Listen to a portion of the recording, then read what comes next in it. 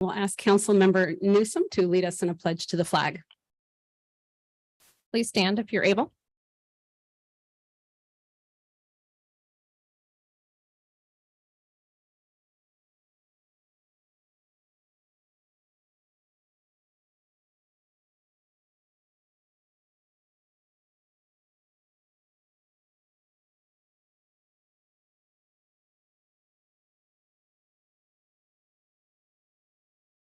Thank you. Roll call, please. Councilmember Borbo, Here. Councilmember Daris, Here. Councilmember Newsom, Here. Mayor Pro Tem Funk, Here. Mayor Moreno, Here. all present. Thank you. Well, for those of you attending in person, we welcome you tonight. If you are on Zoom on our live webinar, we welcome you as well.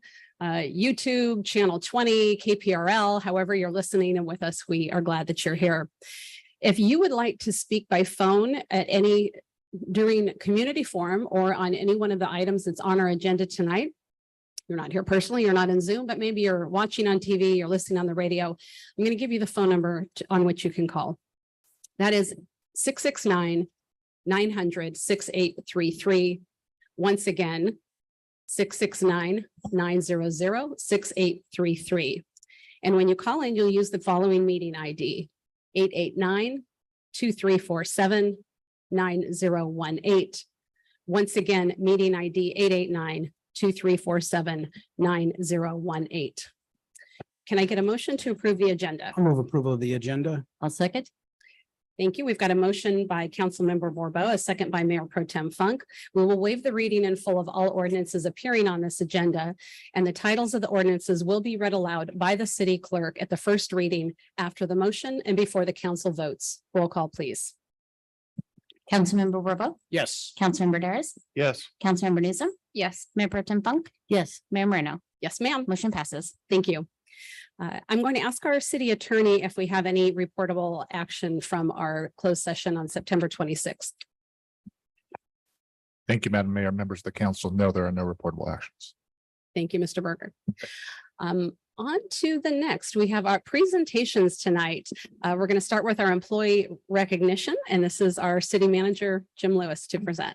Thank you, Mayor, members of council. One of the best, neatest things about being city manager is working alongside amazing people. And when you get to recognize them for their years of service and their commitment to our community that we love, it doesn't get much better than that. So I'm pleased tonight to share with you stories and backgrounds of some of our amazing employees who work for you in our community every day with commitment and dedication. Kyle, come on up first. So we're going to start with our 5-year service award winners, 5 years. Kyle Nakazawa, fire engineer, paramedic, back there somewhere, I saw him. We originally hired Kyle as a seasonal and reserve firefighter in May 2013. Prior to starting his career in the fire service, Kyle, don't be shy. Why don't you go stand right up in front of the mayor? No, I'm just kidding. You stay right here. Just messing. All right. You're welcome to stand in front of the mayor. Okay. All right. Prior to starting his career in the fire service, Kyle was a very successful professional soccer player, recruited by Philadelphia Union and eventually retiring from the Los Angeles Galaxy. Autographs afterwards. Kyle worked for the United States Forest Service for 3 years on a hotshot crew, and we were able to hire Kyle as a full-time firefighter in June 2018, and he quickly promoted to the rank of fire engineer in 2019. Kyle spent most of 2021 attending Cuesta College's paramedic program, becoming accredited in March 2022. Most recently, Kyle was appointed to officer in charge this April, allowing him to work in the capacity of fire captain. Kyle has a number of responsibilities and areas of expertise in the department, including tools and equipment and community risk reduction. Kyle is qualified as a fireline paramedic and working to be a heavy equipment boss. That's a cool job, both of which are valuable qualifications to the Wildland Mutual Aid system. Kyle just finished building his home in Templeton, completing a majority of the work himself. Kyle enjoys fishing, hunting, and traveling in his spare time. Kyle, thank you for everything you've done for our city.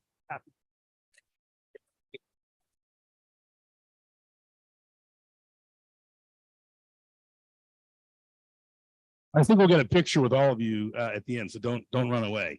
Adam Medina, our public safety dispatcher. Adam, is Adam here? I think I saw you. Yes, come on up here. Adam started with our agency in March 2018 and has grown to be a valuable part of our dispatch team. He is involved in our new CTO program, assisting with training public safety dispatch new hires, and Adam is involved in many department activities, including National Night Out. And you may know, council, that we were a little thin on dispatchers and we're growing that up. We're almost full. I should But this is a large part of our training, Adam, and we're really glad to have a senior dispatcher like this.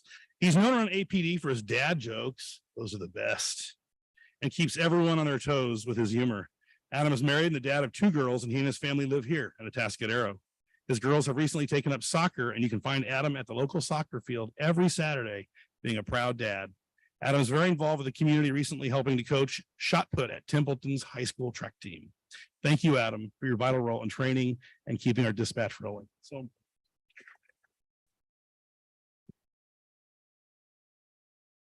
Jessica Applegate, you'll see her at our front desk, our permit technician, 5 years. Jessica is one of our permit technicians who works at the front counter and is one of the first interactions that contractors and developers have when they come in for their permits. Jessica's attention to detail and growing knowledge has helped move many projects through the planning and building process. We know that's so important to you, that consistent good service. Jessica's a go-to with all the other departments when there are permitting questions. She's always there to help and keep that permit moving. Jessica came to the city of Atascadero from the city of San Luis Obispo, and she's been growing in her position ever since. Jessica is currently an ICC certified permit technician and is currently studying to become a certified residential plan checker. It seems that every month she's adding a new certification or class completion in her file. Outside of work, Jessica enjoys spending time with her husband, Don, and Scottish Terrier, Angus. Good name. On the weekends, you can find Jessica hiking, wine tasting, baking, and enjoying life with her family and friends. Jessica, thank you for your service and contributing at such an important part of our front desk and our operation.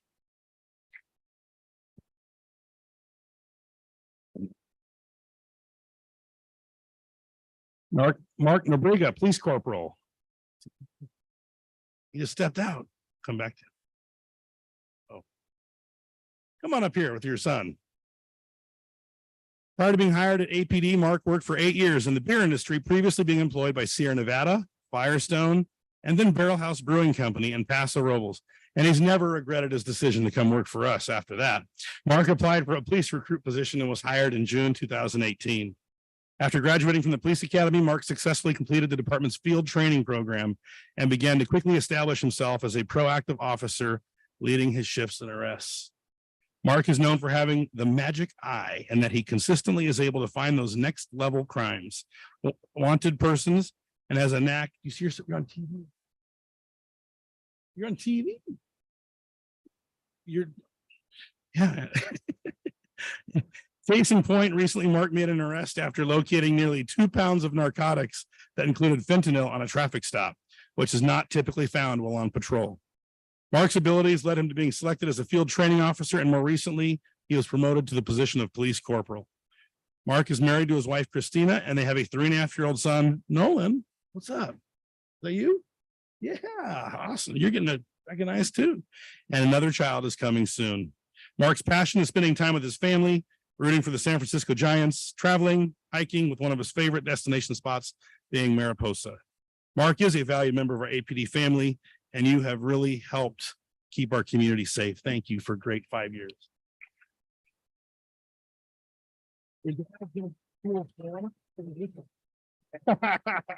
Thank you.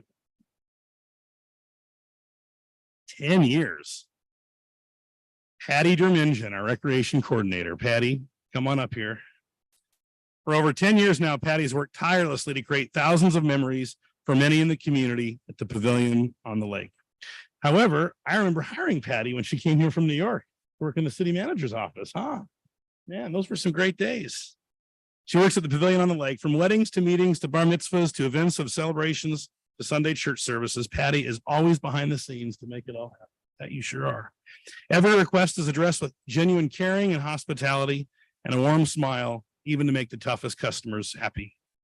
Organization is a complete art and talent as Patty juggles the many requests, reservations, and coordinating her fantastic staff to accommodate our customers. Patty's been managing the pavilion facility flawlessly, keeping up with the many maintenance demands of this beautiful jewel. Patty also organizes instructors with yoga and dance classes and assists with events out at the bandstand, like our very popular summer concert series. In addition, Patty puts on 2 major events for the city with the father-daughter dance and the holiday boutique, and is a huge support with many city-sponsored events that take place at the pavilion. Prior to the pavilion, Patty worked in both finance and the city manager's office, as I mentioned. Patty and her husband Aram are the co-owner of Kiami Wine Cellars. If you haven't been out there to taste, it's just past Tablas Creek on the right. Just saying, you really should check it out. And they live in San Miguel with their dog, Archuk. That's cool. Thank you for your service, Patty. You are a gem.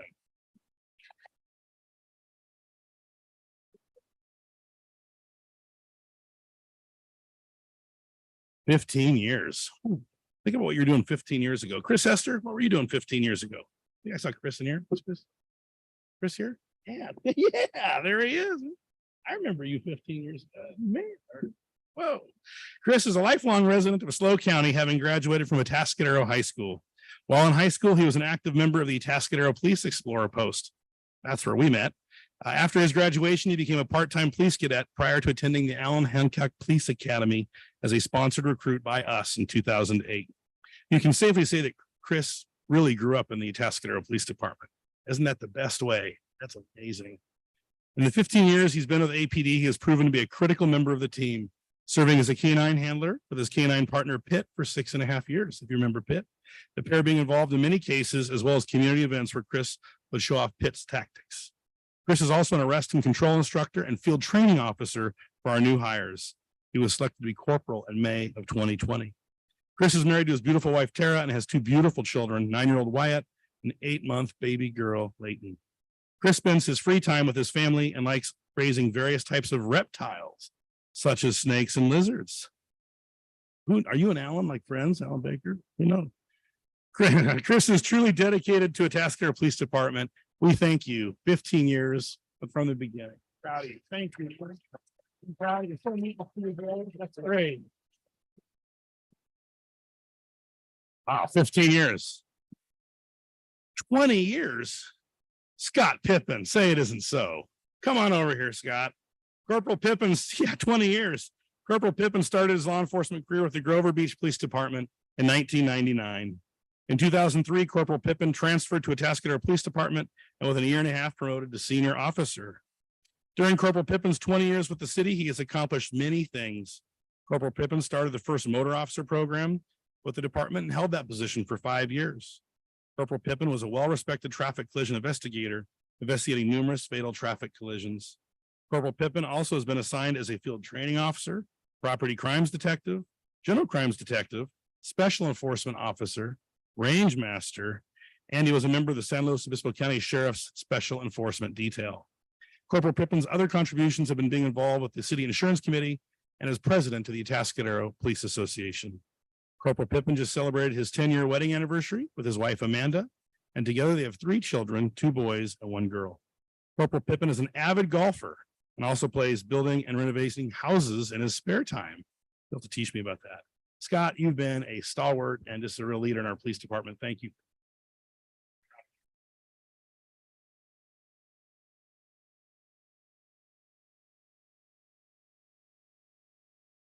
Jason Carr, police commander, come on up here. 20 years, man, 22 years ago, you began your law enforcement career in King City. Wow. And then you transferred to us in 2003. Good for you. And you've held every rank at the department, including acting police chief. During his career, Jason has been a motorcycle officer, a member of the county SWAT team, detective, investigation sergeant, and administrative sergeant. Come up here, Lou. This is about you. This is about you. In 2018, Jason was promoted to commander, where he has excelled for the last 5 years. Jason is respected professionally throughout law enforcement in the community and in this county and beyond. During Jason's years of service, he has been a mentor and leader as a field training officer, served as APA president, and he's assisted in investigating several high-profile cases while in the Detective Bureau. Jason received the Chief's Commendation for solving the San Gabriel school threats case in 2015. Jason has and continues to work on recruiting new officers and dispatchers. He comes from a family of police professionals. His father was a lieutenant for the Salinas Police Department, and his brother is a police sergeant in Marina. Jason is married to his wife, Audra. They have 2 sons, Brady and Logan. Outside of work, Jason enjoys spending time with family and friends, traveling and camping in their RV trailer. Jason enjoys watching his son play baseball for Paso Robles High and also spends time riding his motorcycle that he calls Karen. Things we learn at these presentations. After 22 years of service, Jason, I don't know if I'm letting a cat out of a bag, but Jason will be retiring next month. We will honor his years of service as just a tremendous member of our force. Thank you, Jason, for 20 years. Congratulations. Well,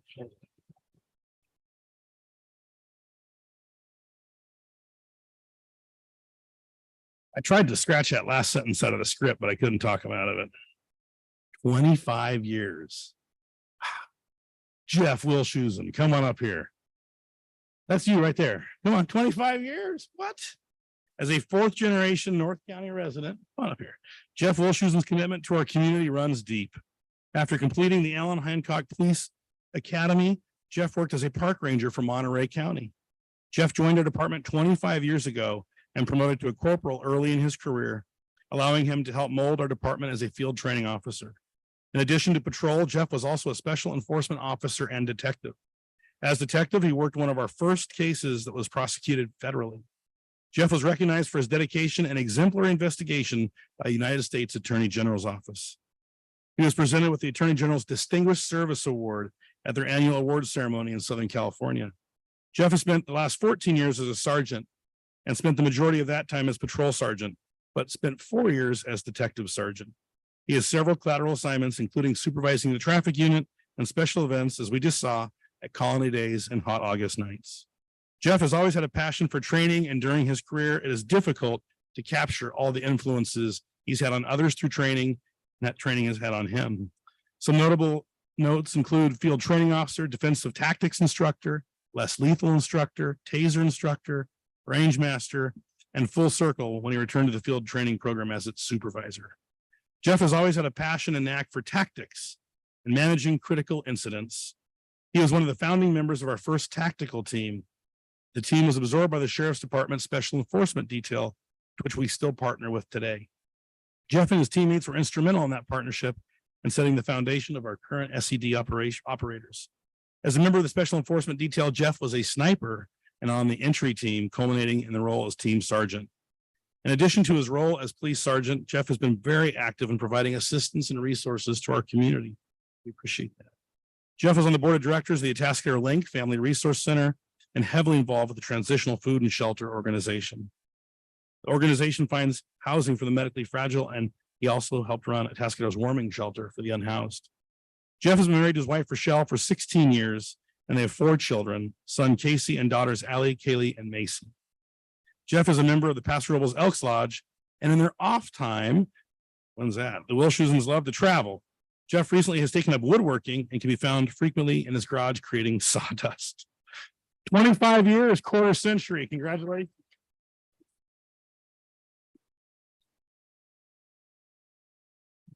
So if you could we have a picture in front of the council? Our honorees, please, if you could approach the council, that would be great. We'd love to for the council to be able to honor you and get a picture with you. So if you could come to the front, that would be great.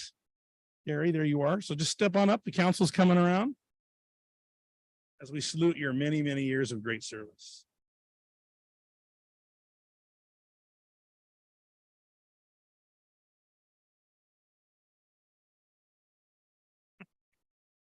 Yeah, it was.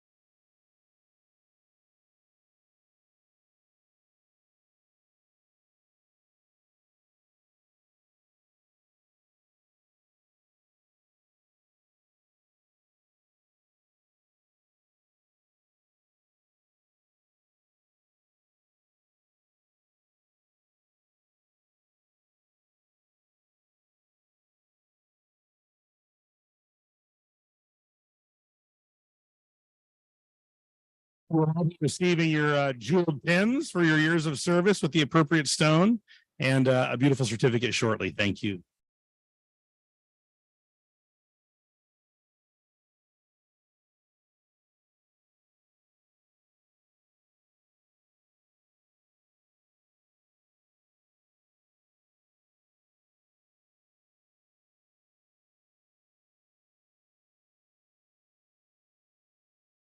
Those are some of the best meetings we have when we start off with recognizing our employees. They are how we do everything that we do and why this is such an amazing community that we all live in. So thank you all. We have a proclamation declaring October 8th through 14th, 2023 Fire Prevention Week. And this is our fire department that we are delivering this to. I know there's several of you here, and I've asked Councilmember Borbo to read that proclamation. All right, thank you, Mayor. This is a proclamation for Fire Prevention Week. Whereas the city of Atascadero is committed to ensuring the safety and security of all those living and visiting our city. And whereas fire is a serious public safety concern, both locally and nationally, and homes are the locations where people are at greatest risk from fire. And whereas home fires killed more than 2,800 people in the United States in 2021, according to the National Fire Protection Association, and fire departments in the United States responded to 338,000 home fires. It's almost 1,000 a day. Whereas cooking is the leading cause of home fires in the United States, and fire departments responded to more than 166,000 annually between 2016 and 2020. And whereas 2 of every 5 home fires start in the kitchen, with 31% of these fires resulting from unattended cooking. And whereas more than half of reported non-fatal home cooking fire injuries occurred when victims tried to fight the fire themselves. And whereas children under 5 face a higher risk of non-fire burns associated with cooking than being burned in a cooking fire. And whereas the city of Atascadero residents should turn pot handles toward the back of the stove, always keep a lid nearby when cooking, keep a 3-foot kid-free zone around the stove, oven, or other things that could get hot, watch what they eat and set a timer to remind them that they are cooking. And whereas residents who have planned and practiced home fire escape a plan are more prepared and will therefore be more likely to survive a fire. And whereas home working smoke alarms cut the risk of dying in reported home fires almost in half. And whereas the city of Atascadero's first responders are dedicated to reducing the occurrence of home fires and home fire injuries through prevention and protection education. And whereas city of Atascadero residents are responsive to public education measures and are able to take personal steps to increase their safety from fire, especially in their homes. And whereas the 2023 Fire Prevention Week theme, cooking safety starts with you, pay attention to fire prevention, effectively serves to remind us all to stay alert, use caution when cooking to reduce the risk of kitchen fires. Now, therefore, on behalf of the City Council of the City of Atascadero, I hereby proclaim October 8th to 14th, 2023 as Fire Prevention Week and call upon the people of Atascadero to check their kitchens for fire hazards, use safe cooking procedures, and to support the many public safety activities and efforts of the Atascadero Fire and Emergency Services. Signed, Heather Moreno, Mayor. Thank you, Charles. And Chief, would you like to say a few words? Sure. Thank you, Mayor and Council, for the proclamation. I think it summed it up very well. It had all the tips in there. This week is our one time of the year where we go and talk to every kid between kindergarten and 4th grade. So our engineering companies were out today. They'll be out at a different school tomorrow. And we really get that time with each grade to kind of hone that message to each age level.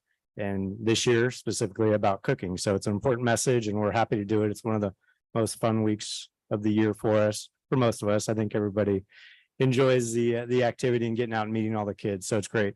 On Thursday, we'll be participating in the annual Alicia Ann Rush Byrne Foundation parade. So there will be engines from all over the county. This year there'll be one of ours will be involved in the parade and they'll be going to Santa Rosa School. usually accompanied by a celebrity from KSBY, and then they end up for a live KSBY shot at Farmers Market in San Luis. So if you look for us on KSBY, you might see us. But thanks again. We appreciate it. Thank you. And I'd love it if you brought that video back from the COVID year. I thought that should be like a retro comeback sometime. It really should be, guys. Seriously, that was fantastic. And did you want to take a photo? Yes, Terry says yes, she is the boss. Let's do it.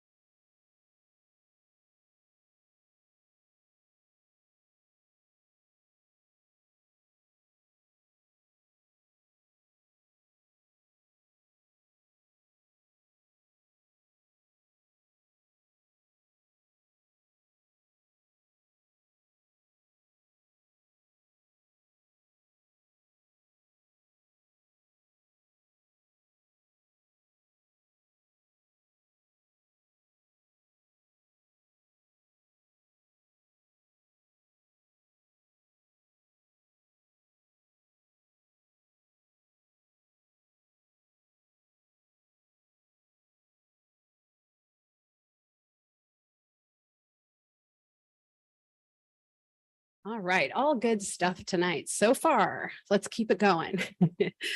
All right, we are moving on to our consent calendar, and the consent calendar contains items that are considered to be routine and non-controversial by city staff and can be approved in one motion unless there's a member of the council or a member of the public wishing to pull an item for discussion. So I will look to council or the public if there's anyone wishing to pull an item. Okay, we have a member of the public wishing to pull 2 and 3. Anyone else? Madam Mayor, Question on number 5. I was going to make a comment on 4 and 5, not to discuss. just- Okay, this is a consent calendar, I people. understand. All right, so let's go with 1, 4, and 5 briefly. Question on 5. Question for staff. These contracts are a lot of money. Is there any workable option for this work to be done by city staff as opposed to having it done on contract to meet the requirements of the grant? that we Sure. received? No, that's a great question, and it's a lot of money for planting vegetation, and it's also includes monitoring it for 5 years. There's a lot of uncertainty. For instance, if we have a winter like we did last winter, they'd have to do it all over again, start over. So there's really no other workable option. It's something we have to contract out. We can't hire or do it in-house that I'm aware of. And we did talk to Caltrans, who oversees this program, and they do. This is normally bid out with the general contract for the bridge construction. So we took it out and put it on its own separate contract. But I think the one takeaway from this is combined with the bridge construction, the vegetation management is also underneath the engineer's estimate. And we do have sufficient funds to do this work. Thank you.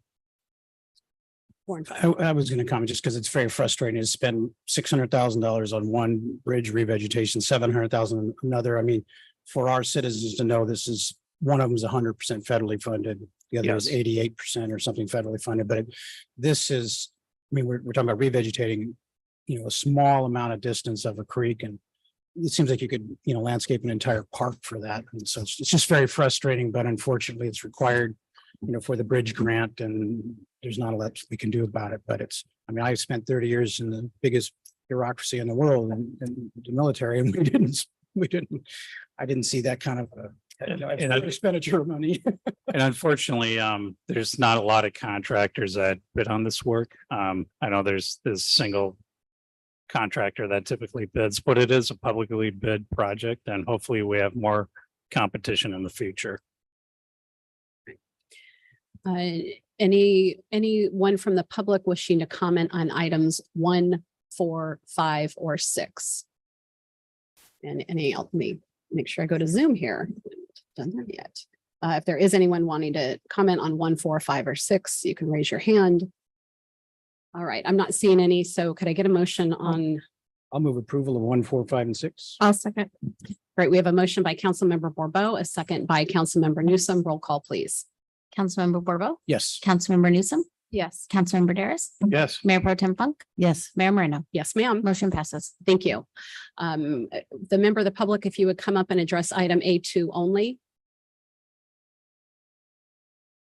Good evening, Council. Jeff Oslin, resident here of this terrific city. I do have a question and a couple comments regarding the ordinance regulating camping in the city. And it comes to, I think this is a great start to improve the visibility of our city and clean up the trash. However,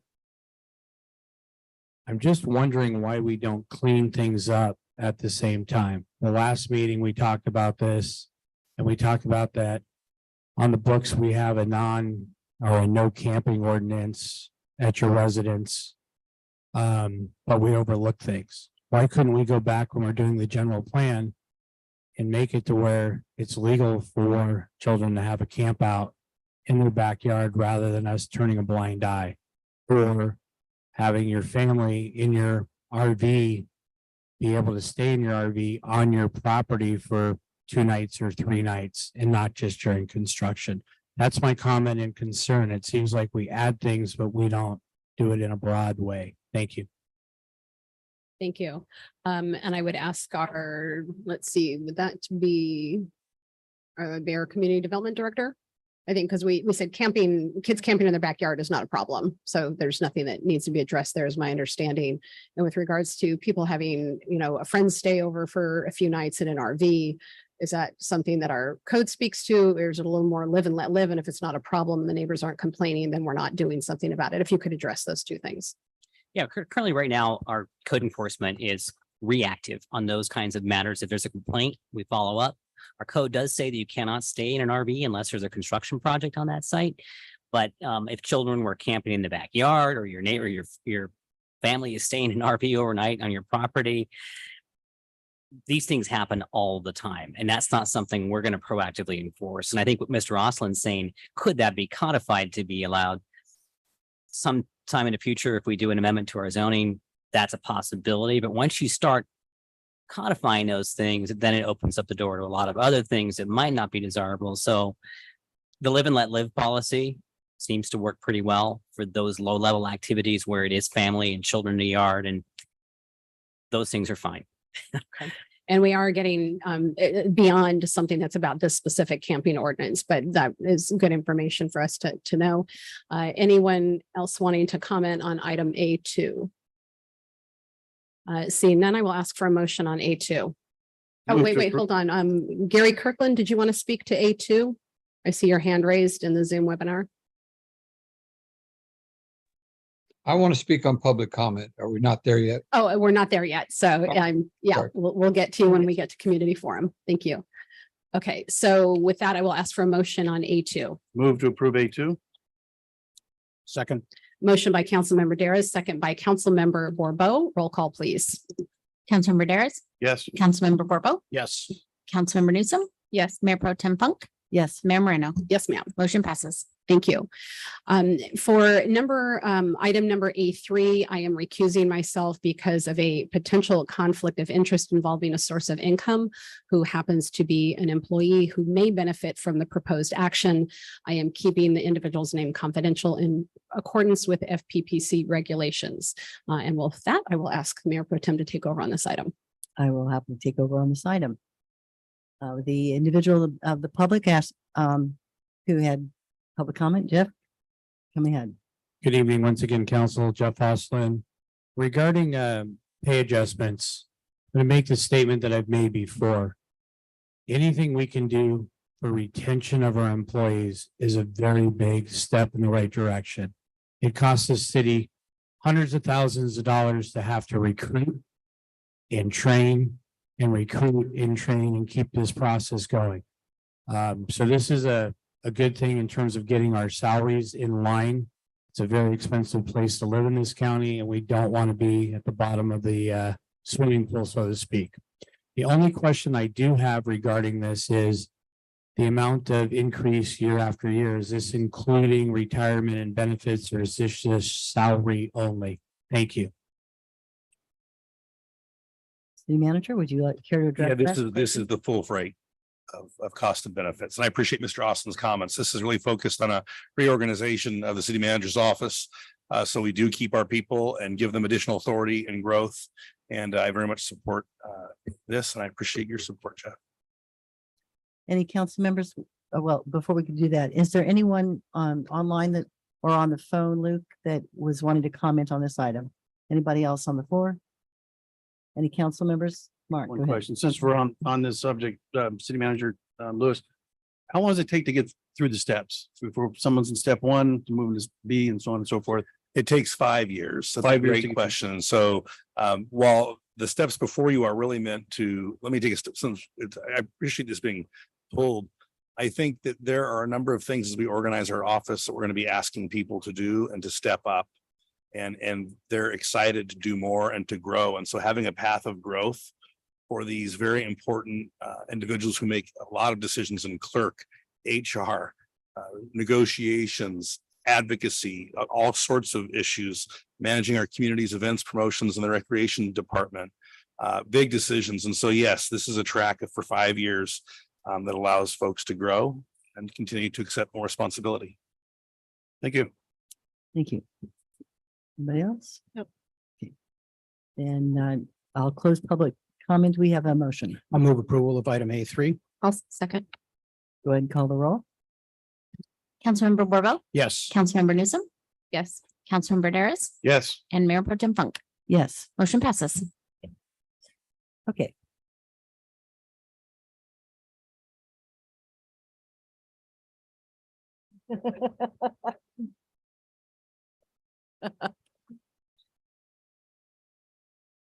The price is right. Yeah. All right. So now that we are through consent, we are on to updates from the city manager, Mr. Lewis. Yes, thank you, Madam Mayor and members of council. Thank you for your investment in the organization. That's really important. I just want to thank you for that it does allow us to keep and grow our people and to do more for the community. So thank you. I do have quite a few things to share. I'll try and work through it relatively quickly. It was really fun to celebrate our history last week and what a history our community has. We kicked off with First Friday and the popular chamber Sip and Shop, and that was well attended, a lot of fun in downtown. And then we had another victory for our Greyhound football. We took it from Templeton in the last part of the game. Boy, I was so proud of our community. We were out there in the stands with thunder sticks and orange towels, and you couldn't hear a jet fly over. We were so loud. And so good for our Greyhounds. On Saturday, we celebrated our history with the 50th annual Colony Days event, a parade that we enjoyed watching you all in on the engine. There you are in the presentation. And then working on we had a dog contest, egg contest, pie contest, all kinds of fun things. Just a great afternoon. Thank you to our many volunteers in the Colony Days Committee and to the schools and families. It's just so fun seeing our families out there. We had hundreds of children representing our elementary schools. So thank you so much. My next several comments have to do with storm preparation time. And I am talking to our homeowners, our business owners. I'm going to share a bit about what the city's doing. And I want to reiterate that we all have a responsibility to protect our properties and to keep our families safe. So first of all, the 27th annual River and Creek Cleanup Day. You can see volunteers in this picture here for the creek cleanup. It was sponsored by Atascadero Mutual Water. There were over 60 community members, which is incredible. This is the largest group we've had since COVID. The community groups represented, including the Atascadero Land Preservation Society, the Slow Beaver Brigade, the Atascadero Horsemen, and the Sarah Alta 4-H. Participants loaded a 20-yard dumpster full of tires. You can see some of those there, and 3/4 of a 20-yard dumpster with trash. Really a deep thank you to our volunteers who are cleaning our creeks and waterways and keeping Atascadero so beautiful. Thank you so much. This is not easy work. Mhm. And to spend the day doing that is really, really great. As far as Atascadero Lake, our Friends of Atascadero Lake Annual Perimeter Cleanup Day, this is another opportunity to volunteer. This is coming up. So Lake Park Perimeter Cleanup Day is Saturday, October 21st at Lake Park, meeting in front of the pavilion at 8:30 a.m. Please bring gloves, loppers, and a hat and water. And we're going to go clean up along the beautiful lake that we have to make sure it remains enjoyable prior to the storm season. Annual vegetation maintenance program and debris removal is going right now. Last week, the city's public works team began working with local contractors on our annual vegetation maintenance program for the creek and debris removal, stretching from Atascadero Creek to Graves Creek. This work is part of our city's broader efforts to clean culverts and swales and the city's stormwater systems in preparation for a rain season, which we're hearing could be on par with what we just experienced this last year. And so it is really important. And so on that end, I'm speaking to our dear friends and residents and homeowners. Please prepare for the upcoming rainy season. This is the time right now, this month of October, to clean and maintain your storm drains, culverts, your rain gutters, checking your home and property to make sure it operates properly, it's not leaking, making sure that your yard and landscaping slope away from the house, the trim the trees that need to be trimmed, hanging over your home, getting your sandbags ready, your emergency kit, flashlights, batteries, non-perishable food and water. And I think we lived through this last season, and the city will be overwhelmed in doing all we can to keep our arterials, life safety issues, keeping traffic flowing, keeping major catastrophe from public buildings. So I would encourage all of us to take charge of our safety. It is so important to be prepared as we teach in scouting and to protect your property first and to make sure your family is safe. We will get to you, but until we can, you need to make sure you're protecting your property and your family. On switching gears, downtown pavement project, we continue to invest in downtown. Phase 1 is underway downtown. You may have seen the concrete work occurring. The contractor's upgrading curb ramps. This is part of an effort that whenever you pave or make improvements to the street, you need to also do accessibility improvements, which is really important to our community. There's 2 curb ramps at Entrada and Palma intersection on the northwest side being worked on now. Next week, we'll continue in the area on 2 curb ramps at the intersection of Palma Avenue and City Alleys number 2 and 3. You can see those up above. Thank you to everyone during this construction period for cooperation. We are really working hard to get the word out. You'll see a picture up above you. We have a website, atascadero.org/downtown paving. We have a couple of banners with up-to-date schedules that are replaced every week. So as you're walking downtown, you can see where we are. We're really trying to over communicate so people can see what's coming. The broadband will also be coming in from Astound here in just a week or two. That's a boring operation, so it won't be big trenches like we saw with the water company or other things. But for about a month, there will be some bore pits, and they'll be actually boring through putting in our broadband, which progress is a little work, but it's really exciting. I know the council worked really hard on that broadband project, and that's coming in before we do our paving. So a lot of good in downtown. 7th annual Showdown Cornhole Tournament is coming this Friday. The 7th annual Showdown Cornhole Tournament begins. The social tournament begins at noon on Friday and then on Saturday. And the main tournament takes place at 8 a.m. So this is where board meets the bag. There's some serious people, some serious professionals. If you want to see professional cornholers, that is a thing, believe it or not, or just be a spectator like me. Enjoy downtown, and in breaks, when you're breaking a sweat, you can go get something to drink or eat and enjoy our shops. Finally, if we didn't have enough going on, the general plan update. This is the big public process coming up this Saturday. And I know so many of you care about the future of our community. This is where you want to engage right now. If you have a strong opinion about how we'll look, feel, and operate 20 years from now, we invite you to come share your ideas and participate to shape our future through the general plan update. We're hosting a public workshop this Saturday at the Pavilion on the Lake. You can see the ad above you from 9 a.m. to 2 p.m. We'll have information on the process there as we talk about how the city grows in the future, and we collect people's input on a variety of things. And council, this is where a couple of weeks ago, you spent a good solid several hours talking about the different neighborhoods and areas and guiding our input process. And so this is that point. There'll be a survey and an interactive image map that our team will walk you through at the workshop. If you cannot make it, you can also go to Atascadero2045.org. Atascadero2045.org and share your survey there. Or you can always come visit us in the community development department or call at 461-5000. Lots going on. Thank you. Thank you, Mr. Lewis. Anyone have questions on the city manager's report? Councilmember Newsom. To the city manager, who won the pie eating contest. Oh, I wasn't gonna point that out, but since it's such a concern to the city council, a little boy named Troy Lewis, who happens to live in my home, won the pie eating contest proudly. Thank you. If only we could have presented something to him tonight to commemorate that. That's fantastic. All right, I do notice folks that are standing and there are seats. You may be someone who chooses to stand, like I do that because sometimes sitting down is like you get cricky and achy. But if you are looking to sit, we do have 4 or 5 chairs up here. I see a couple back there. I see a few in here. So please do come sit down if you would like to. All right, but feel free to stand. I'm with you on that. We are on to community forum. This is the part of our agenda where persons wishing to address the council on an item that is not on the agenda, but over which council has jurisdiction. Speakers are limited to 3 minutes. We ask that you would state your name for the record, and a total of 30 minutes, up to 30 minutes is allotted for community forum. We will have the timer going so you can keep track of your comments.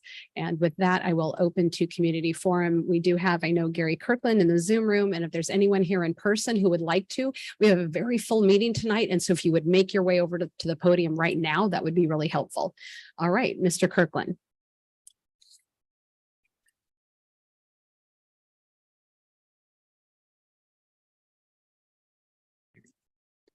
You're muted, Mr. Kirkland.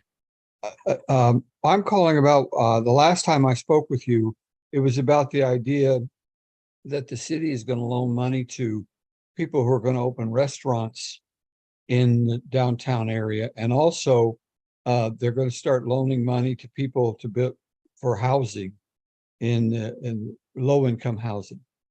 Cool. After I talked to you, finished, my wife said, the one thing I didn't talk about was how are you going to measure, what are the metrics for this program? How are you going to tell if it succeeds or it fails? When a bank starts loaning money or a credit union or savings loan, and the people don't pay it back, the bank or lending institution can foreclose and then take the property back and then resell it as best they can. Is the city going to do that? Is the city in 17 years, was I thought you had to pay it back. Is there people in the city council right now or working for the city going to be here to make sure that if the people don't pay the money back, that somebody will foreclose on them? Or will the taxpayers have to eat the cost of this business? And that's my question. I don't know if you have somebody working in your city business that is good at foreclosing on places, that does that for a living. I know the lending institutions do have people who are experts on foreclosures, and they do it fairly regularly. So that's my comment. Thank you. Thank you. Anyone else wishing to speak on community forum? Sir, are you lining up for that? Please come forward. Thank you. My name is Brenton Els. I've been a resident here for about 5 years. And I'm going to start with quoting Dr. Seuss. I speak for the trees. I also speak for the bobcats, the rabbits, the deer, foxes, squirrels, bears, cougars, and of course, the beavers. Are you wanting to speak regarding the RV storage? Yeah. Okay, no, that's later. Oh, that's Yeah. later. Oh, okay. I'm Yeah, sorry. thank you. But we will look forward to hearing from you and the foxes and the bears and the beavers and everyone else. Okay. Yeah, fantastic. So this is specifically, again, is anything not on tonight's agenda, but something over which the council has jurisdiction. So we'll welcome next speaker. You come for you. Yeah, Chief will help you. There you go. Hi, my name's Tony Lucis. If you could speak into the mic, it'll help us all hear you a little bit better. Yeah. There you go. Do I have to? Yes, I know. My name's Tony Lucicero, and I live on El Camino Real across from the post office. And there's a chiropractic practice that's close to me that has water that's constantly running across the sidewalk. And the city sidewalk is as my father would say, and pardon the grossness, but it's slicker than snot on a brass doorknob. And there's a lot of older people that are not really steady on their feet that walk across it. And I've slid on it quite a few times, and something really needs to be done about it. It's getting a lot of mildew and algae and stuff like that, and it's still constantly running. And we're using up a lot of resources that we don't have. Thank you. Thank you. Next speaker, please come forward. And if you're in Zoom, do raise your hand. Hi, my name is Alejandra Prendergast, and like that woman there, another hot spot is between the coffee shop, what is it called? The coffee shop on El Camino, Human Bean or something like that. And the sign shop, that spot and the Human Bean spot are always running with water. It's ridiculous. I cycle that path almost every day, and it just seems like there's a stream running. So just all right. Thank you very much. Welcome. Good evening, council, once again, and city staff. I'd like to first start with the fire department. I picked up my daughter from school at Monterey School today about 5:30. And she wanted to show me the thing that was most exciting from her class today. And it happened to be whatever you guys did with the fire stuff, the coloring page, and stay away from hot stuff and don't burn yourself. I think it's incredible that our fire department works so closely with the schools on this program. So thank you. Secondly, you've heard me speak about delineators and how they blow over when they're not double based and they're tied together. So we have a construction project going in the downtown right now with all the sidewalk improvements. That contractor double bases all of his delineators. There's not a single one knocked over.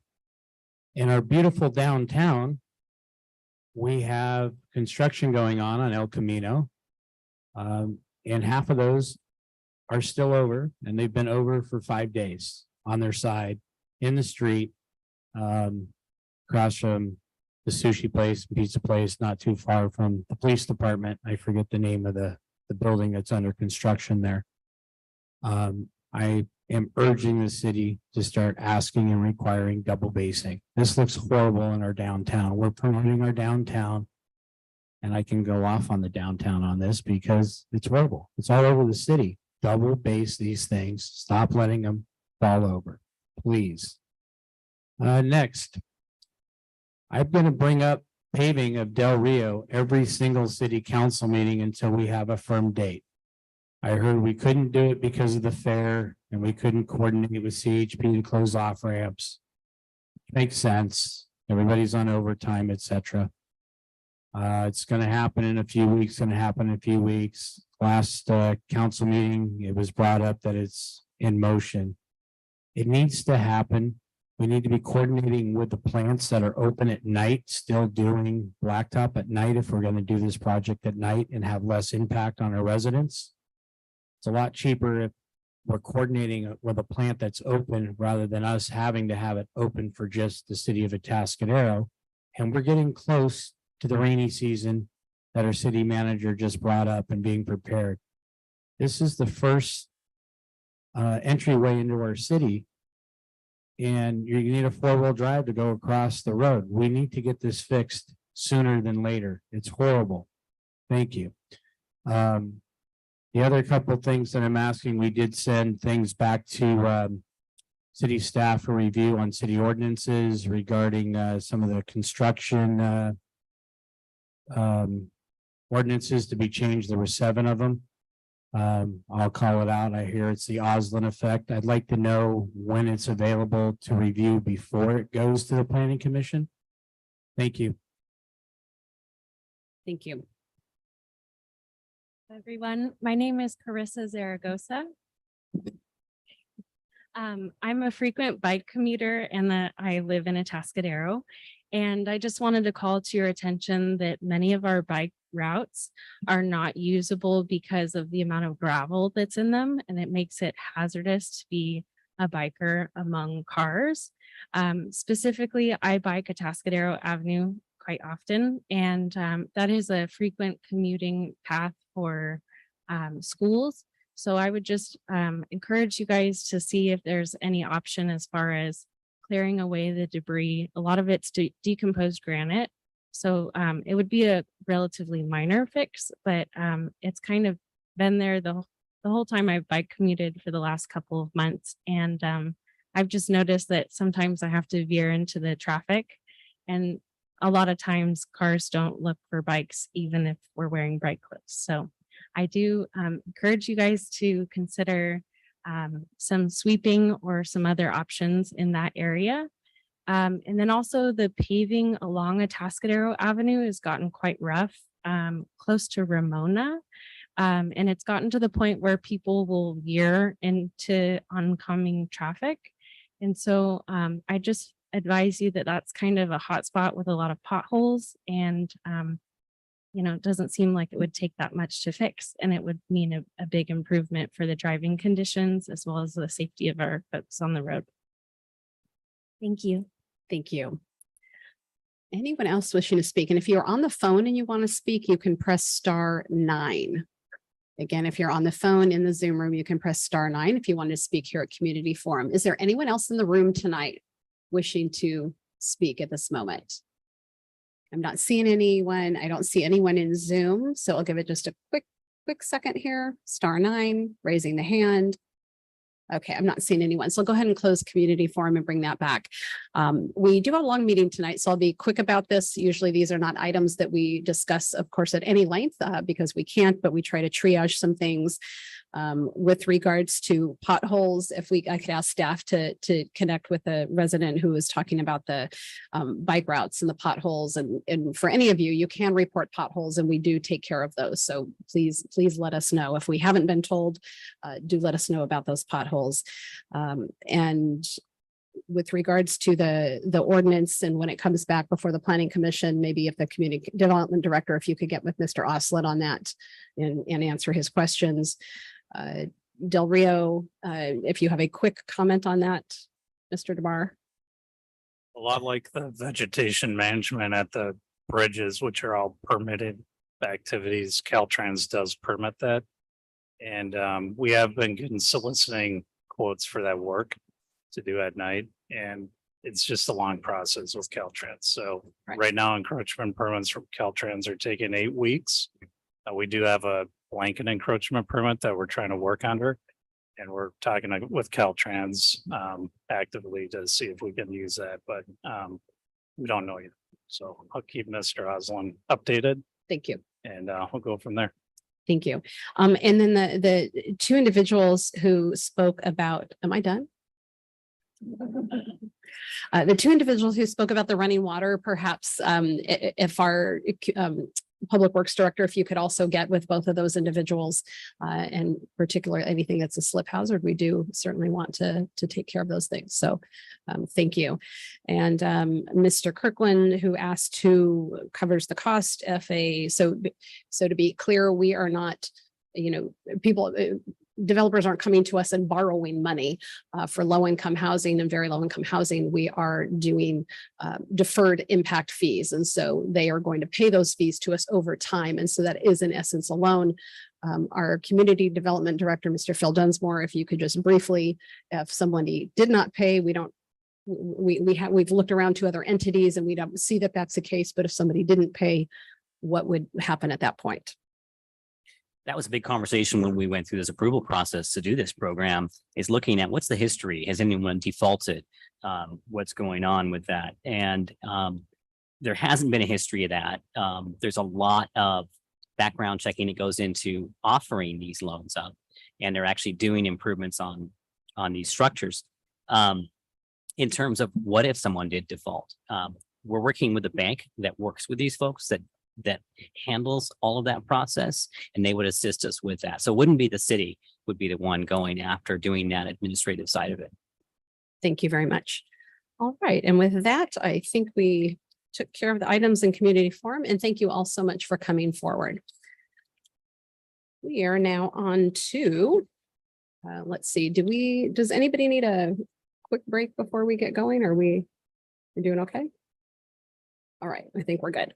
So we are going to go on to our first public hearing, which is the appeal of the Grand Oaks Paseo Common Area Amendment. I will start by asking if we have any ex parte communication. This is where we let you, the public, know if we've had any conversations outside of this meeting that might influence our decision. So I will go from my left to my right. None. Yes, I spoke, I stopped by the place. I knocked on some doors. I spoke to a Megan Kane who lives there. Another man who pulled up, talked to him briefly, didn't get his name. I also spoke to Kelly Wills and her husband on the phone, who are residents of Salem. I likewise did a site visit and there with City Manager Lewis yesterday, and we spoke to a few residents of the area. And I've also spoken with Mr. Lawton about our eagerness to see this project completed. That was earlier before this appeal. I've had conversation with city staff and was originally a part of the design review committee as this has gone through its stages. And I've received emails from some individuals who live in the complex, as have the rest of my colleagues. So with that, we are going to, I'm going to go to our Community Development Director, Mr. Phil Dunsmore, for a brief presentation. Thank you, Mayor, and thank you, Council. And Kelly Gleason, our Senior Planner, is going to give you a presentation on Grand Oaks. I'll be here to answer your questions. Thank you. Thank you, Senior Planner Gleason. Thank you, Council and Madam Mayor. So the item before you this evening is an appeal to the Grand Oaks Paseo project where they were proposing some amendments to their common amenity spaces. This is kind of a location map. Obviously, this aerial was taken a little while ago. The project has progressed past this phase, but you can see the rough layout of the project from this aerial photography. So we're located just north of the San Jacinto Center along El Camino Real. This is a zoning map of the property and the project. It's in there in the red outline. Important to note that this is a dual zoned property. So it is zoned residential multifamily on the rear of the site, and it is zoned commercial retail on the front of the site. When the project was originally approved, we did make some findings based on the topography and location of the site to allow some encroachment into the commercial zone with residential. But the final approval did include the community building along the frontage and some live work units as well that are yet to be constructed. So the project was approved in 2019. It did have a custom PD overlay zone. The PD overlay zone actually existed before this project for a previous project, and then the PD was amended as part of the Grand Oaks Paseo project. Construction did begin in 2020. About 50% of the units are complete today. They did run into COVID timeframe issues and supply chain issues during that time. There was also some owner investment and shift of their construction crews during the project construction timeline, which delayed the project as well. So this was the approved master plan of development for the project. They do have two common amenity areas. There's the community building located along El Camino Real, which they are proposing amendments to, as well as the central open space area that was under the large heritage oak trees that existed on the site at the time. It's important to note that one of those trees did die over the course of the project and was removed, and there's a remaining oak tree that is in a declining state, but they are hoping to revive that tree. The original master plan had a large decking area under this oak tree. And I also wanted you to note an additional unit kind of in the center area of that common open space, which has not been constructed and which they are proposing to eliminate as part of their plan and put an additional amenity in that location in lieu of the deck. This is just sort of a 3D bird's eye image of what the project would look like. And you can see the live work units along El Camino, the community building fronting El Camino as well, and then the large oak tree in the common open space in the center. These were the elevations for the community building that were originally approved. So it was always intended to be a space for the residents. There was a larger kitchen space and sort of a large open room area that could house a family gathering, kind of a living room situation, or could house a dining situation. It could be for community gathering spaces as well as family gathering spaces. If you were to live in the development, they are small houses and don't have a lot of gathering space within them. And so that was the idea behind the community building originally. It was given sort of a commercial look to it as it did front El Camino Real. And it was accessed through the development project as well as a stairway that connected to the sidewalk. So the revised proposal includes eliminating that community building on lot number 30 and revisions to the common open space area, as well as elimination of the lot 14 cottage. So this is the revised plan for the central common open space area. You can see a patio space that's proposed to have a gas or propane fireplace seating area, a barbecue run on propane, and some benches and tables. There is proposed to be a covering, it looks like, with some dashed lines over that proposed seating area, as well as some informal areas under the existing oak tree and some additional seating areas on the level below. In terms of the community building lot, this is a proposal that was received, and I do believe that I handed out a proposal that we received late this evening that has some revisions to it. So in terms of this proposal, they were proposing in general a dog park area and some community spaces. This portion of the project was not voted on by Planning Commission at their hearing. Planning Commission did recommend that this be brought back at a different time with some more revisions and some more collaboration with the homeowners association. Of course, as an appeal, this portion of the project is open to council review and comment at this time. But you do have some revised designs in front of you this evening at this time. So the Planning Commission did take action on just the central courtyard open space area of the project. They did approve that portion of the project to move forward. They did recommend that the front community building space come back before the Planning Commission with Homeowners Association input at the second meeting in October, which would be the 24th. This appeal has pushed that timeline, and council does have the authority to request that that portion be brought back to council if you don't take action on that portion this evening. In terms of the amendments to the central common open space area, staff did recommend tying completion of the patio space to final of the 4 units that are nearing construction. The Planning Commission did want to give them more time and allow those units to close escrow prior to completion of the patio space. And so the timing was changed to tie completion of the patio space to prior to framing inspection of the 2 units where permits were just pulled a few weeks ago. And those permits for those 2 units, they are under construction. I don't believe the slabs have been poured yet.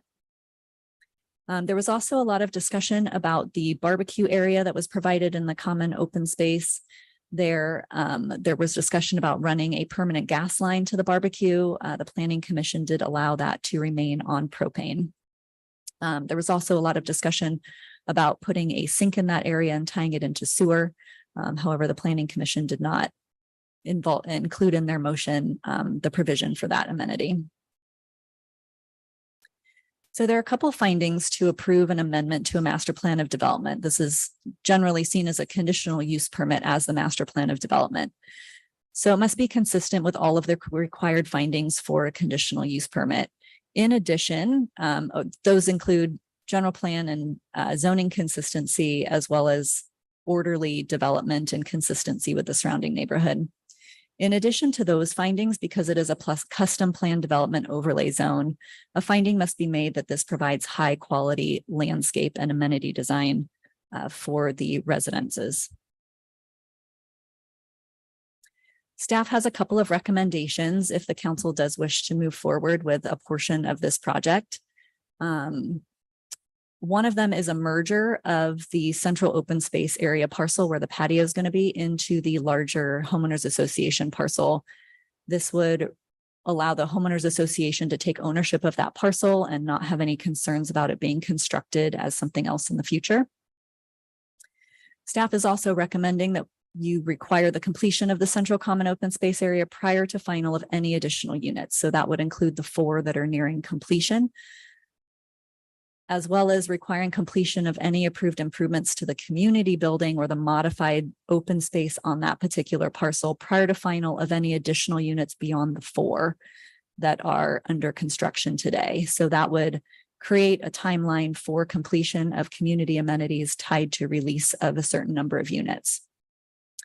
There's also the live work units that have not yet been completed or issued permits for, that are still in plan check review that will expire at the end of this year, and a carport and bike storage area that needs to be constructed. And so staff is recommending that we add conditions that also ensure timing of that prior to final of a certain number of units.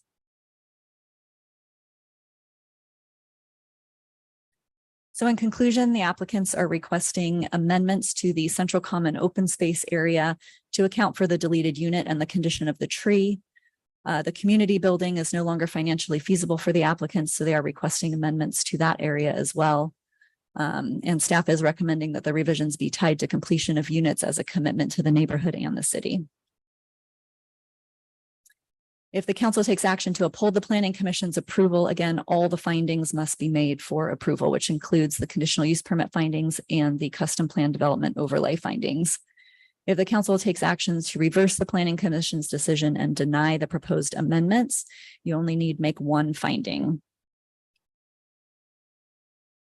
So there are 2 resolutions included in your packet this evening for consideration. One that upholds the planning commission's decision to approve a portion of the amendments. Again, you can make any modifications to conditions of approval to ensure that those findings can be made. And there is a resolution included to overturn the planning commission's decision and deny the proposed amendments. As an alternative, council can always continue the item for additional discussion and information, either provided by the applicant or staff. So that does conclude staff's presentation. I do have their revised exhibit that they submitted late this afternoon, if we wanted to discuss anything about that as well, that can pull up. Yeah, I was actually going to ask you to pull that up because I'm trying to understand what this is. It looks like we've got the overall one, and then this one here is sort of zooming into a section of that. So I can speak a little bit from what I see. Again, we received this about 4 o'clock this evening. In discussions with the homeowners association, the applicants have relayed that the HOA and residents of the community have requested a children's play area, as well as an expanded dog park area and some gardening opportunities. So around the edges of the proposed area are some raised planter beds and some tool sheds and things like that for gardening. The area with the tree in the center is proposed to be the dog run area. I believe that that would be a fenced in location. And then the kind of looks like play equipment there in the play area for younger children within the development. And then there's some benches and picnic tables, and then a small, it looks like a propane barbecue off to the corner.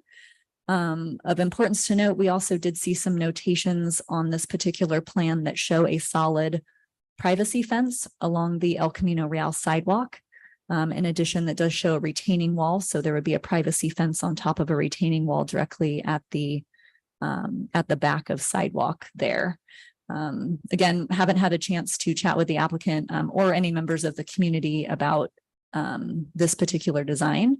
But I believe that the applicant or members of the community can answer questions about how this came to be. I would ask one other question. So if we're looking at more of the overall site plan, then what are these the live work units here that were supposed to be kind of part of that community room? Is that what those Yes. are? Okay. Yes. All right. Thank you. All right. So what I'm going to do is I'm going to ask for any council questions of staff. So any Councilmember Newsom? Didn't write these in any order, so sorry. You mentioned these plans just came through on the latest revision. Were any of the residents notified of these changes? I'm not aware if they were notified. We have had correspondence with the applicant team over the last week or so. where it appears as though some of the homeowners association have notated plans and asked for these types of amenities, but I don't know if they've seen the final plan. Okay. And then how many revisions so far have we had on the project in regards to the removal of the community building? Do you know? This would be our second one. Or second? Okay. And I'll save that question for the applicant. With the current revision to put the dog park on the front, you talked about it having 2 different zoning areas. With this being El Camino frontage, how does that fit in with its current zoning of CR and that? Is that an allowable? So use? this is the commercial zone portion of the project. Now, this is a planned development and we're modifying, or they're requesting to modify essentially the use permit for the planned development. So in a planned development, you can play with what's where on the property within each zone. But generally, this is the commercial zone portion of the property. This is right on the front of the property, right at El Camino Real. And they're proposing a 6-foot, probably a panel fence on top of a wall. So what they're creating here is not consistent with the overall theme of the commercial district along El Camino. And it's a residential amenity right in the front, exposed to freeway noise, exposed to traffic on El Camino. So short answer, no, this is not consistent with that zoning. Can you be flexible? You could. And we currently have no other projects that have had this drastic change on the frontage road. No. We've had other projects that have kind of a residential park amenity along the front, but not with these children play areas and picnic areas, just very passive park. For example, on the north end of El Camino, there's a very passive, just grassy park that's part of a detention basin. That's part of the Colony Park homes there. But that's a very different sort of a feature. And it was a drainage feature that had to be incorporated in the project. And so they had to look for another use for that property because you couldn't put anything on it. And so they made it into sort of a passive park area. And it's just surrounded by a split rail fence. And you can see it from El Camino. But that part of El Camino is a little different area. It's quieter. But here, you know, the intent was to have a building that looked quasi-commercial. That was the whole point of a community room. It's a quasi-commercial building adjacent to these live-work buildings. It kind of creates this commercial frontage to a mixed-use project. This gets away from that. And then how tall is the retaining wall that they're proposing? We do not have information on that at this time. Okay. I'll hold my other questions for the applicant. Following up on those questions with regard to the fence and retaining wall, what would be the city's requirements for and limitations for a fence and height at that point on the structure? So normally in a residential district, we have a setback of either 15, 20, or 25 feet before you have a tall fence and a barrier. Now, this is a commercial zone. So in commercial zones, we allow buildings and structures right up to the front property line. Here, we're dealing with kind of a mixture. We're dealing with a planned development. We're dealing with some commercial zoning, some residential zoning, and we're dealing with a planned development where we can set our own standards. So it's a little bit of a gray area in this scenario, but generally, if this was a residential zoned project, all of these things would be in the back of the site. Fencing would be pushed back, and out front of your site, you'd have landscaping. You'd have something aesthetically appealing. So this is a little different. Would a mural or something of that to dress up that fence be consistent with city codes? If it's a non-commercial message, you could do a mural if the surface was all concrete and you could get a durable surface. I don't think it would work on a wood fence, for example. It just wouldn't last very long, but certainly that would be an option if it was something along those lines. Okay. Another question. One of the conditions that we have to determine is high quality landscaping. Can you address the presence or absence of shade structures and shading in the, I know you haven't seen this new design very much for very long, neither have we, but the extent to which the attention to shade. This is a project that's going to hit afternoon sun coming into it. Straight into this lower section of the project. What kind of shading would be consistent with high quality landscape design? Sure. So in this particular space, there's a couple different layers. They do have to provide street trees, which I believe are already installed along the project frontage. So that is helpful along a more southern facing side of a project. From this, it looks like they have a larger canopy shade tree potentially proposed for the dog run area. And then there is that larger shade tree on that level up that's kind of grayed out. It does not look like they're proposing any shade structures within the patio space itself. But the applicants can clarify if that was part of their design intent. Okay, I'll defer that question, the nature of that for the applicant. Regarding the design for the upper section, there was question from in the materials that I have read in communications from residents. There was some debate as to whether they wanted barbecue up there. But if the residents did desire to have cooking facilities available in that upper central area, is the area already plumbed with a natural gas line and with access to sewer for the residential unit that was proposed and is partially roughed in at that location? Sure, it is not already provided to that location. What is roughed in, if you went on a site visit, is the framing, I believe, for this patio space. So the developer's intent early on, even prior to permit submittal, was to not build unit 14. And so no utilities have been run to that point yet. There are utilities available in the street to connect to. Okay, so there are other natural gas to the other units in this constructed units. Okay, and the original design for the community building included a kitchen and presumably a bathroom, if I recall. Yes, I believe so.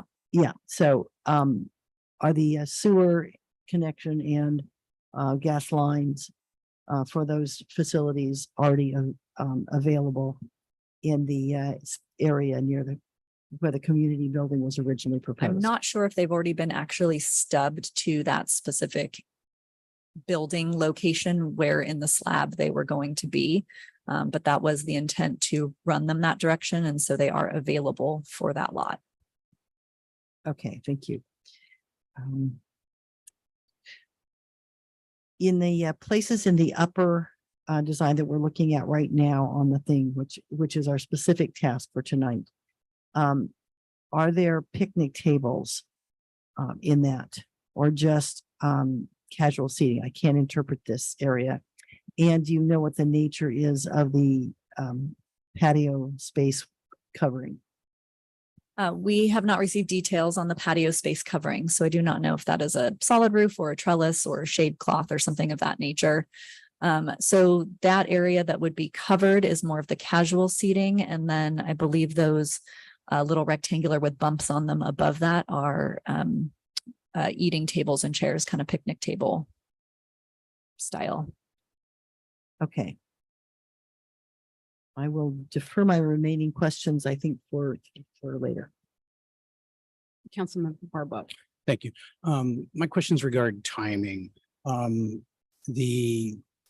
the center circle here, that was originally, there was going to be a separate house where the new patio space is proposed. There was going to be a deck thing. And so now they're proposing, they're not going to build the house, proposing to not do the deck. And they're proposing to do this other thing in lieu of that. Was there a timing element in the conditions of approval regarding when they needed to do that, to do these amenities, whether it be that or the community building? Yeah, there was not an original timing condition. The scale of the project is pretty small, and usually these are built out all at one time. So there was not an original condition included for timing. Okay. Were there other areas, particularly regarding the permitting of the houses as they went along, where certain things had to be done before they could be permitted or final, either that they build the affordable units first or that any other aspect of it of the project be completed before they could permit or final? Sure. So there's an element of access for safety, obviously, that would need to be required to any unit that got finalized or even for during construction times when they have wood in certain areas. So that loop road was really important to get in initially. It did some portions of it stayed base for a while. And then when the units get finalized, we make sure that it's paved in front of there. Generally, landscaping also needs to be done on each lot when each lot is finalized, because at that time a private owner takes over. The landscaping did not follow the original landscape plan. And so while they were working on a revised landscape plan, we did allow final of some of the units with agreements from the new owners that they be able to go back onto the property and redo landscaping when that revised landscape plan was approved.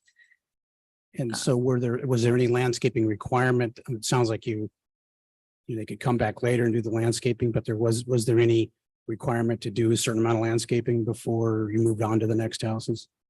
So each lot was supposed to be landscaped prior to final. So all of these little cottages are on their own little individual lots. Okay. So around the units. And then in terms of the affordable, there's 3 deed restricted affordable units on the property and 30 units total with unit 14. So prior to release of the first 10 units, they had to complete the first affordable unit and then the second affordable unit before we would release the second grouping of 10. And they have complied with that for the most part so far. The third affordable unit is one of the units that is currently under construction. Okay. Because it had been my understanding as this went along that there were some delays in completing perhaps the affordable units or some other aspects, and the city granted some relief in terms of allowing permits to begin construction or complete construction. Is that not? Yes, we correct? granted relief and final for most of the units based on the lot landscaping of those units. And then I believe there was a unit that we released prior to completion of the second affordable unit because that was nearing construction and looked. And in regards to the community building, you have a condition written in here, but under the current conditions, was there any requirement to build the community building prior to, let's say, the live work units or prior to the last 3 units at the bottom of this blue oval here? Yeah, there was not a condition on the original project for that. Okay, because what I've heard from, residents is there's a lot of disappointment, a lot of lack of confidence, et cetera, but I'm trying to turn my mind if it actually, violated any of the existing conditions of approval. Timing wise. Yeah, timing wise, whether it violated conditions of approval, they did not complete the required landscaping and improvements around each lot prior to us finaling them. We did have a workaround for that allowed them to go back on those sites after they were completed and install landscaping per an approved plan. But there were no specific timing conditions for amenity spaces. I understand. So this common area, it wasn't like, hey, you got to finish that after you finish the first half of the units or something like that. Yeah, we had a verbal agreement with the developers when we saw how long the project was stringing out that the central common open space area would be completed prior to final of any additional units at this point in time. Okay. And you had on one of the slides, you made reference to, I forget how you phrased it on the slide, regarding the developer says they cannot financially feasibly build the community building. That's an easy assertion to make. It's also a difficult assertion to contest. And yet, I hear a lot of skepticism about that and questioning about that. Because costs have gone up, obviously, but then so have the prices for which they sold the buildings. And staff makes note that and perhaps this question for the applicant, the staff has made note in the report that, throughout this process, the developer continued to purchase and improve other properties, both inside and outside the city, outside this project. I'm just concerned that, so I'll save that question for the developer, I guess.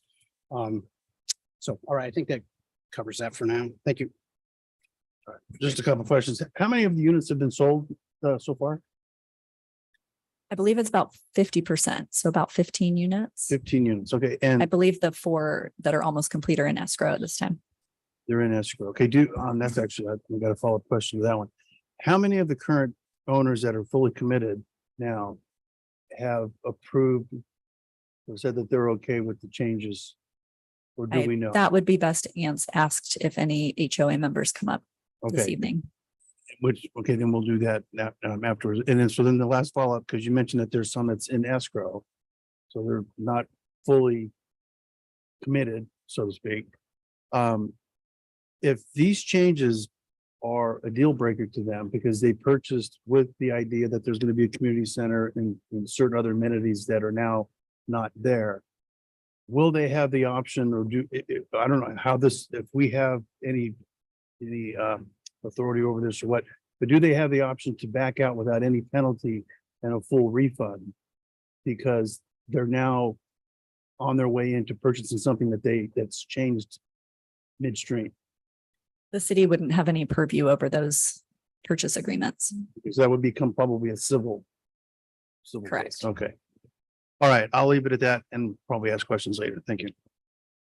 I thank you, Mayor, because I forgot a question. In terms of conditions, given that what I heard repeatedly from 3 for 3 of the residents I spoke to was a lack of confidence and lack of trust. Is there a way to condition if the city finals like the 4 houses mentioned along the back that are ready for sale?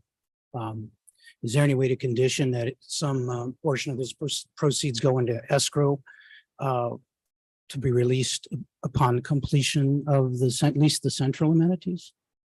So I think the best option to ensure completion of the central open space area while releasing the 4 units would be to require a bond for all of these central area improvements. So that would allow the city to call that bond and ensure that those improvements are done, even if the developer were to walk away or not complete them. Got it. Thank you. And to be clear, if the city council did not approve these requested changes and said, no, you have to, build the anticipated community building, if the developer said, I just don't have the money, I can't do that, the developer would have the option to sell the project to another developer, would they not? Correct. The map has recorded, and so they could sell them as individual lots, or they could sell it all together for group development. But to sell them as individual lots, somebody would have to build the community building to comply with the city's conditions if we did not approve these changes. Correct. So that would make it difficult to sell the individual lots. It would be if they didn't group them all together. Got it. All right. Thank you.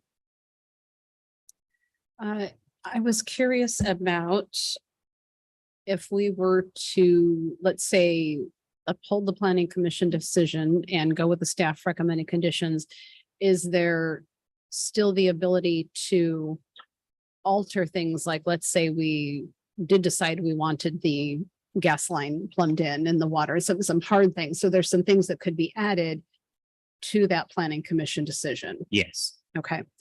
If that planning commission decision is upheld, then the issue with the community room, that then goes back to the planning commission at some point in time in the future. Yes, or unless the council has other direction you'd like to recommend for that space. Okay, so we can add that then too. We could uphold the planning commission decision or not, but let's say we, just for sake of, for fun here, we uphold it, and then we could also weigh in on the front building. Yes. Okay. Yes, and you could request that the front building space come back to you instead of planning commission as well. Yeah. Okay. Thank you very much. Okay. Any other questions of staff? Yeah, I should add to my ex parte that I spoke with the vice chair and chair of the planning commission in understanding this. And in my understanding of what the planning commission was trying to accomplish with the requirement that the front section come back to the planning commission was to create an incentive for the developer to communicate with the HOA and to develop a mutually acceptable plan forward in the absence of a community building, which we see subsequently from the residents is sort of 50-50 whether they really are keen on that community building or not. If the council were to go with the planning commission's seek timing in terms of when the units, the additional units are released, giving the developer cash flow from those units to continue the work. Does the staff think that this is sufficient incentive for the developer to actually do this work? Or is that, are the more restrictive timing requirements needed in order for the developer to have a financial incentive sufficient to give everyone confidence that this work will be completed? Sure. So right now, the 4 units that are nearing completion are in escrow and ready to sell. So there's a financial incentive to final those units and complete that sale.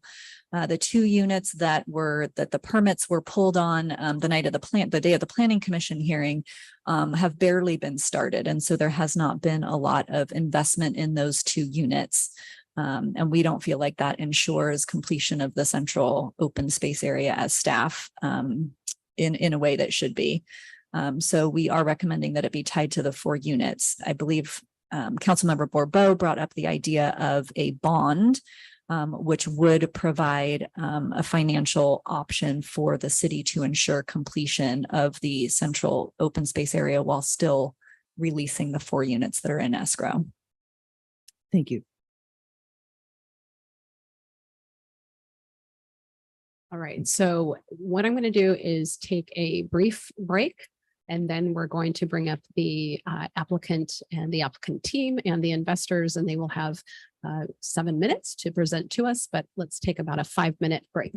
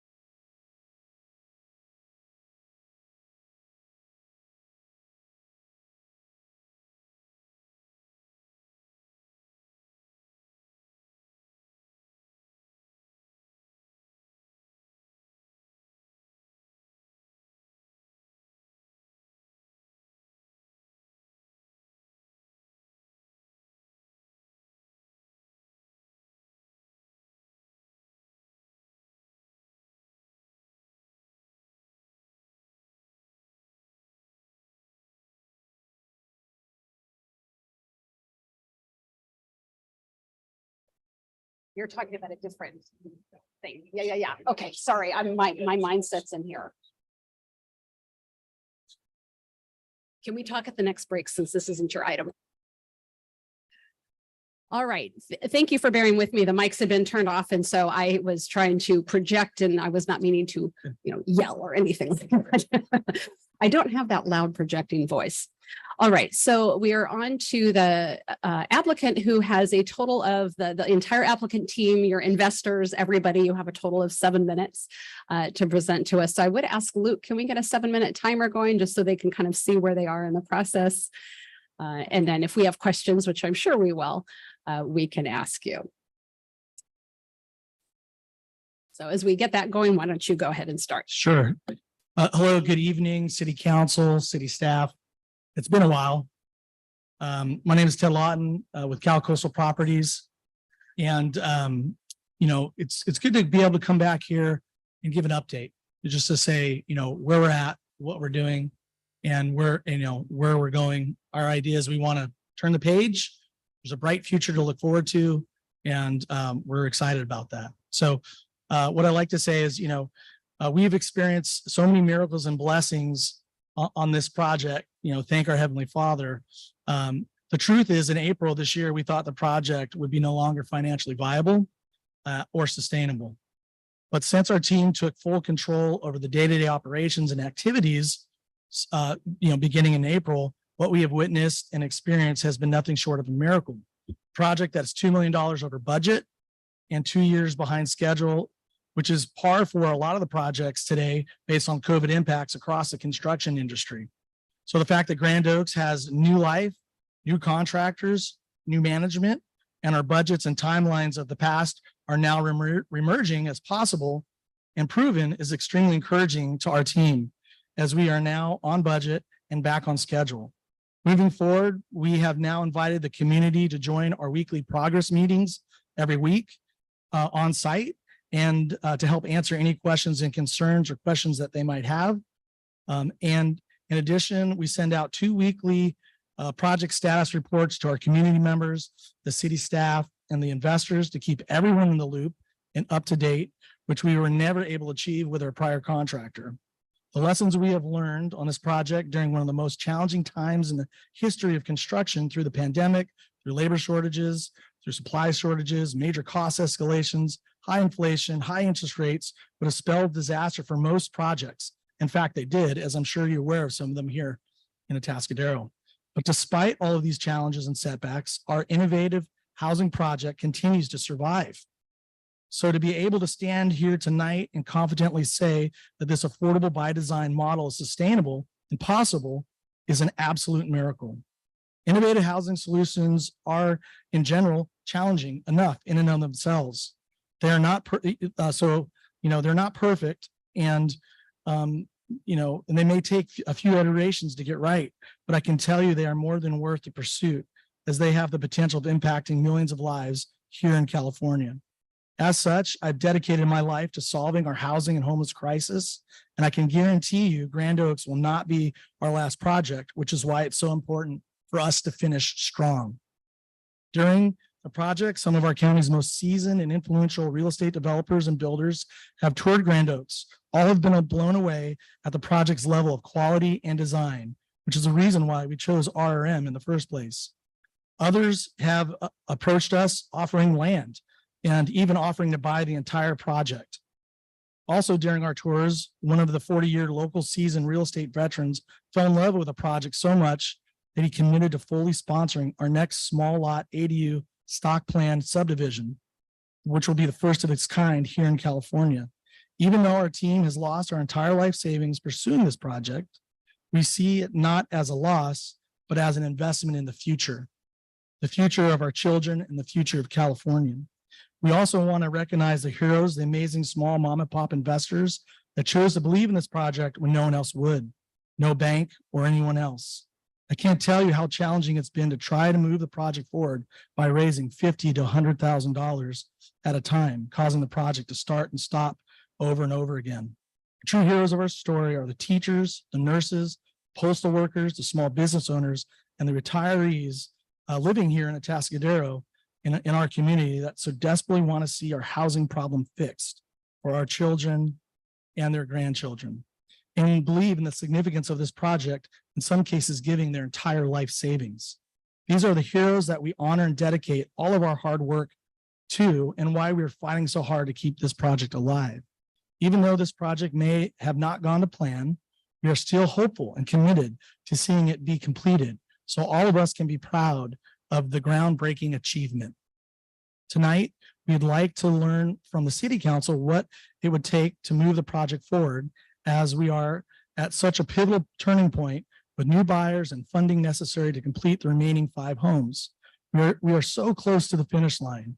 We provided the following options to the HOA and city as follows. 1, move forward with the original approved design plan, which includes building both the community building and the cottage, which was removed to create more space in the pocket park before we learned the project was $2 million over budget. We're happy to choose this option and go with the original plan. 2, keep the revised pocket park plan and agree on the revised lot 31 park space, which is currently community gardens and dog park as designed by an HOA member and presented to the planning commission. 3, agree to the revised lot 31 community gardens and dog park with the intent to build a community center at a later date. Or 4, deed over lot 31 to the HOA and allow them to design whatever they would like. On September 5th, the Planning Commission understood the dire financial condition of our situation, the project, and were brilliant at proposing a viable and workable solution that allowed the project to move forward and was in the best interest of the HOA and community members. This included allowing lots 17 through 20 to close and guaranteed the pocket park would be built, contingent on lots 22 through 26 framing inspections, and gave us more time to design the lower community common area space in collaboration with the HOA. The Planning Commission did an amazing job discerning the HOA's needs and allowing the project to move forward with a 7-0 vote. As such, our team set up and hosted 3 design collaboration meetings with the HOA and community members. And this was an invite that went to all of the community. Even though there was little to no attendance, we were able to get a site plan markup from the HOA showing a plan HOA. Let me start over. Even though there was little to no attendance, we were able to get a completed site markup from the HOA showing where and what design elements they wanted early last week, making it hard to provide a plan for this evening as engineers and architects are backlogged at least 2 to 3 months. We are now in the process of expediting the design revisions to present back to the Planning Commission in the next several weeks. As such, it is critical that our project be allowed to move forward with the closings of lot 17 through 20. Without these sales, the project will no longer be viable and we will experience even further delays. We are here tonight asking the City Council for grace, for help, and for guidance, as we are open to doing any of the available options that allows us to proceed with the project and honors our commitments to the city, to our community, and to our investors. The good news is we are here tonight talking about landscape revisions and not the complete failure of the project. So we kindly, Mr. Lawton, you're over your time. So could you wrap up in about 30 seconds? yes. So we kindly ask that you let us know how the City Council would like us to proceed. We're happy to answer any questions. Thank you for your time and consideration this evening. Right. So I will look to council for questions. I will start on my left if there are questions. Councilmember Morbeau. Yes, as I alluded to, and you've addressed or talked about financial difficulties, but, you know, and I understand increased costs, certainly interest rates are a problem for everybody in your field. But again, these units have sold for considerably more than what was originally anticipated because of the increasing prices in general in housing. So I'm troubled by, the reports that you've been very active in other projects. And I'm just concerned whether this project has gotten short shrift, of where some of the profits from the houses that have been sold have been perhaps spent on other projects and not dedicated to completing what was agreed to, under the original conditions of approval for this project. That's a great question, Charles. Thank you for asking. Unfortunately, there's no way that we could have allowed that to happen. Every dollar on this project has rolled back into this project. Other projects had different funding, finances, and different investors.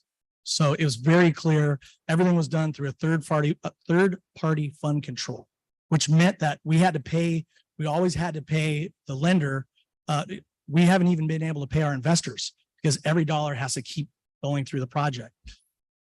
Okay, thank you for that answer. And I'm concerned also about the dilution of your time and attention, you know, as you're spending time and attention on project B and C and D, that project A, you know, doesn't get the time and attention needed to bring it to a successful conclusion. Because I know it's certainly in your interest to bring this to conclusion, as it is now in the interest of the new homeowners.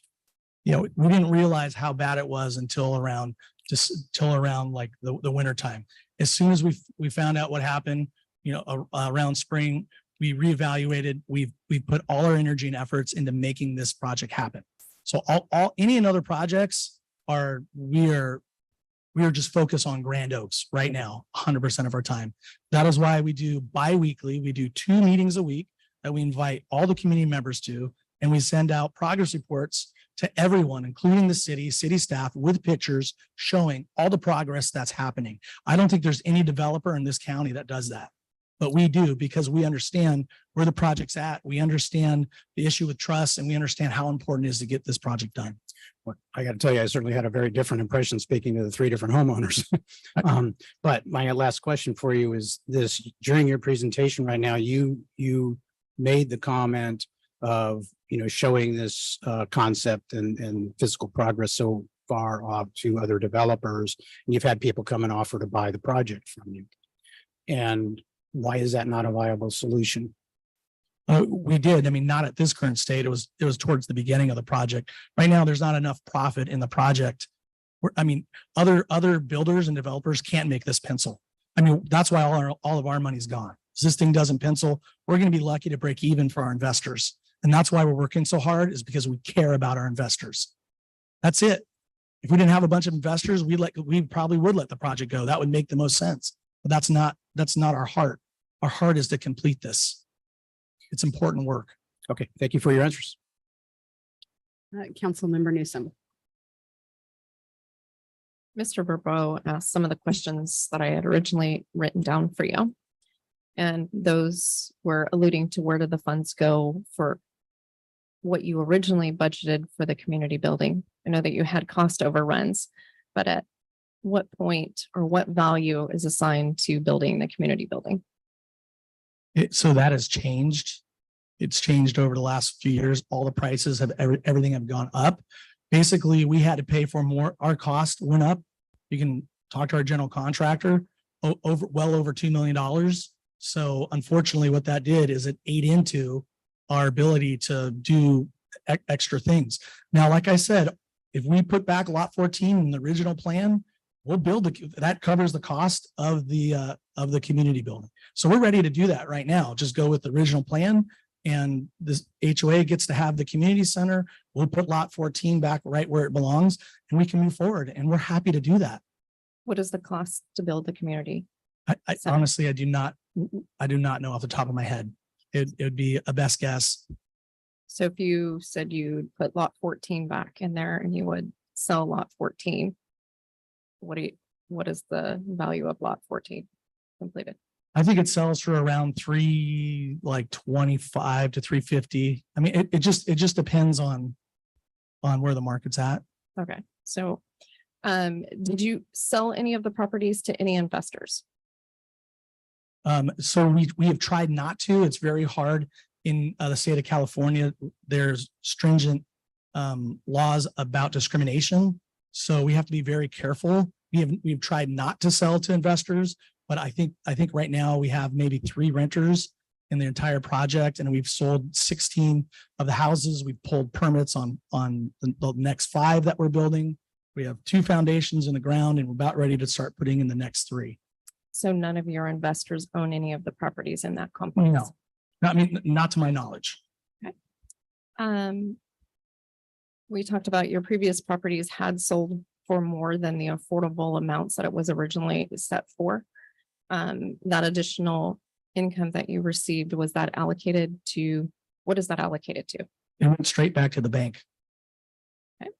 And then you had mentioned to some homeowners in some of the emails I've received about possible foreclosure or selling the whole project. When did that originally occur?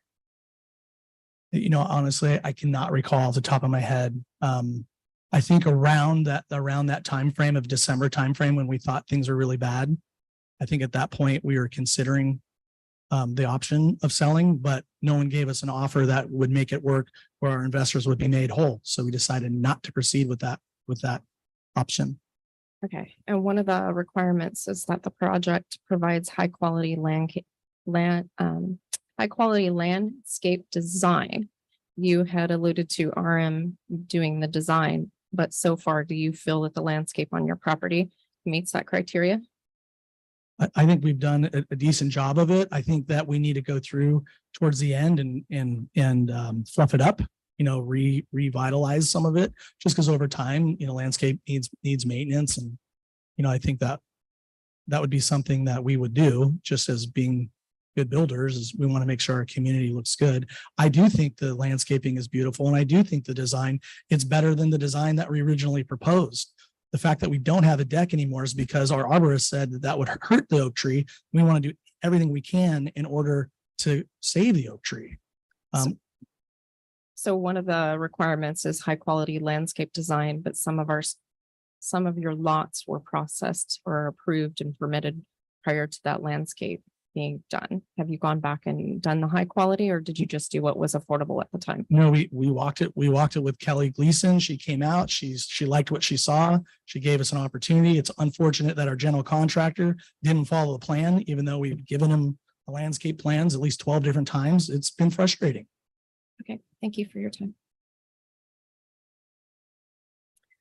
Are you comfortable with the bond option that Councilmember Verbeau proposes in lieu of our requiring you to do the work in the upper community area before you close escrow on the 4 units that are pending? I mean, we have to do whatever we can at this point because we don't have any other options. So if that's what it takes, then we're comfortable. I mean, we don't have a choice. From a cash flow perspective, these 4 houses have to sell so we can fund the next phase of the project.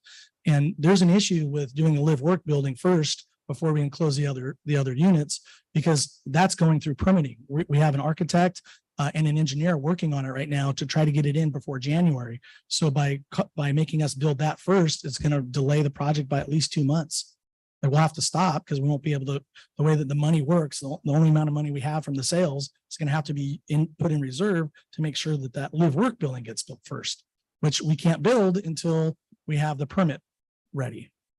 So it's a little bit of a cart and a horse, but that building is necessary to be built in order to pay back the investors. So it has to get built.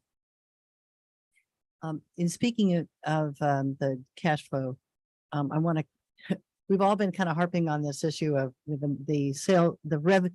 Yes, the cost went up and we also expect that the revenues go up. There are what, 30 units in the project?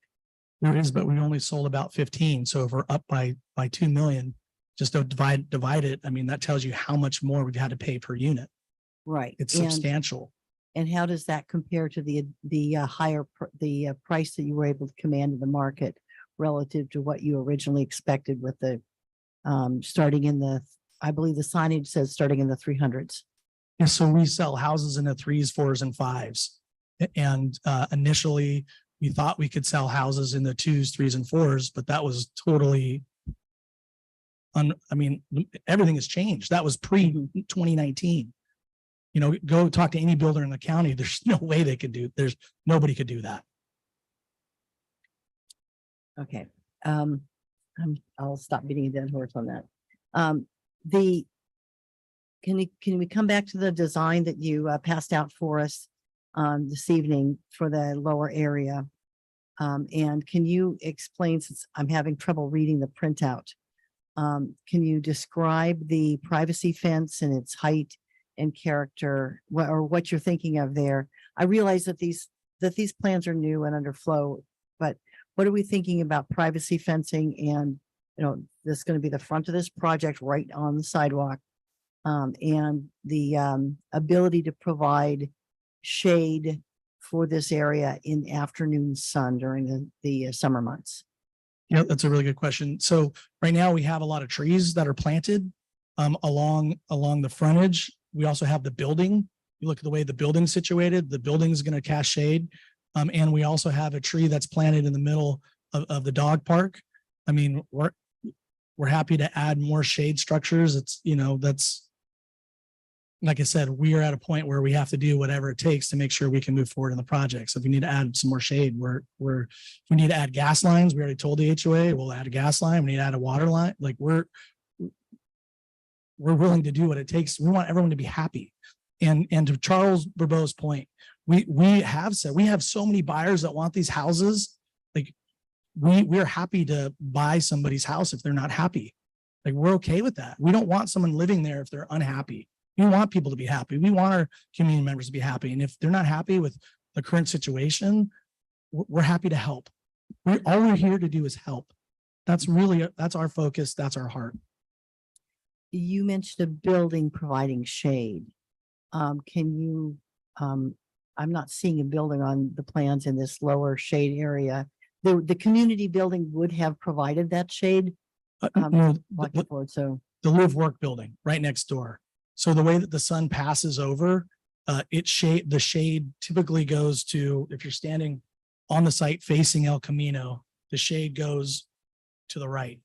And that park is to the right of the building if you're facing west. okay, I haven't checked it out in the afternoon. Right, yeah, but the afternoon sun, when we were standing over there with the city manager, the afternoon sun was coming at an angle facing this as opposed to something that was where live work was clearly not going to shade in this direction of the property. That's what I'm going based on standing underneath the oak tree. And I know the way that the oak tree shades in the afternoon and it normally shades to the right. So my assumption is that the building would do the same thing. But like I said, we're happy to put shade structures. We're happy to plant more trees. We added 3 more oak trees. We'll add some more oak trees, whatever it takes so that we can move forward. We're here to do. okay. And the cottage building that was taken out of the plans, that lot, is it 13 or 14? 14. 14, okay. The lot 14, what was the reason that was removed from that? Was that because the oak tree failed? No, we removed it to give the community a larger park. We wanted it to be a better park. We thought it would be a better add quality to the project. And unfortunately we did it. We thought about doing it at a time when we didn't realize we're going to be $2 million over budget. That's. So, and that makes up partly for the fact that you can't do decking around the oak tree because that would be inconsistent with its survival. Yeah, we had to come up with a different plan. In fact, we had a plan approved, a revised landscaping plan approved back in September of last year. We just never came in and submitted the paperwork for it because we had a really crazy winter and we had to redo all the walls. So it kicked us into this whole new review, which has now led us down the road to this. And one last question in the at the end of all of this is a small point, but the condition of the site with construction debris all over the place is something that the residents are looking at every day. And can we count on that to be done in a way that is respectful to the residents who are there now as you complete the site? Yeah, so what we try to do is every week we bring in a cleanup crew to clean everything up. But we're happy to meet with the HOA and walk and say, what would you like us to do? Just to make sure that they're happy. We've tried to ask to go to HOA meetings. We've tried to be a part of it, and it's been a challenge. And we will get to hear from the HOA members as well. Okay, thank you. I'm sorry. And did I hear you say during your presentation that if you could build lot 14, put it back, then you could fund the community building? Yeah, we're ready to do that right now. And staff have a comment on that? That was the original project approval, and so we would be open to them completing the project as originally approved. Okay, thank you. And that's a forehand to my question. So when we approved this project, I was really excited about it, a really high quality development, some much needed workforce type housing and that commercial fronting area so that we had that, kind of commercial retail look. And we were all really excited about this. And so if that's a possibility now, why are we even here tonight? Well, because we tried to look at an alternative based on where we're at with our budget. And it isn't until recent that we have numbers that prove that now we believe we can make it happen. It's going to be a stretch, but it looks like we can make it happen. Without lot 14, because we didn't think we were going to do lot 14, we couldn't make it happen. We sat down, we crunched all the numbers. It was based on Phil's recommendation that we go back to the original plan and things would be good. So we crunched all the numbers and we said, well, looks like we can actually make that happen as long as we put back lot 14.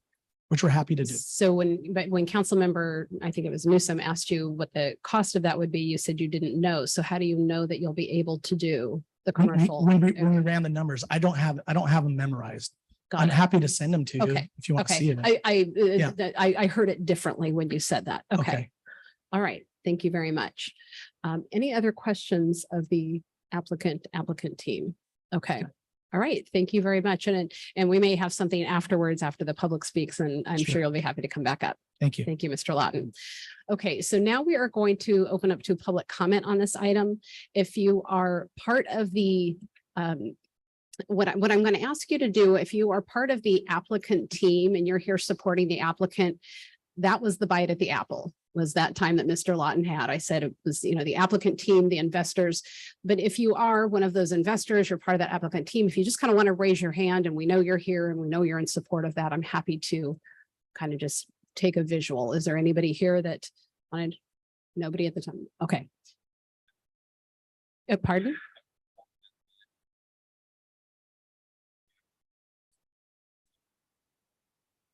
Okay, so if you, my point is, if you're an investor, if you're investing in us and you have a vested interest, that you are part of the applicant team. So that's why I said the applicant team and the investors. So what I will allow is that, do you fit into that definition? Yes. Okay, so here's what I'm going to do. I'm going to give you 3 minutes to speak on behalf of all the investors, and we're going to call that good. All right, let's go. I think that's sufficient. Good evening, council. My name is Corey Jones. I live here in Atascadero. To be honest, this is a lovely building, wonderful evening, full house, but I really wish I wasn't here. I'm going to first give you context as to why I'm here, and then I'll be very targeted and objective, but first context. Born and raised in the region, long family history. Back in 2020, my family was forced to sell a ranch because we didn't really capitalize on it and we had to sell it. I knew enough that we wanted to finally protect assets because for the first time, my family had some economic stability. Went to create a trust. In that process of creating a trust, was then introduced to this project. First time the family ever had the capability to do some level of investment.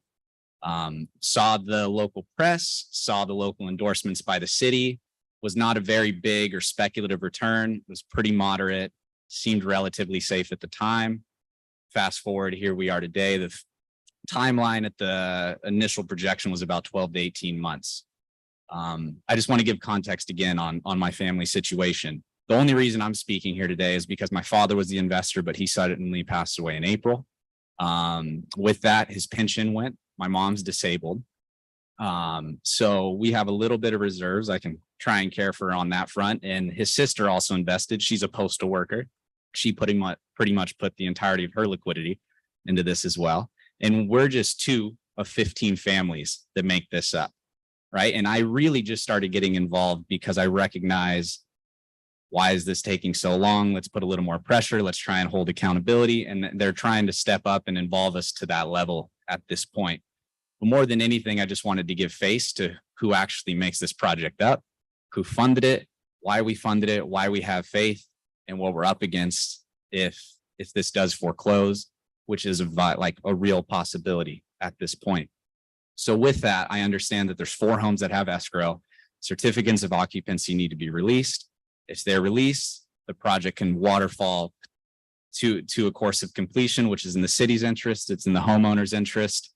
And I mean, for the most part, that's it. I just know that the planning commission approved it. At that point, it was such a relief of stress and anxiety. And it's like the project at least has a chance. When we saw that the council had appealed it, it again, all that stress and anxiety came back. And again, it's never going to be relieved till the project's complete. But that's why we're here. And I'm just trying to give some context to who makes this up. So we're just hopeful that you'll release those certificates of occupancy, allow the 4 homes to sell, not require that the live work building is built first, but really the 5 cottages can be, because that's like the subsequent order that we understand that the project actually has a viable pathway. And I'm not going to take any more time. So thanks for hearing me out. Thank you, sir. All right, so public comment on this item. Anybody come on up to the podium here. So yeah, we need you to come to the podium, to the microphone. So anyone wishing to speak on this, go ahead and line up. We have after this appeal, we have another appeal. So this is a long night. So anything you can do to facilitate, we much appreciate it. So go ahead, and if you're in the Zoom room and want to talk on this, raise your hand. So I'm going to speak on behalf of the new home buyers that are coming in. Okay. So my name is Marco Caracas. I am a listing broker and representing Grand Oaks Communities. And I want to just bring to your attention the needs of the home buyers, because it's one of those things where it's out of sight, out of mind. We're talking about lots 17 through 20 as if there's not people behind these lots. Alana May was a buyer that's coming from the city of Santa Barbara. She sold her property in Santa Barbara and she is transferring her money via a 1031 exchange to the city of Atascadero. She is excited and she's anxiously awaiting the issuance of certificate of occupancy for lots 17 through 20. She is a future taxpayer and future home buyer here in the city of Atascadero. The problem is, if we do not issue the certificates of occupancy soon, they've been in escrow since June, she's going to lose her privilege of the 1031 exchange. It's going to expire and she's going to lose the money she's paid for the 1031 exchange. Trez Kobe Watson is a young professional that was here in the city of Atascadero already. He is a first-time buyer. He is very excited. He's been in escrow since July, anxiously awaiting the certificates of occupancy for lots 17 through 20 so that he can move into his first home ever. He's paid now around $7,000 in extension fees for his interest rate that he initially locked to keep that low extension. To keep that low interest rate. As you all know, interest rates have skyrocketed and they continue to do so frequently. So he's about $7,000 now. And if we do not close escrow soon, we cannot issue certificates of occupancy, he will lose that extension and then his interest rate will go up where he can't afford to buy this home.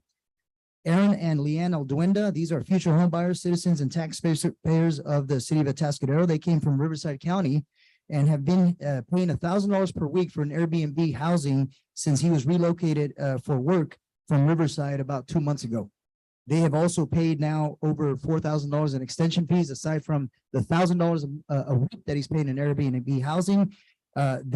This family is also a future homeowner, family, taxpayer, and citizen of Atascadero City. They're excited and anxious to close escrow on their home and move in. I would propose a question to everyone here tonight. What is the goal and reason for not allowing the certificates of occupancy? I mean, I heard Kelly and I understand that we want to make sure and ensure the builders build the community spaces, but why can't we use the next 5 cottages, which they are already vested in? They've already poured on 2 of them. Tomorrow they're pouring on the other 3. There's a lot of money invested already and time and effort invested in finishing this project. I have been next to Jack and Ted for the last 6 months, and I can tell you there is no intention of not finishing this project. So if the reason that we are not allowing certificates of occupancy is to ensure that the builders continue building, well, it's kind of counterproductive, because that money that's coming in from the sales of 17 and 20 is what's needed to continue to build the Grand Oaks Community Project. Sir, your time is up. Could you give me 15 seconds? 15 seconds. Finally, I just want to say that I've seen the progress. I've been there. I mean, I think the homeowners can say that they've seen my face there. They've seen me driving around in my Dodge Ram. I've been there week after week in these meetings, bi-weekly meetings. We are trying to move forward, trying to build this community and finish it for the benefit of everybody here tonight. Thank you, sir. Thank you for your time. Next speaker, please.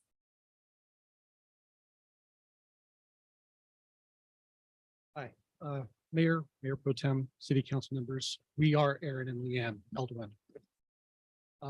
Leanne is a newly appointed professor at the Cal Poly San Luis Obispo, and I'm a senior project manager for an architectural firm. We are very excited to move into Grand Oaks Paseo community here in Atascadero. We are committed. We opened escrow back in May 30th with the understanding that our estimated completion for the new house would be no later than August 30th. This was ideal because Leanne started the fall quarter at Cal Poly SLO. It didn't begin until mid-September. So this would give us time to move in, settle into the new house, and get acquainted with our new neighbors. On June 1st, we actually made a $10,000 good faith deposit with the escrow holder. And as our understanding, we were the first of 4 houses that are currently in escrow. So we sold our house, which is actually in Orange County, and we moved into the Airbnb, as Marco mentioned, when we moved back in August. We expected that escrow would close shortly thereafter. So we had all of our belongings stored away in a moving company down in Orange County. And yes, as you might have guessed, they're still holding it, waiting for us to get them to go to deliver back up here. Leanne and I are very thankful for the hospitable Airbnb hosts who have granted us a request to extend our stay in their loft 3 times over. And yes, at about $1,000 a week, it adds up very quickly. We are still living out of our suitcases with limited attire. My wife's professional necessities are still stored in Orange County because we did not expect the delays to get us to this point where we are now. She had to buy new equipment, new teaching supplies, new electronics, all of the things that she already had, but are still in storage. We are waiting the certificate of occupancy to be issued so we can complete our move and to be true citizens here in Atascadero. Not sure if it's worth mentioning, but our original loan rate expired and we had to relock in a new rate at an unexpected cost. Our loan documents are in escrow, waiting to be signed. And yes, our rate lock is about to expire yet again, as well as our insurance estimate, which is also about to expire. We are appealing to the council to allow for the certificate of occupancy to be issued for our home without the completion of the landscape plan in question. We honestly cannot afford any additional setbacks as we dipped into our savings. We just want what was promised back to us without any further delays and have a home in the Grand Oaks Paseo here in Atascadero. Thank you. Thank you. Welcome to our next speaker. Oh, sorry. Hear me okay? Yes. Hi, my name is Kelly Wills.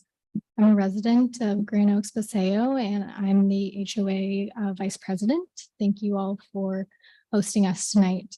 I didn't write anything formal down for this comment. Unfortunately, I did send in an emailed public comment. And so I just wanted to come up here and address some of the things that have been said.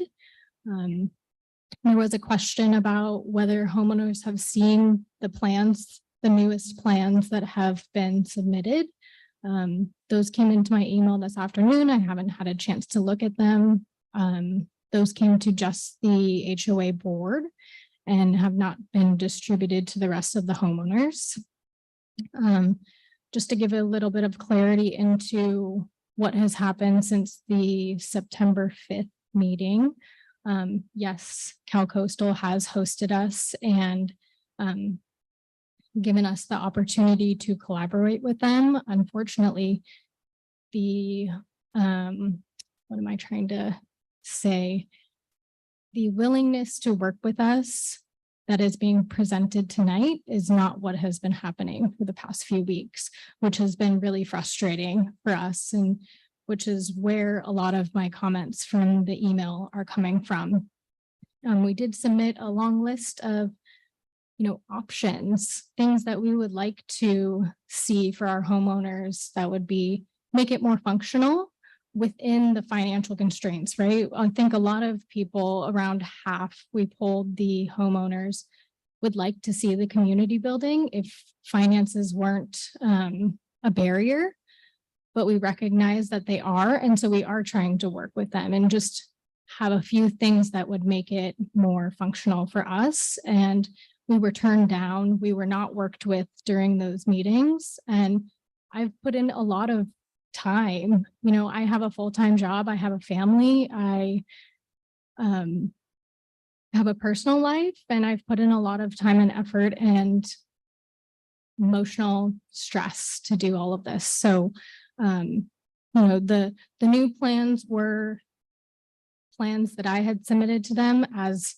an option, but there hasn't been a whole lot of back and forth. And tonight is the first time that we're hearing, yes, we'll work with you, we'll do these things. So just to give you a little bit of insight, I did want to address some of the things that were brought up, about lot 14. My husband and I went into our contract for this home in January of 2022. That was not on the plans that were shown to us. And so we had no idea about that home until, I don't know when all of this started, which was around June. Could you wrap up in about 20 seconds? 15, Yes. 20 seconds? So we specifically don't want that. I mean, we bought this home because we wanted a view of the park, and that house would be directly in front of our home. So another thing that was brought up was the cost of the home and how much, that would be for the community. Sorry. If they were to bring in that home, how much that would equate the sale of the community building. Sorry. The homes are selling in the high 4s, low 5s. So just to give you an idea right now. Understand. So anyways, I guess that's it. If there's anything else if you wanted to pass out, or is it all on email or on phone? Just notes. I'm sorry, I don't understand. I didn't know if you had paper that you wanted to pass around, or it's just all notes that you kind of made on your phone. Oh, I was just making Okay. notes. Yeah, about All right. our conversation. Thank you today. very much. Thank you so much. Yes. Next speaker, please.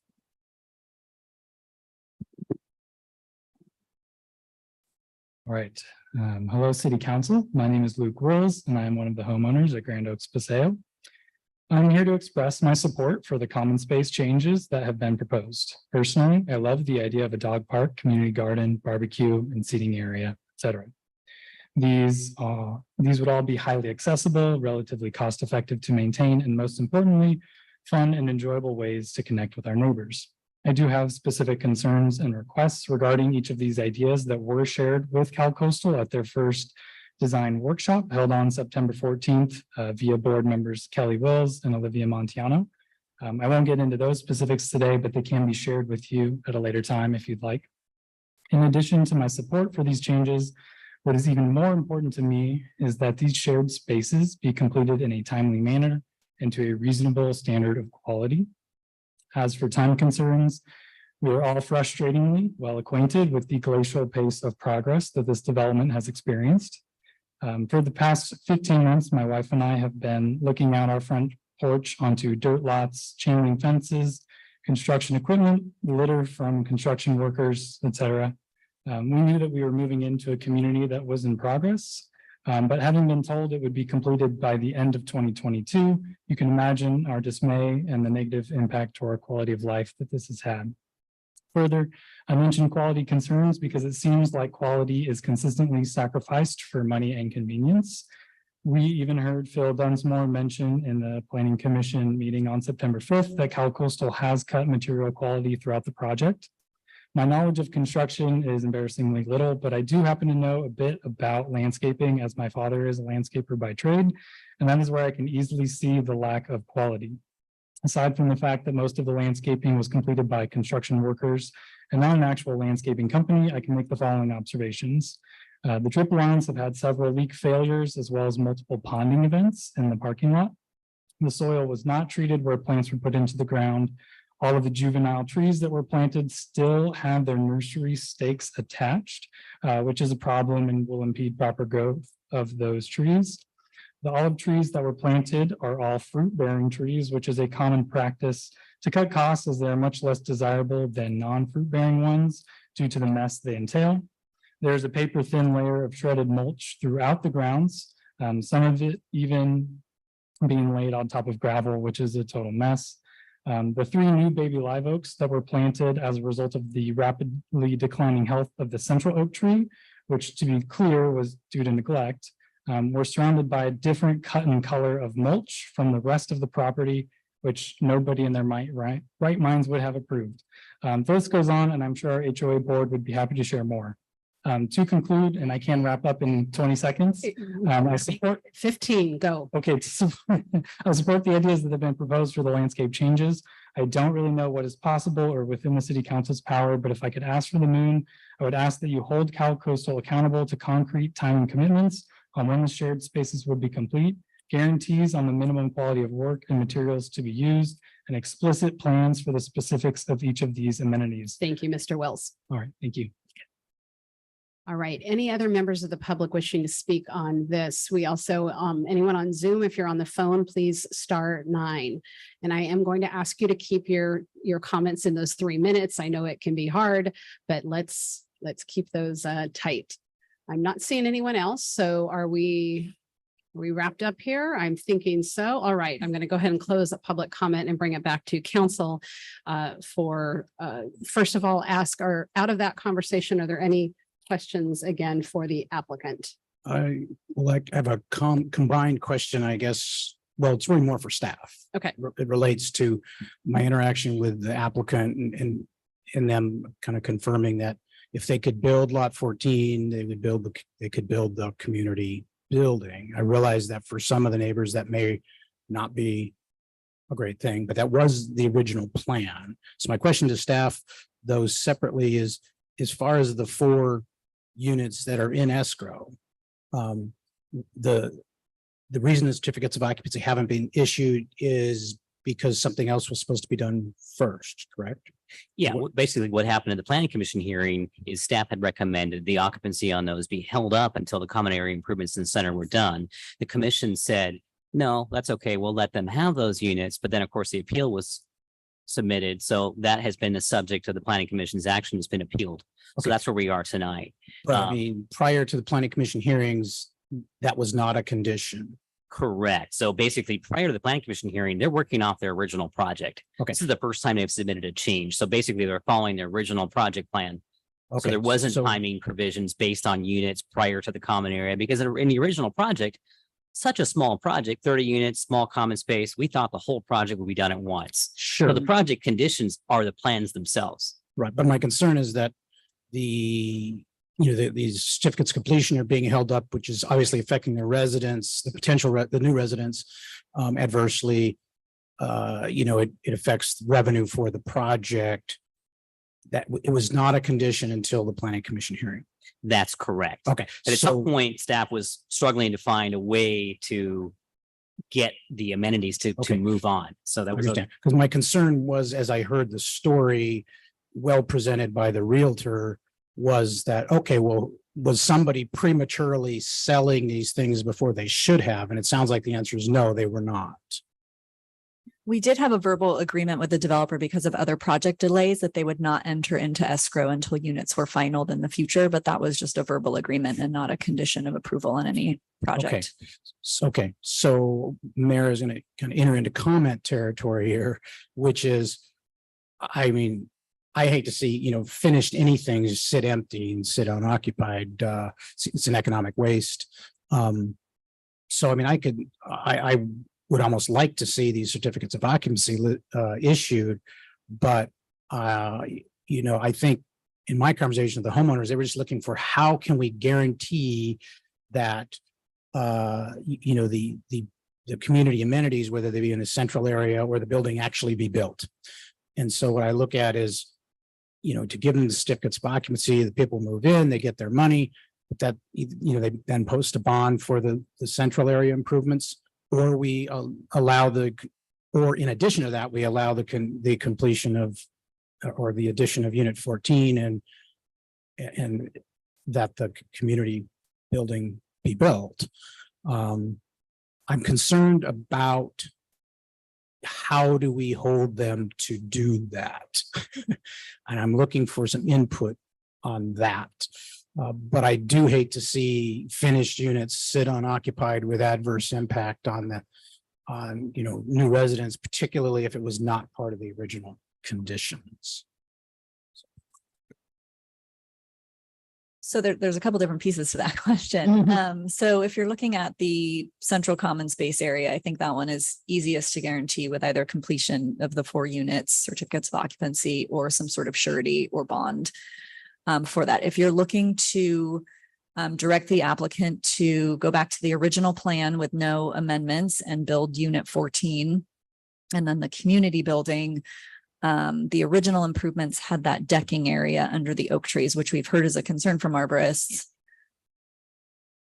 I'm sorry, what I'm actually looking at is telling them, no, you got to build the community building unless, you know, the vast majority of the residents, like Mr. Wills, agree that the dog park's a better thing. Because the people that bought into this thing, they have a reasonable expectation that they're going to have a community building, right? So if the developer's saying, hey, I can build the community building if I go back and build 14, I'm fine with 14 or not 14. What I want to see is, unless a vast majority of the residents say they're okay with this change, and they say that in writing, then I want to see the community thing built as originally agreed to by this developer. Now, if the developer says, okay, well, then I need to build unit 14, well, I'm okay with that. But I do want, see bonding for the central improvements, and I want to see that, the people be allowed to occupy, but that the community of buildings still get built. Unless, like I said, Ms. Gleason, I think what you're saying is that if we go back to the original item, we could say, okay, release 17 through 20, go back to the original, do a bond for the improvement areas, but the decking, because of the tree, couldn't be done. So there would have to be some sort of change there. There would have to be a revised plan. Yes. We definitely could look into the decking option again. An arborist went out there a few months ago and said that wasn't ideal, but there could be other options that we could look into. I just wanted to clarify, though, that the patio space is where unit 14 would be. So Understand. that portion would not be constructed if they built unit 14. I understand, but something else could be done in the central area under the oak tree that's not, averse to the oak tree. If they're in the homeowners would need to have input and agree. And Mr. Lutton has described all these meetings, et cetera, but I have the distinct impression there's this complete lack of confidence, at least on the part of a significant number of homeowners. So I'm not sure how to bridge that gap. But I want to give the homeowners, kind of the latitude of weighing in and being able to impart some conditions of what they would like to see. So, I think some of this is thinking out loud. I want to let my colleagues think about it and see what questions they have, try to piece together a solution here. Councilmember Newsom, followed by Councilmember Darris. So we heard one of the homeowners talk about seeing plans that did not involve lot 14. I'm curious to know which plans they saw when they purchased. I'm also curious to know of the 4 homeowners, or the 3 that are currently here present, what they saw for plans, whether it had lot 14 in it or not. Because again, I'm with you. Some people want it, some don't. We've always seen it with 14. So making sure that we're making decisions for a community in which is going to live there every single day, it's hard to do back here. But we also have been hearing that so many people need that community building. So what the 4 units that are in escrow, are we able to determine what the applicant has provided to them for plans for that development? We don't have that information, but tonight is the first time as staff, at least myself, has heard that the residents are being shown a different set of plans than what was originally approved. A different set that doesn't include 14. Staff was not aware of that. They had several weeks back and months back alluded to changes to the decking because of tree condition, and brought up some different ideas, but they don't have any changes approved yet. And so had they showed a prospective tenant a different plan some months or years back, that's not knowledge of staff. And I don't, that's again, it's different things going on here. Are we allowed to ask the homeowners that are currently in escrow? No, that's not part of our decision-making process. So we're going to make a decision for information where we haven't been hearing that. We're making a decision upon what was approved and what the developer has, if they have not been completely upfront in their disclosures to residents, trying to ferret that out tonight and make concessions for that. I don't know that we can do that.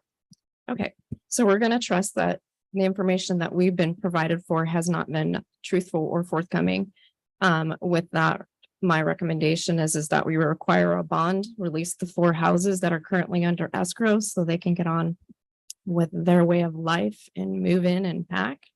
But I do believe that the money that comes out of those 4 units needs to be put to that community building that was part of this original plan. I don't think that the landscaping on the front of El Camino is adequate for a community in which we want, or we have set design standards for.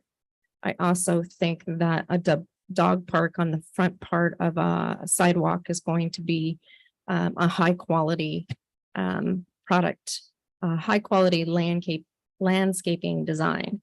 It's unfortunate that these homeowners have had to deal with such a project. I understand that COVID altered our lives for so many years, and we're just now trying to get back to a place of comfort and stability. But this project cannot continue to be conducting itself in these type of business practices, nor finishing a project that they've sold to their community.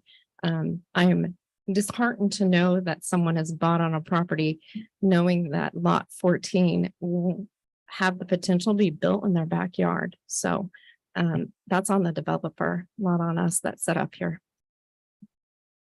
Councilmember Daris. Thank you. I'm just going to reiterate quickly what's already been said, but if the certificate of occupancy is something that can be done to help the project move forward, I think that we certainly need to figure out a way to make that happen. There's homeowners, as was stated, that are obviously in a bind with how they're dealing with their lending or getting their funds.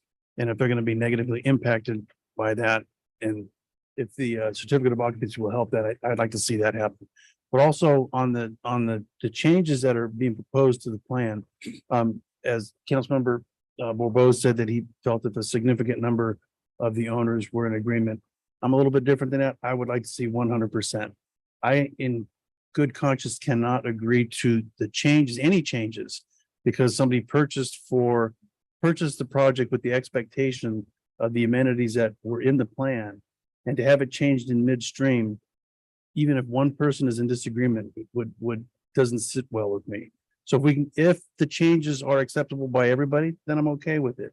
But it needs to be in writing, and it needs to be 100%. Otherwise, I'm happy to go back to the original plan, have the other lot 14 built, and if the deck has to be removed and something different around the oak tree, I'm okay with that too. But I think the community center was a big selling point to these units, and I'd like not to see that removed from this project one way or another.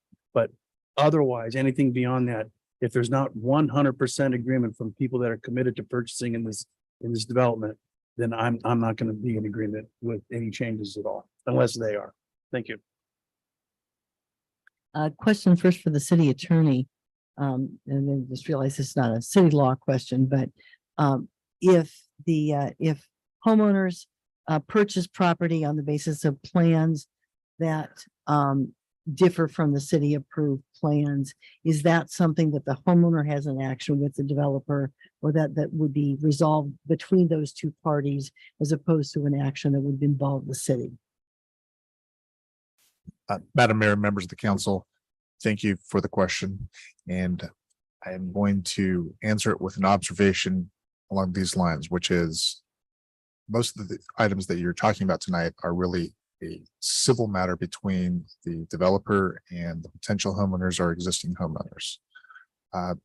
From the perspective of what the city council is doing tonight, it's considering an appeal with regard to land use approvals. So to answer your question, yes, it is a matter between the homeowners and the developers in terms of what was promised, what was eventually given. And so that would be something that would have to be resolved between the homeowners and the developers. If I may make some observations about some of the discussions tonight, and perhaps a way forward, if that's something that you would want to do. One way to do it, because there's been a lot of ideas floating around, and I'm not sure if Kelly and Phil can necessarily congeal them into conditions of approval for whatever appeal decision you might make. You could simply authorize the city manager to execute a settlement agreement, for example, with the developers in terms of enforcing the conditions that exist unless certain conditions are met, which, for example, just throwing it out there, not trying to steer you on a particular course, but that there is unanimous approval by the existing homeowners with regard to the conditions that, for example, a surety is provided to ensure performance, that those things will be taken care of. And so it'd be a conditional approval of whatever the developer eventually is asking for, dependent upon all the other conditions that the city council establishes. I simply throw that out there because in terms of conditions of approval, again, there are all sorts of moving parts, and it may be easier to put it into a settlement agreement between the city and the developer. From the perspective of ultimately it's a nuisance settlement agreement, whereby the city is enforcing the conditions of approval that were originally asserted against this project.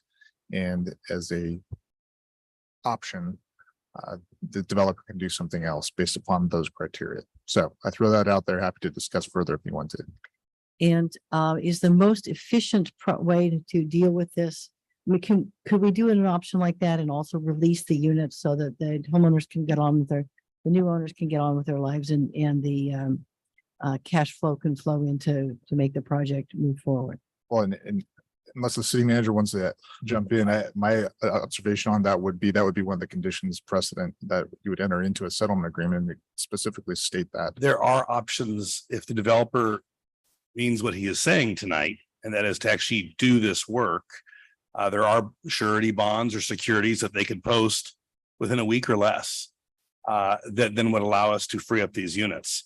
So I want to reiterate, the city didn't create this issue. I want to make that very clear. And so there are things you can do in posting bond or posting security that would give us certainty to protect our future residents, to make sure these amenities get done, that would take a week or less. And so I think we could create that instrument for you if that's something you wanted to do. But I think releasing the 4 units without any surety or guarantee, and I don't think that's where you're headed, but there are those instruments that can be purchased. And frankly, should have been purchased coming into this hearing. I mean, I think this could have been headed off. If we were really looking out for our investors and residents, that could have been offered. And so I think we could work, Mr. Berger and I and staff, as we work through this evening on something like that. And in terms of resolving the questions with the homeowners that are there, and getting agreement, it's hard to get 100% agreement on everything. But in terms of getting, I'm a little concerned there.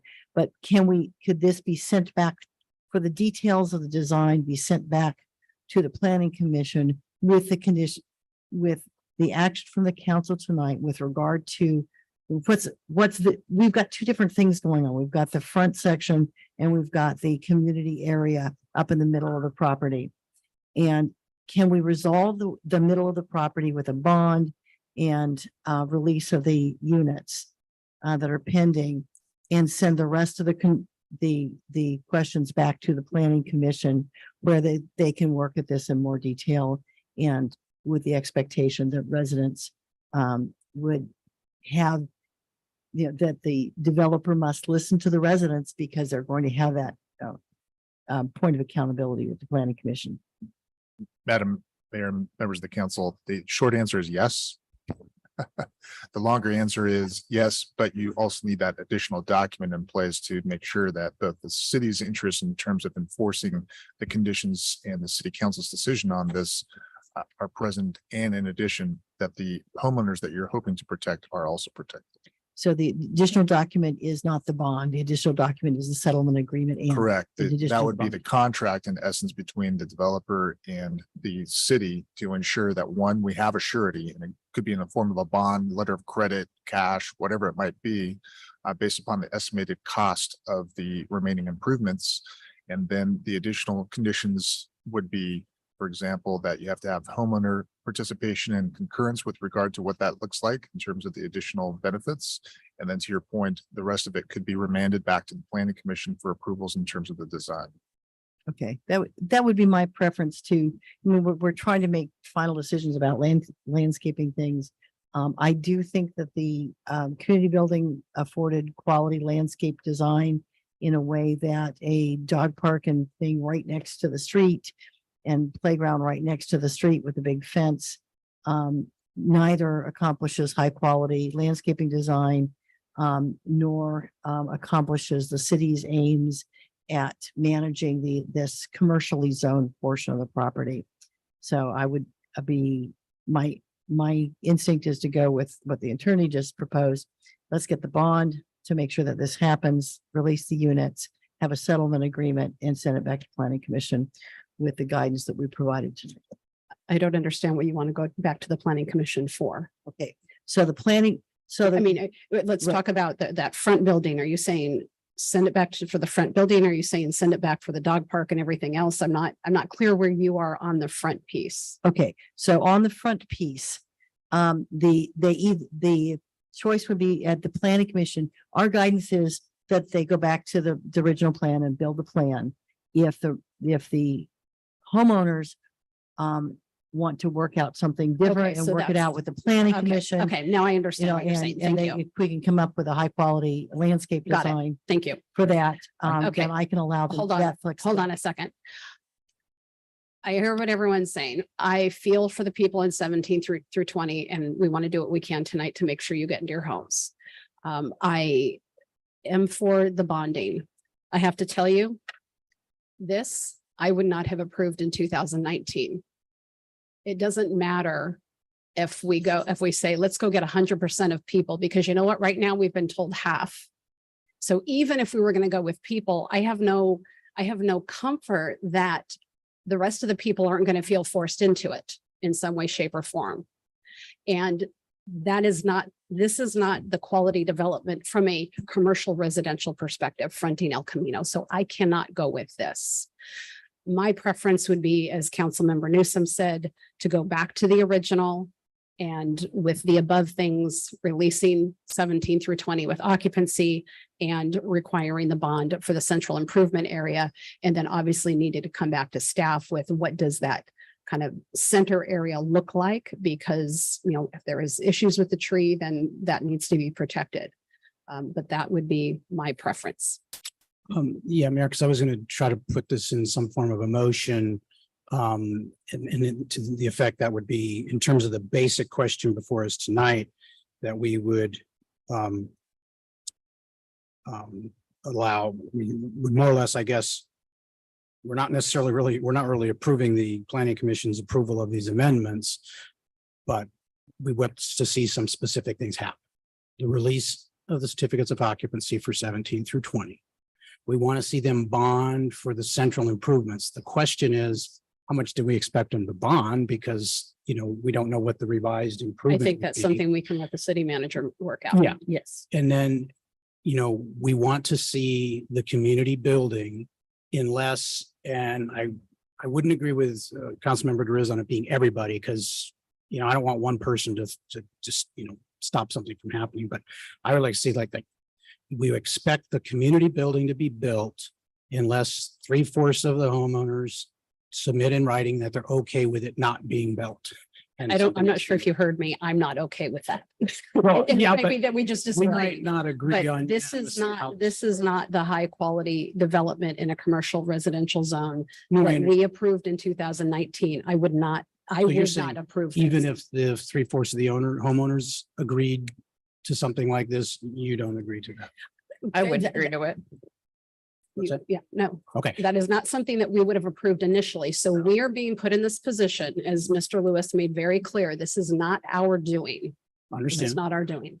And so now we're in this position, and I do not have, not only would I not approve this, let's even say that I would go with your argument. I do not have a comfort level that those homeowners would not feel coerced into signing something because they're being told, you know, hey, if you don't sign this, something's not going to happen. We're going to lose this. We're going to go bankrupt and everything's, I don't trust that would not happen. Okay. So then we're just saying that we expect the community building to be built. That original plan. original promise. That probably means with unit 14. Yes. And then we expect a surety bond for whatever amount necessary to build the central improvements, which that is something the homeowners association would have to have some sort of level of agreement on what that replacement central project would be, especially if unit 14 is now going to take up the barbecue space, if you will. So we're saying original conditions. So we're not approving the planning commission's Correct. Changes, because I'm That would looking be at what my resolution do recommendation. we need to adopt? So again, release I'm this. thinking let's ask Mr. Berger, would that be resolution B, draft resolution B? Yes, Madam Mayor. And it would how be- would this, if you could help Councilmember Borbo formulate My something? recommendation would simply be to adopt resolution B as recommended by staff, and then separately in a motion, authorize the city manager to execute an agreement with the developer with regard to the 4 units in exchange for a surety in a form approved by the city manager and city attorney. The city will release the final certificates of occupancy for those units. And then we'll go from there, because I think we have all the other authority that's already necessary from the 2019 approvals. And with the denial, there's no need to keep on going down the road about redesign or what have you. And the practical effect is, we're saying you got to build a community thing, means they will probably build 14. That doesn't require any action on it. Correct. Because that was the original plan. Correct. Okay, then I would move that we adopt draft resolution B and authorize and direct city manager to obtain as some sort of a security or bonding from the developer to build the central area improvements in the Oak Tree area. So just to make sure that's very clear, I think that's a sound motion. I get that. I want to make it very clear that in this case, the city is providing a path for the 4 units to be released. Correct. And a surety of, and I'm not going to get into talking about a dollar, that's something we have to talk about with them. But for our residents who are here, your action does create a path to release those units. It puts it back on the developer to work with a surety. Release those units in exchange for the surety or bonding for the improvements in the central area under the Oak Tree. Is it the central area under the Oak Tree or also the front building? Well, on the map. Are we talking about the surety just on the? The surety is just for the center area to Just for the release the center 4 area, units. okay. I think we've heard from the councils that we're not talking about that because they're going to That's fine. build what was approved. Yep. Right, exactly. We're not And so I getting think, into do we need this in 2 separate motions, Mr. Berger? That's my recommendation. Okay, so why don't we do So- the first one, Charles? I'll move we adopt draft resolution B, reversing the planning commission's action, denying the changes. I'll second. We have a motion by Councilmember Borbo, a second by Councilmember Newsom. Roll call, please. Councilmember Borbo, Yes. Councilmember Newsom, Yes. Councilmember Daris, Yes. Mayor Pro Tem Funk, Yes. Mayor Moreno. Yes, ma'am. Motion passes. Thank you. Then I will separately move that we direct staff that they can release the certificates of occupancy on units 17 through 20 in exchange for a security or bond for the improvements into the central area, common area amenity under the Oak Tree area. If that's, doesn't sound very specific, but I'll second that. Whatever it is, I'll second it. I'm going to interpret that as very broad authority to the city manager to ensure that happens. that is correct. And based on his comments, we expect that to happen within a week. And I think I'm seeing some nodding on the part of the. I would encourage the council to have the developer's representative come up here and verify for the record that he understands and that we're not going to play games with regard to this agreement. Mr. Lawton, if you would come say, let us know that for the record. You understand those terms? Well, I'll second the motion as stated by Charles. And while he's going to the thing, can I, If you could hold on one moment, Mr. Lawton. Thank So- you, City Council. My name is Ted Lawton for the record, and we do agree with Jim Lewis that we will post the surety and we'll work together to make sure it happens.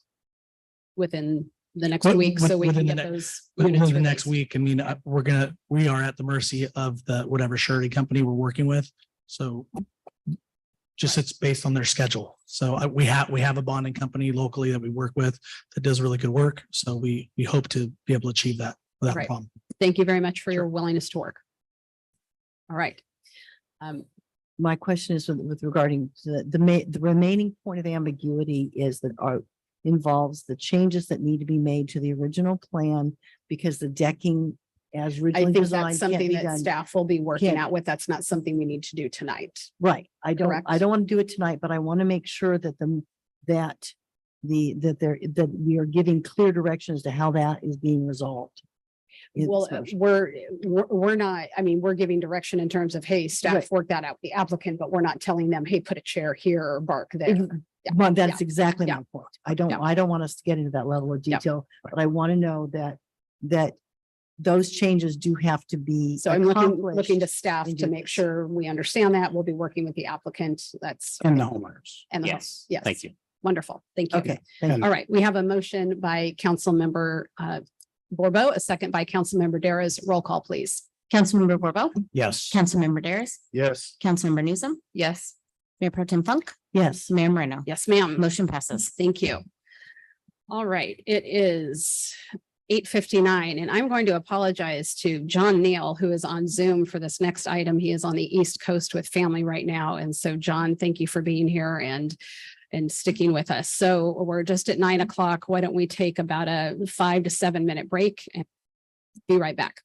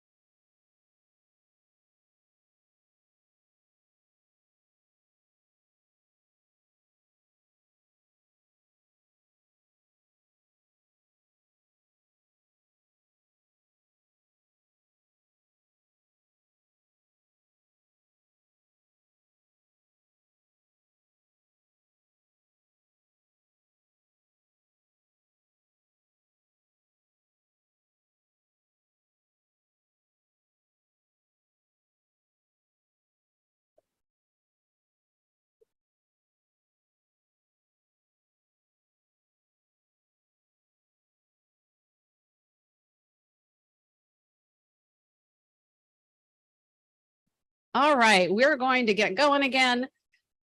Okay, now Now for the next one. Next one.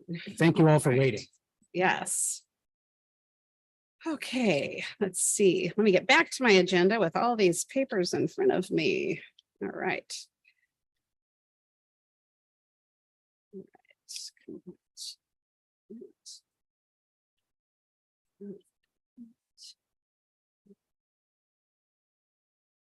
Not yet, not yet. Okay, so now we are on to public hearing number 2, the appeal of conditional use permit for RV storage facility. I will now go from right to left on any ex parte communications, starting with Councilmember Newsom. Did a site visit with staff, and have received, I don't know, 44 emails. I did a site visit on my own and I did additional site visit, meeting members of the Beaver Brigade. I have received all of those same emails. I spoke with John Neal, from the water company. I also met with one of the appellants, David Broadwater, and members of the Slow Beaver Brigade.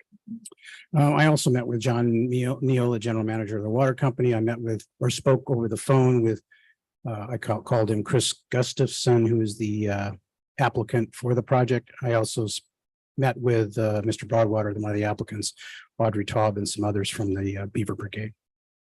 And I walked the site multiple times. Yeah, and I also met with members of the Beaver Brigade and received all the emails that everybody else has received. Other than that, that's my only ex parte. Thank you. And I think I did say I went to the site. If I didn't, I did. Okay, so on to this. We are back with Community Development Director, Mr. Phil Dunsmore. Thank you, Mayor and Council. So the situation is on July 18th of this year, a use permit was approved for an outdoor RV storage yard out on Sycamore Road, right adjacent to the Sycamore Industrial Park out there. We did actually receive appeal on July 28th of this year within the appeal period. And then we received a second appeal on the 31st.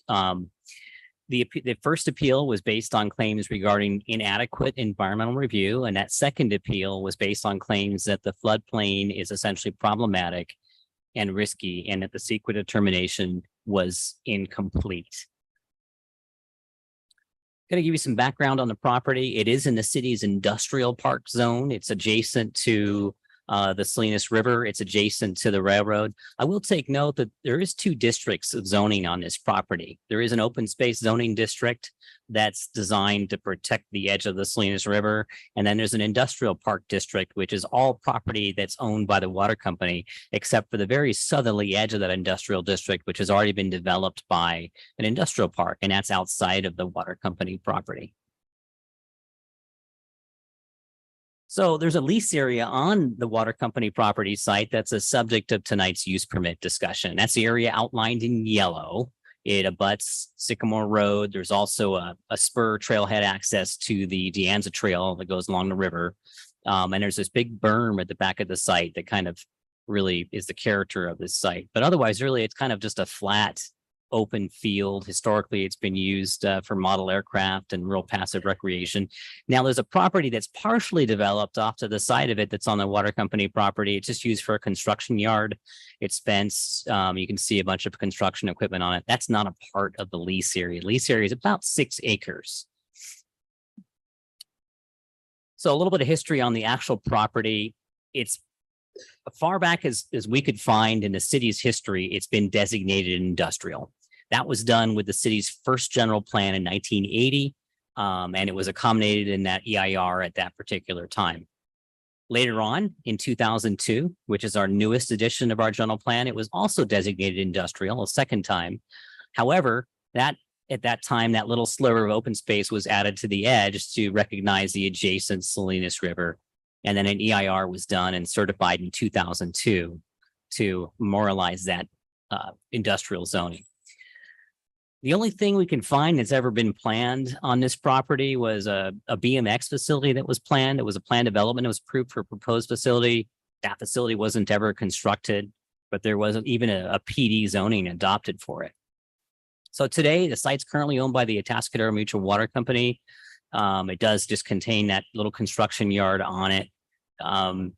Essentially, it's part of their reserve property, and I think John Neal can fill us in more about that and how that works and how they lease these properties. So essentially, what we have entertained here on this property is a two-phase RV storage lot. Basically, it's an unpaved storage site, accommodate approximately 262 RVs.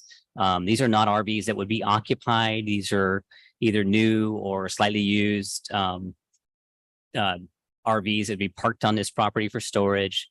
They would be building a drainage basin so that anything draining off of this particular storage area would go into a basin to basically clarify any waters before they entered the Salinas River area or the water basin. There would be some fencing installed. There'd be some landscaping installed. But essentially they would just be doing road base on this site, not paving it, not doing a substantial amount of work, and essentially leaving this site as an undeveloped site. Couple of photos of how the site exists today. The one photo on the left there is sort of looking parallel to Sycamore Road. You can see there's that fence with the barbed wire topper on it. There's also a trailhead there. I'll show you a photo of that kind of accesses the De Anza Trail that traverses the Salinas River Basin. It's a pretty open site. It's pretty much denuded. There's no trees on this site. There's not a lot of native vegetation. Right now, it's covered, unfortunately, with non-native star thistle. And it's a kind of a gravelly site. Now, historically, it had been filled in with a lot of excess material. That was way prior to the city's incorporation. This photo on the left here shows that existing construction yard. There's a couple of structures there. There's some outside storage. And then the photo on the right shows you that entrance to the De Anza Trail and a little bit of a trailhead parking there. So here's what the site plan looks like. How the site would be laid out. It's essentially would be the construction of some security fencing around the back. That would consist of a 6-foot tall chain link fence that would be at the base of that berm area that's at the back of the site. And then in the front of the site, they would take that existing fence that's along Sycamore Road and they would move it back a number of feet to accommodate an entrance to the De Anza Trail, and then they would heavily landscape that De Anza Trail and make it more formalized, make it a nicer, more attractive trail entrance. And then there would be a small stormwater, what they call infiltration basin at the lowest point of the site, which is actually kind of on the north end of the site. And that's kind of the direction the drainage would naturally flow across this site. But it's important to note that this site isn't part of the Salinas River. It doesn't have a drainage area on it. It doesn't have a creek on it. It doesn't have habitat zones on it. It's actually simply a previously graded flat site that is an industrial zone. A little closer at that little spur of the De Anza Trail, what that could be restored like, and what it would be is there would be a trail kind of more formalized built along Sycamore Road. It would be separated from the roadway by a split rail fence. And then there would be a fence on the interior side that would separate out the storage area. And then it would be landscaped along to create that nice approach so that pedestrians, equestrians, and others could access that De Anza Trail. So a little history on the hearings. This has been through a lot already. Started out actually a year ago, more than a year ago, July 28th, 2022, went to the Design Review Committee to look at sort of the landscape design, the aesthetics. Then it was forwarded to the Planning Commission in November of last year. And that's when we received some public testimony about the property and the project. And it was brought up as to whether the site was an archaeological site. And there's often archaeological sites along the Salinas River, very common. And so that project was continued and the commission asked for an archaeological phase 1 to be done. So what happened is the applicant went ahead and did that phase 1. I'll talk about that a little later. But in essence, this site, it came to be, was filled in with a large amount of earth and gravel and rocks back in 1969, more than 50 years ago. And so there's no archaeology on the property. It's all foreign materials brought into it. So that study was brought forward quite some months later. June 20th, 2023 to the Planning Commission. And at that point in time, we talked about whether this is an appropriate land use, outdoor storage on this property in the industrial zone. The commission really had a split vote. At that point, we had one missing commissioner, so it was a 3-3 vote to deny it that failed. It was a 3-3 vote to approve it that failed. And in the end, there was no real action. Finally, July 18th, came back to the commission, and on a 4-3 vote, use permit was approved, but still kind of a split vote. So it's been a challenging discussion, to say the least. A little more about that archaeological assessment. They did find, the archaeologists did find that, the site had been historically filled. They did look at the site. They did do the phase 1, and they didn't recommend any additional studies because there's just nothing there. There's not going to be anything there because of the amount of fill that's been brought into it.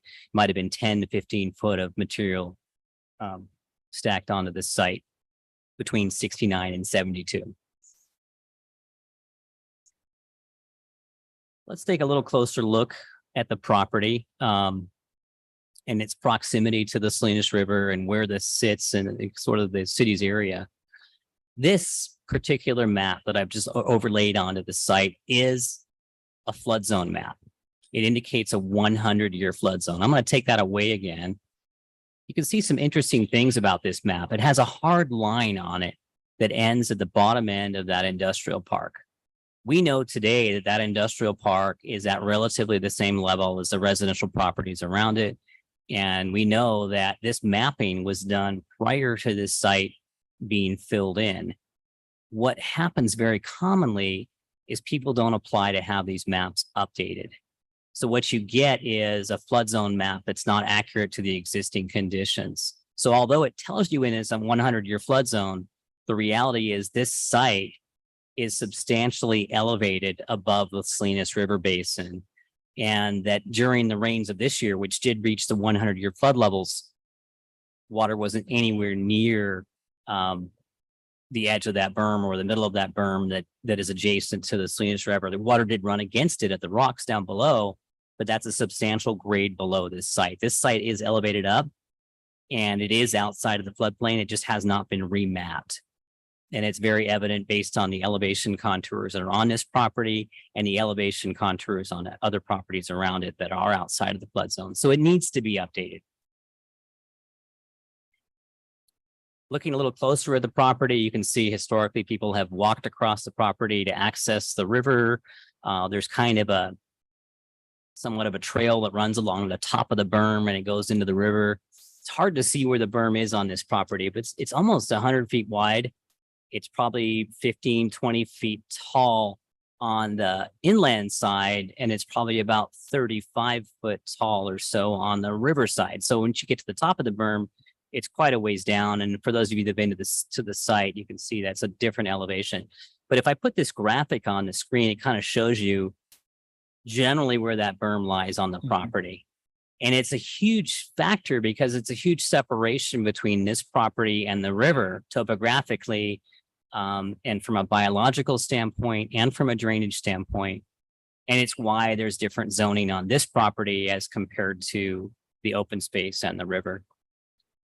And so the area outlined in yellow, which you can see is in board of that berm, is the general lease area. It is approximate rough lease area for the RV park in this industrial zoning district.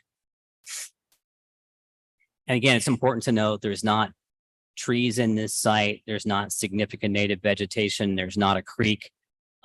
There's not a drainage that accesses the river directly. It's quite what I'll call a real separate site from a lot of the habitat areas that surround this area.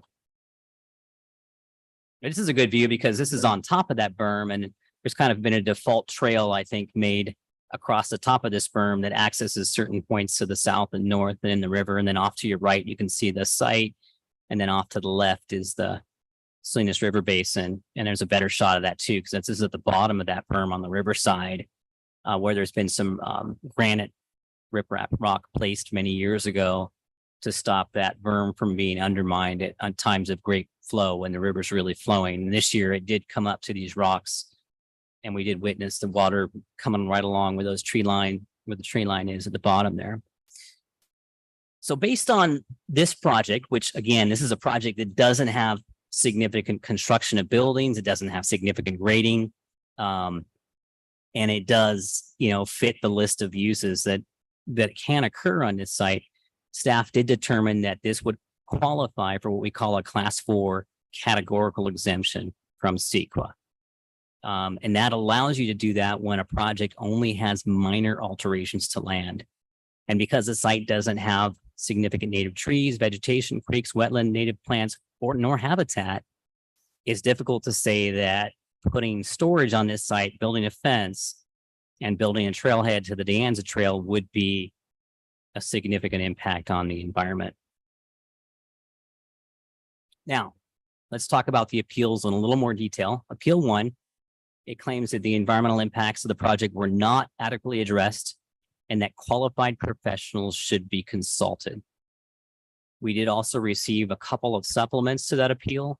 One of them notes that the current general plan designation and the topic of potentially altering the designation during the update should be a factor because we're in the general plan update process. The other one says, the second supplement said that the appeal includes written arguments from the Beaver Brigade, noting a nearby eagle's nest and beaver habitat in the nearby Salinas River. And then the second appeal claims that the project site's problematic and risky due to the floodplain adjacency and that the city failed to properly address CEQA. And a supplement to that appeal expanded on the potential environmental impacts of the project while focusing on climate change and the fact that the project would result in channelization of the Salinas River. In summary, we do have 2 resolutions for you tonight. The first one, Reso A, would affirm the PC decision subject to findings and conditions, and the second one would overturn the Planning Commission's decision and deny the project subject to 1 or more findings. And just like in the previous appeal, you would need to make all the findings to support the project. You only need to make 1 to deny it. Now, a few alternatives, we can continue this item should we determine that additional information is needed. And the council may decide to approve the use permit, but alter the project conditions as well, such as phasing it, screening it differently, different storage boundary, or other items. And again, in that case, all of those findings have to be made to grant approval. Now, just to deny it, of course, it's only one finding has to be made. I do want to, I'm not going to go through all these findings, but I'll have this up on the screen for you later. That's the classic use permit findings that we would need to make. There is 2 appeals here. I want to note that we should take action on each one of those separately. They did each pay for a separate appeal. They wanted to maintain those appeals. Staff did consult with the second appellant and asked them if they wanted to withdraw it since one had already been submitted, but they said, no, let's keep them both going. So they had that option. Before I get into questions, I do want to touch on the conditions of approval. There is a resolution attached to your staff report that came from the Planning Commission. What staff did was we took the Planning Commission resolution and attached it to your council report, but we didn't attach the right one because the Planning Commission modified the resolution and they added a condition of approval. And that's down here is number 26. And what they did based on public testimony was they added a condition of approval that said when they get into the construction period of the project that a nesting bird survey be done. And this is not, I think some people have claimed this is a mitigation measure. It's not. It's a condition of approval, and it's a condition that we commonly put on a lot of projects when there might be habitat nearby, there might be a nesting bird that someone talks about. And so what you can do is you can time the project around when birds might nest and not do project development when that happens. Now, I'll go back to this particular site. Again, it doesn't have trees on it. It doesn't have habitat on it. It very likely doesn't have bird nests on it. But there might be bird nests nearby within 500 or 1,000 feet within the Salinas River Basin. And I think that's what this says is, hey, examine that and time the project around it. That's a very common condition we put on projects. It's not a mitigation measure, and some would argue that that's a mitigation measure and you can't mitigate yourself out of an environmental document. And we're not trying to do that in this particular scenario. It's a very important fact to note with that particular condition. But anyway, long story short, this is the condition that the Planning Commission had recommended. So the Planning Commission's action does include that, and it was inadvertently left out. Director, if I could you go back to that condition of approval? And some have interpreted, I spoke with one of the appellants, interpret it within 3 months of construction commencement. It means 3 months prior to, not 3 months after. That's correct. Okay. Thank you. Thank you. Yeah, because I can see why, because once he told me that, I'm like, oh yeah, that doesn't make any sense. And Kelly said, oh, interesting that you read it that way. I'm like, well, how do you read it? When she told me, I thought, oh, okay, well, now I see that. So thank you. Please continue. And that concludes my presentation. At this point, I'd be happy to answer your questions. Thank you. All right, I will look to council for questions. Councilmember Newsom, followed by Mayor Pro Tem Funk. Start to lose my voice after the night, so I have to put a lifesaver in. So bear with me as I pull up my few questions so far. Some of the letters that were attached to the appeals in this topic of discussion this evening, some of them alluded to crime rate within these type of facility usage. I know some of the information that's listed in here highlights that they'll be providing adequate lighting, that they'd be providing security cameras on the proposed property. Is that standard for an approval of this type of use? Yes. And they do propose both those items in this particular project. They do have passive motion censored lighting that would be solar powered. And then they do also have security cameras. So they do plan to do those. Is 5 cameras adequate for that size of a parcel? Was it 6 acres? I don't know.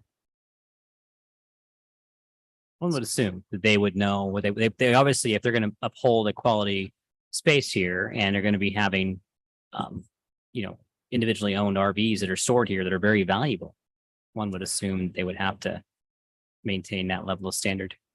The reason why I bring that up is because having visited the site and being on top of the berm itself, it is pretty steep and it does look directly into the proposed storage yard. And so trying to understand where the fencing, the access points, and the different lines on here. So like the purple, is that the proposed property line or is that the proposed fencing? That's a proposed fencing. The property line is actually way outside, and actually the water company's property line is actually in the Salinas River Basin. So their lease area is much smaller than the actual property. And that purple line is on flat ground inboard of the berm. So that's the fence, and that would be the edge. So obviously they wouldn't have the storage encroach into the berm. It'd be on the flat ground and it would be fenced on the flat ground. And none of this proposal lists where those security cameras would be or the additional lighting. I see the light pole and Yeah, the security light pole and camera. security cameras. So there's 1, 2, 3, Oh, I see 4, the fifth one now. 5, 6, It's down over here on the front. I didn't see or the 5. fifth one. Yeah, there's 5 security cameras and 1, 2, 3, 4, 6 lights or 7 lights. Your previous map had the different green overlay with the buffers of, what was it, the OS? Can you put that back up there? Sorry, I spent some time with staff and we got one of those maps. Is there a reason why the green is not continuous on the spacing from the right side of the property to the left? It doesn't seem to follow a great pattern. And if I was to have the ability today to remap that, I think I would do that a lot differently, because if I go back to the map with the berm, for example, let me go back to that. If I go back to, let's see. Yeah, this one here. A logical location for an open space boundary would include the entire berm and then eastward towards the river. And that one doesn't follow that kind of topographical feature at all. It seems to include some of the berm and then it juts right out into the river. I don't have that boundary on this map for you, but I've looked at it on the aerial photos and overlain, and it doesn't seem to depict the existing conditions out there. And it could be a correction we can take care of as we update the general plan map and the zoning map. As we go forward with that, it looks like it needs correction. Okay. And then with that, if the applicant is leasing this entire property, it does include the berm where there currently is a trail. Is that correct? Correct, but there's a lease area and there's a property area. So the water company owns a bigger property, but they've only authorized them to use the flat area on the Sycamore Road side of the berm. Can we see the least comparison? So that yellow boundary nice. is roughly the lease area based on what they've shown on their site plan and what the water company has told us lease area is. Okay, so the leased property is not going to encroach over that berm. So topic of discussion does not include the berm. Correct. Because the yellow dotted line is going to be the fence line of that property. Yeah, which is, Okay. at the bottom of and outside of the bermed area. So the De Anza Trail is down on the lower portion. Is that what the proposed relocation of that trail will be? Yeah, so right now it sort of goes through the center of the property. What would happen with this proposal if it went forward is they would shift it closer to Sycamore Road. It's for that little spur, and they would landscape it more appropriately. So it wouldn't be behind a barbed wire fence. It would be behind a nice split rail fence with landscape. And then it would just be that little spur section, which isn't really officially part of the De Anza Trail, but it's more of an access to get to the De Anza Trail. Okay, so it would be outside of the yellow. The yellow is going to be Yeah, the it would be fencing. between that yellow and Sycamore Road in that space. So if I go to another plan, let's see, I had a landscape. Wait, no, did I have a landscape plan? Yeah, I do. So if I go back right there. So this is a depiction of how that trail alignment would be. And that width of that area is probably before the actual fencing starts is 25 or 30 feet. So it'd be set back from the road a ways, and there'd be the pathway, and then there'd be a second fence with storage area. Okay, and then on the fencing, it is set to have barbed wire on the backside or also on the front. Their proposal was to take that fencing that's now along the road and repurpose it at the back of the site, and then put newer fencing, a vinyl coated chain link towards the front of the site on the other side of that trail. I don't recall, we should ask the applicant if that was proposed to have some barbed wire on it as well. Okay, I'll save I that think we one. had a condition to prohibit that. I thought. Okay, I didn't think we allowed barbed wire in city anymore, right? Exactly. Okay, thank you. I'm going to ask briefly, Luke, my Surface Pro kind of went dead and then revived, but I need to get set up again. So while Council, Mayor Pro Tem Funk is asking questions, if you could help me, thank you. Okay. Just holler if we needed to break for that. Okay. We were looking at the De Anza Trail. What's the width of the trail between the split rail fencing as it will be developed in this project as proposed? I'll look at that exact dimension on the plans.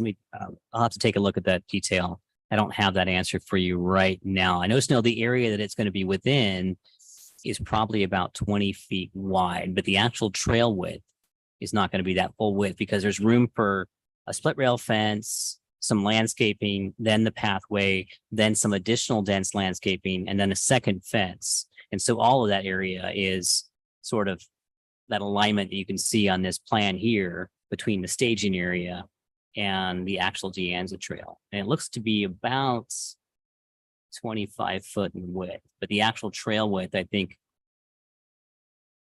I'll have to take a look at the plans for that. Do we have standards for trail width of spaces that are jointly occupied by horses and dogs? That question came up, and is it going to be wide enough that the people can deal with those conflicts? Yes, we had accommodated that, and it would be very similar to what you see, for example, the Three Bridges Trail, where you've got a nice width to it.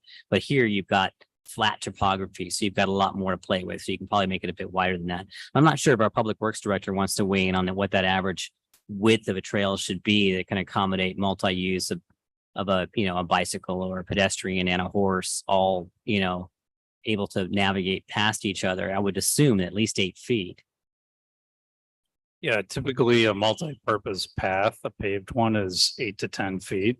So 8 minimum, but 10 is more preferable. And something with equestrian you might even want to make 12 feet wide, but 10 is a good number to go with. And so this path that space with the landscaping and fencing could accommodate 8 to 10, a 10-foot width. So it looks like it is proposed to be 10 foot now that we've looked at the plans a bit closer. Okay, thank you. And apologies, I didn't have that question initially. The flood map that you put up with showing the 100-year flood, was that map done before or after the berm was put up? That map had to have been done before the berm was put up and before the site was filled. Okay. Do we have any concept, and we probably don't, but what a 1,000-year flood event would be in this area, whether that would overtop the berm and flood this site? We don't have maps that go beyond 100 years in terms of flood events. So a 1,000-year event, well, I'm not even going to begin to guess what that would be because we don't have mapping technology that goes to that level. But if once you start exceeding a 100-year flood event, which is, by the way, what we had earlier this year, we actually had 100-year flood events. Yeah. Then you're talking about widespread areas of the city being flooded, not just these sites. You're talking about then that entire residential neighborhood adjacent to this area. You're talking about areas that all along Atascadero Creek. So it's a much bigger issue, but we don't have maps that show us anything beyond the 100-year flood event. Okay, it's So the curse of my growing up the daughter of a hydrologist who did floodplain mapping. That such maps do, they must exist. We don't use them in our practices because Okay. they wouldn't have a real purpose. Because if we said, okay, this is a 1,000-year flood event, you're probably going to see large swaths of the city impacted by that. And it's difficult to plan around that event. Right. Usually they go to about a 500-year flood event as being the upper limit. Okay. We'll work with what we've got. How does the proposed drainage basin work when you're dealing with, one of the concerns that's brought up in the appeal letter has to do with the fact that you've got, these are vehicles, they're going to leak. Somebody's going to have a leak at some point. And that will be going into permeable material, and you have a drainage basin. So I'm wondering how the filtration of, the natural filtration of this pile of stuff that's been put on that site actually works when you're dealing with oils and other kinds of unnatural materials that people would have in their RVs. I'm looking at Nick on that. I'm going to Put you turn on the this spot. Maybe our city manager wants to. I'm just kidding. I'll tell you right now, it works a lot better than concrete or asphalt or anything else that has point source direct runoff. So today's standards require all of these to have detention basins. Any new project has to drain itself. It can't drain off its site. So I think what you're asking, though, is a little more scientific. It's a little more of a detailed engineering.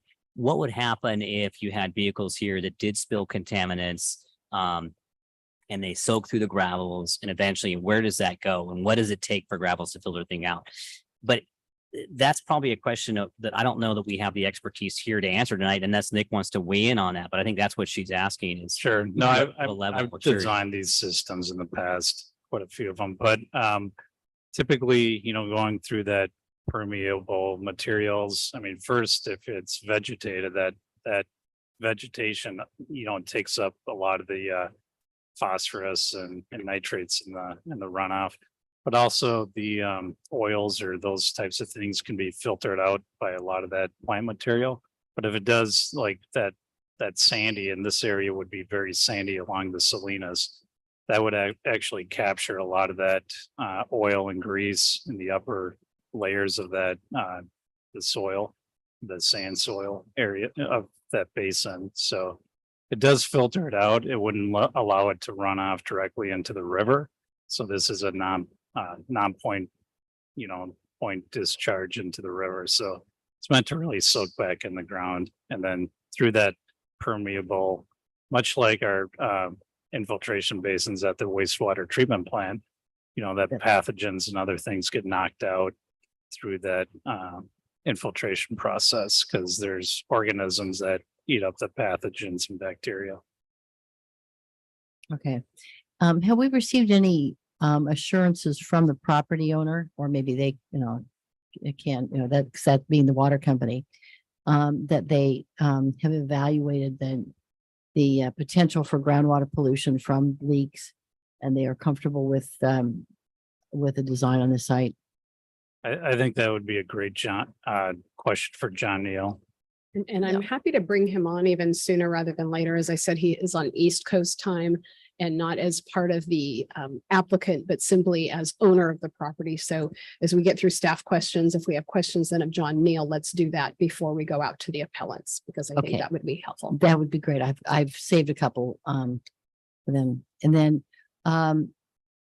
the class 4 CEQA exemption, is that affected if it's determined that there are animals that are going back and forth across the site? In the site visit that I did, I saw quite a bit of scat on the site. I'm no expert in that, but it didn't look like anything from horses or dogs. So we get all the elegant topics here. Wastewater treatment and scat. Yeah. I mean, it's a vacant site, so animals are going to frequent a vacant site. They're going to run across this site to get to the roadway and other areas. I mean, but if the site wasn't open, or basically if you're looking at a neighborhood too, you're going to get the same thing in a neighborhood. So adjacent to this property, you're going to see the same kind of animal traffic, whether that's deer, bobcat, mountain lion, coons, possums. They're all living on this property and near this property. But more so even in a developed commercial or residential neighborhood, because they have cover there and they have food there and they have things there. This actual property doesn't house a lot of wildlife, although they may cross it at night, because it doesn't have the cover. It doesn't have the places for them to hide. It's a wide open area, and animals are going to be targeted in this area. So it doesn't. So when staff looks at a property, when we do a CEQA analysis, we use our many years of experience and look at all of these issues, and in this particular property, that doesn't become a factor on that CEQA analysis. The pathway factor, because they're much better habitats on the river on one side and Pine Mountain on the other. Yeah, the habitat would be a between that and factor, but not the pathway of a fence site, because it doesn't have that significance to it, because there's many other corridors that they can still cross. If you had a corridor you're blocking off, that would be one factor, or if you had habitat on the site and something an animal had to get to, then we look at those factors. In other words, if there was a pond on this site, or if there was a significant tree on this site, or a creek or a waterway or a rock feature, all of those things would be things that can be habitat areas, but they're just not here. Okay. And then a couple other questions with respect to site security and lighting. With motion sensitive lighting, and animals moving through the area, is that going to get set? Are they able to manage those things so that you don't set it off every half minute when some critter goes scurrying through? It all depends on the sensitivity level of how those are set. And one would assume if the site is fenced, that larger animals aren't going to go through this site. They're going to go around this site. The other factor is the berm is so tall and the river is so low below this site that the lighting is not going to flood over into the river necessarily, which would be a concern as well. Yeah, my other concern was the extent to which the lighting at night would make this area highly visible as you're driving in and you see this weird thing. I think that the intent is not to have the lights on, but if there's motion and someone's moving a vehicle, they would come on in that area where the vehicle is being moved. And in fact, if we don't have project conditions already, that might be a good approach. If the council did move towards approval of this use permit, these are all things that could be considered as part of that approval. Okay. And how do we expect in terms of traffic, how are we thinking that the RVs are going to access the site? Do we have an count about how many trips that this entails and what proportion of these trips are going to go through the underneath the railroad and over bridge over on the downstream side of the property versus going along Kerberville? We don't know exactly which route will be more popular. There's two different routes to get to the site, whether it's Kerberville, which is the old Highway 41, or whether they would come below that bridge. What I will tell you is that the traffic counts for this type of a project are extremely low. What I will tell you is that the industrial park that exists to the south of this is a much higher traffic count than this storage use would be. Yes, you're going to get RVs that come in and out of here every day, but that volume, if you've looked at a storage yard, that we have a couple of these RV storage yards in town now. I think you'll stand there for hours and hours before you see any of them move. It's very infrequent. So the trips are extremely low. And in fact, it hasn't even been a factor in traffic. So sure, the vehicles can be big, but if they're not going to take a vehicle through an area that's unsafe. An owner's not going to do that, nor is, anyone driving one of these things. So they're probably going to, find that the Kerberville route might be easier, but then again, it's very low traffic. It's very low number of trips. Okay. And I think I had one other question, but let me come back to it. Well, in case I find it.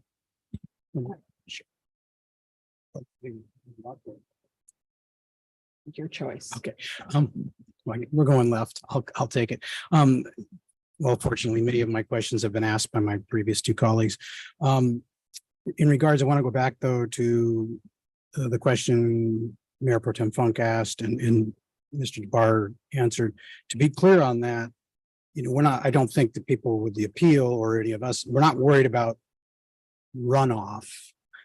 We're worried about vehicle fluid leaks, transmission fluid, oil, gas.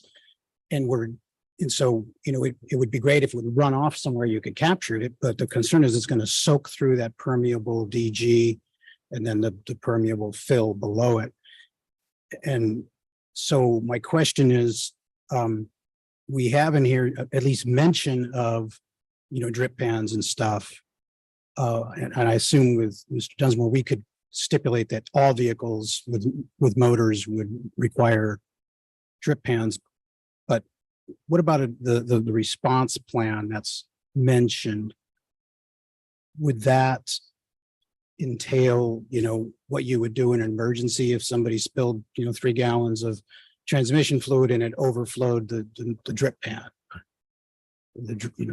Yeah, I mean, we, as a city in Public Works, we have these emergency spill response, whether it's sewer or different types of chemicals out at our courtyard. And yeah, this is a little different from like at a gas station, new gas station, often will have, if there's a big fuel leak, they'll have some kind of containment and a valve to kind of stop that from going on, emergency valve to kind of close off and contain all that fuel or whatever. This probably won't act like that since it's not pavement. So it's gonna be very slow. It'll stay in place. And then that could be scooped up. Honestly, this is probably less of a concern to me, or I'd feel like it would be less of a concern than if it was paved, because if it was paved, it's gonna run off. It's gonna get into, especially if it's a point discharge or a pipe that goes out to the river. This is going to stay in place. So if one of the RVs leaks some motor oil there as a spill, it's going to be right underneath that in the DG. And then they'll be able to just scoop that out and then just replace that or, contain it and remove it and properly dispose of it. Okay, If all that right, makes thank you. sense. And then, Mr. Dunsmore, I assume we could add to the condition to specify that all vehicles, with motors would be required to have drip pans or similar devices. Yes. Okay. And then speaking of the lighting, you've talked about the height of the berm. I've walked it during river cleanup. And I was concerned about the poles being, we do say it shall not be taller than 16 feet. You think that would be below the level of the levee? Because that would be a concern about it, making sure whatever that height is, I do want to make sure that the light doesn't, go over into the actual riverbed. And that's another item that could be conditioned through a photometric study, that the lighting does not spill over the berm into the Salinas River. And I don't know the exact height of the berm. I do know that the lighting proposed is about 16 foot tall. And it feels like the berm is about that tall, if not slightly Right. taller. So a condition could be created to accommodate that concern. Exactly. Thank you. And then we do specify in the conditions that it will, be in a dim mode unless activated by motion. In terms of the landscaping thing, well, actually, but keep this site here real quick. You mentioned that this is an entrance to the De Anza Trail. Where's the actual trail in this vicinity? So the De Anza Trail actually traverses along the edge of the Salinas River. So if I take this sort of spur access and I leave this previously graded site and I get into kind of the edge of the river, that's where the official De Anza Trail is. And then people by default also use the top of this berm to access the river. They walk along the top of that. Sure. But neither of those locations are an official De Anza Trail. I mean, historically, the De Anza probably wandered all over the place, but then historically, the river itself has changed its path many times. Sure. And so it's hard to say what is the official, but this is really an access point to it. And throughout the city, there's several access points that go to the De Anza Trail, which traverses along the river. And this actually just gets you to that river. So. Okay, thank you. And I will have a question for Mr. Neal regarding the De Anza Trail and the water company's role in the trail and their role in guaranteeing access. On the landscaping, if you could go to that again, you made mention, and it was mentioned in the report about, it being shorter on the Sycamore side. So you didn't create a tunnel effect for people using that trail access. But then you talked about having more dense vegetation up against the fence that would be protecting the storage yard. But if you have too much dense vegetation, you're creating kind of I think more of a security problem in the sense that, people can hide behind the bushes and cut through the fence if they want. So you're kind of caught between you wanting it to be reasonably attractive or not, or less unattractive, and essentially creating a safe space for bad actors. I think you look at which is more important. And I think from staff's perspective, it was more substantial, more significant to have a better screening of this site from the roadway. And that security was taken care of by the fencing and the cameras and the intermittent lighting on the interior of the site. So really, sure, perfect security would mean a transparent site you see perfectly into, but is that what we want in our community for this kind of a land use? Understand. So, That's a good but speaking question. of security and security cameras, then I don't see any information regarding who's monitoring the security cameras and when, because, if you did have a break-in at night, it's not as effective if, somebody shows up at 8 in.the, sees there was or somebody notices a break-in, and then you go back to the camera from last night or 2 nights ago and go, oh, look, this person was cutting through the fence. With a mask Is on. there any, Yeah. I mean, the lighting would go on. I assume there's some sort of, maybe this is a question for the applicant, but I don't see any condition or any information regarding how security would be monitored. We don't have any conditions to that effect, and nor do we understand how they might be monitoring that. And our assumption would be that there wouldn't be 24-hour monitoring, but we don't know. Okay, then let me ask, and I asked the city manager to ask the police department for past experience relative to the RV lot that was on Atascadero or on Traffic Way for a few years and then shut down last year. if the police department's had any particular level of responses to storage yards in general. I understand there has been some level of response to those kind of places. Well, not recently. I mean, there was a crew that was going through town until we caught them, but they were cutting holes in the fences, crawling under the fences, going over the fence and breaking into different RVs and taking things. When the RV sales lot it's changed its names a few times, so it's over by San Benito and El Camino Real. When they first opened, they left a few units unlocked, and some of these individuals came in and stole items out of those brand new units. And how were you just like notified the next day, or was there any sort of a security system that you had to respond to in the middle of the night? Initially, there wasn't a security camera, but after break-ins, then that was their next purchase, I believe. All right, thank you. Okay, and let's see. You mentioned, Mr. Dunsmore, that, and I learned in my conversation with the applicant that they anticipate these to be high-end RVs, mostly trailers, but some boats and some motor homes that have motors. And they indicated they would require insurance for people to all have insurance. We could make that a condition of approval, correct? That require that any vehicle stored there has insurance and that they maintain that proof of insurance Yes. for potential review. Okay.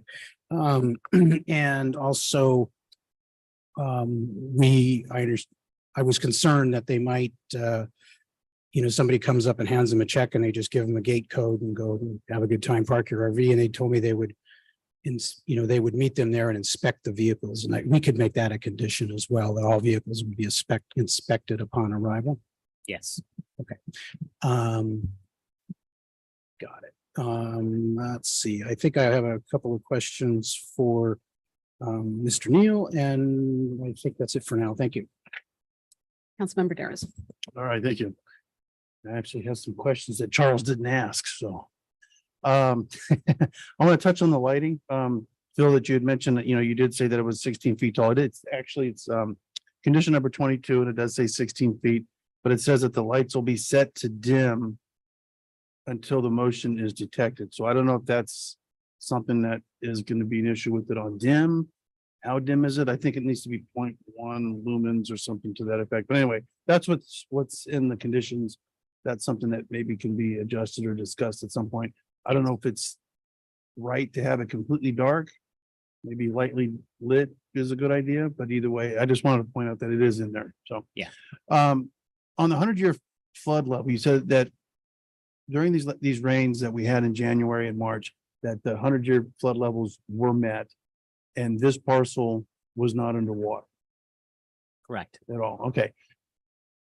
Are we aware of any areas along the river near Atascadero or even up or down or whatever that is in the 100-year flood zone that was affected by it? And let me preface that by saying I live about 2 miles north or so of here, backing up to the river, and about half of my backyard is in the 100-year flood zone, and I was never in any danger whatsoever of water encroaching onto my property. So I'm curious as to where the 100-year flood levels were affected by the rains, other than I know the river, the creeks and whatnot in certain parts of Atascadero, but I'm mainly concerned about the Salinas River. Sure.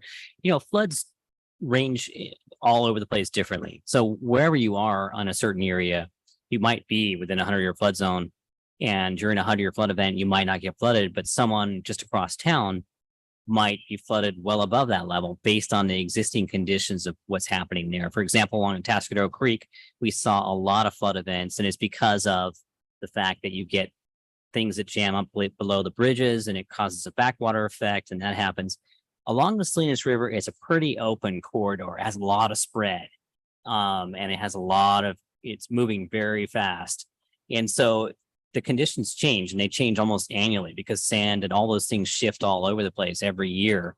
So it's really hard to nail that down. And so each year, those flood events can even change per property per year, even if you have a 100-year flood event. So it's it's really hard to nail that down. I mean, there's all this science done with mapping based on elevations and things, but you know, a tree falls across a creek and everything gets clogged below it and the whole thing changes. And I understand. Or a channel gets cleared out and, you know, the creek gets cut deeper like it did this year and the whole thing changes. So And I understand that with the creek, because the creek can only carry so much water. And if the watershed's going to provide more water than it can handle, you're going to have a flood. Salinas River is pretty wide. So the 100-year flood impact is going to be quite different. So I understand. So because there's a lot of discussion about this being in a flood zone and washing vehicles and whatnot away down the river, I just want to know if there was any place along the river that was impacted by it. To my knowledge, there wasn't.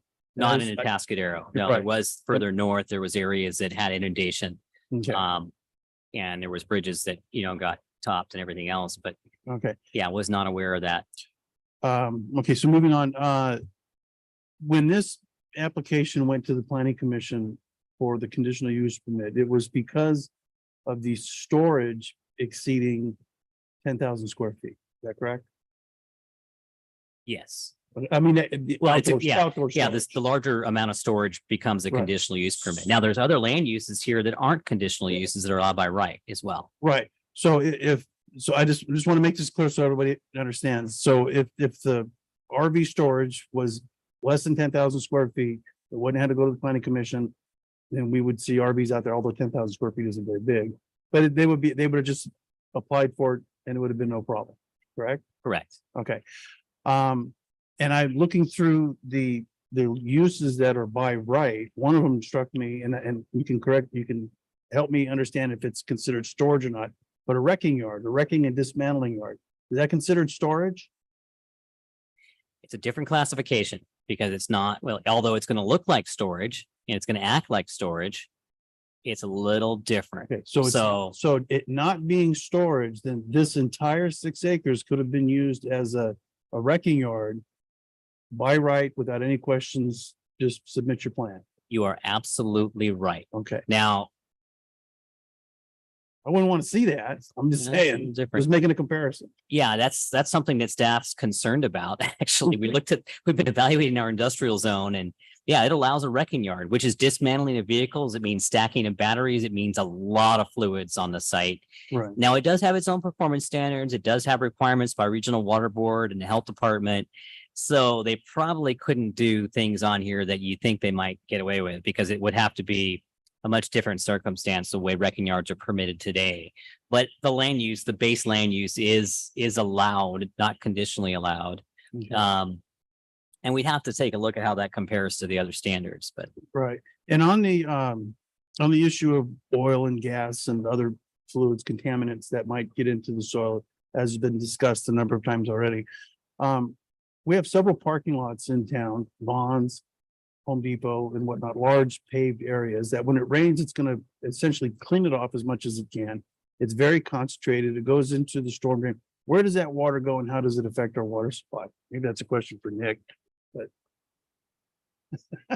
Nick, you're on. So Yeah, actually, again, every development that has is, I mean, there's different tiers for developments to meet stormwater requirements. So something with a big parking lot like Vons or Home Depot or something like that would require stormwater facilities to not only deal with rate control, so making sure that the amount of water that flows from that site does not exceed the pre-development flow from that site. It also requires some treatment component to it, so water quality. So again, these bioretention swells, similar to what's proposed on this project. It's a very commonly used thing now. And, we don't build a lot of big regional treatment ponds anymore. It's really treat at the site as much as possible. And then what happens is that water gets cleaned up by, those natural processes, with the plants or the percolation back in the ground. And then, that kind of goes from there. So sometimes there's an overflow on that as well for the higher flows.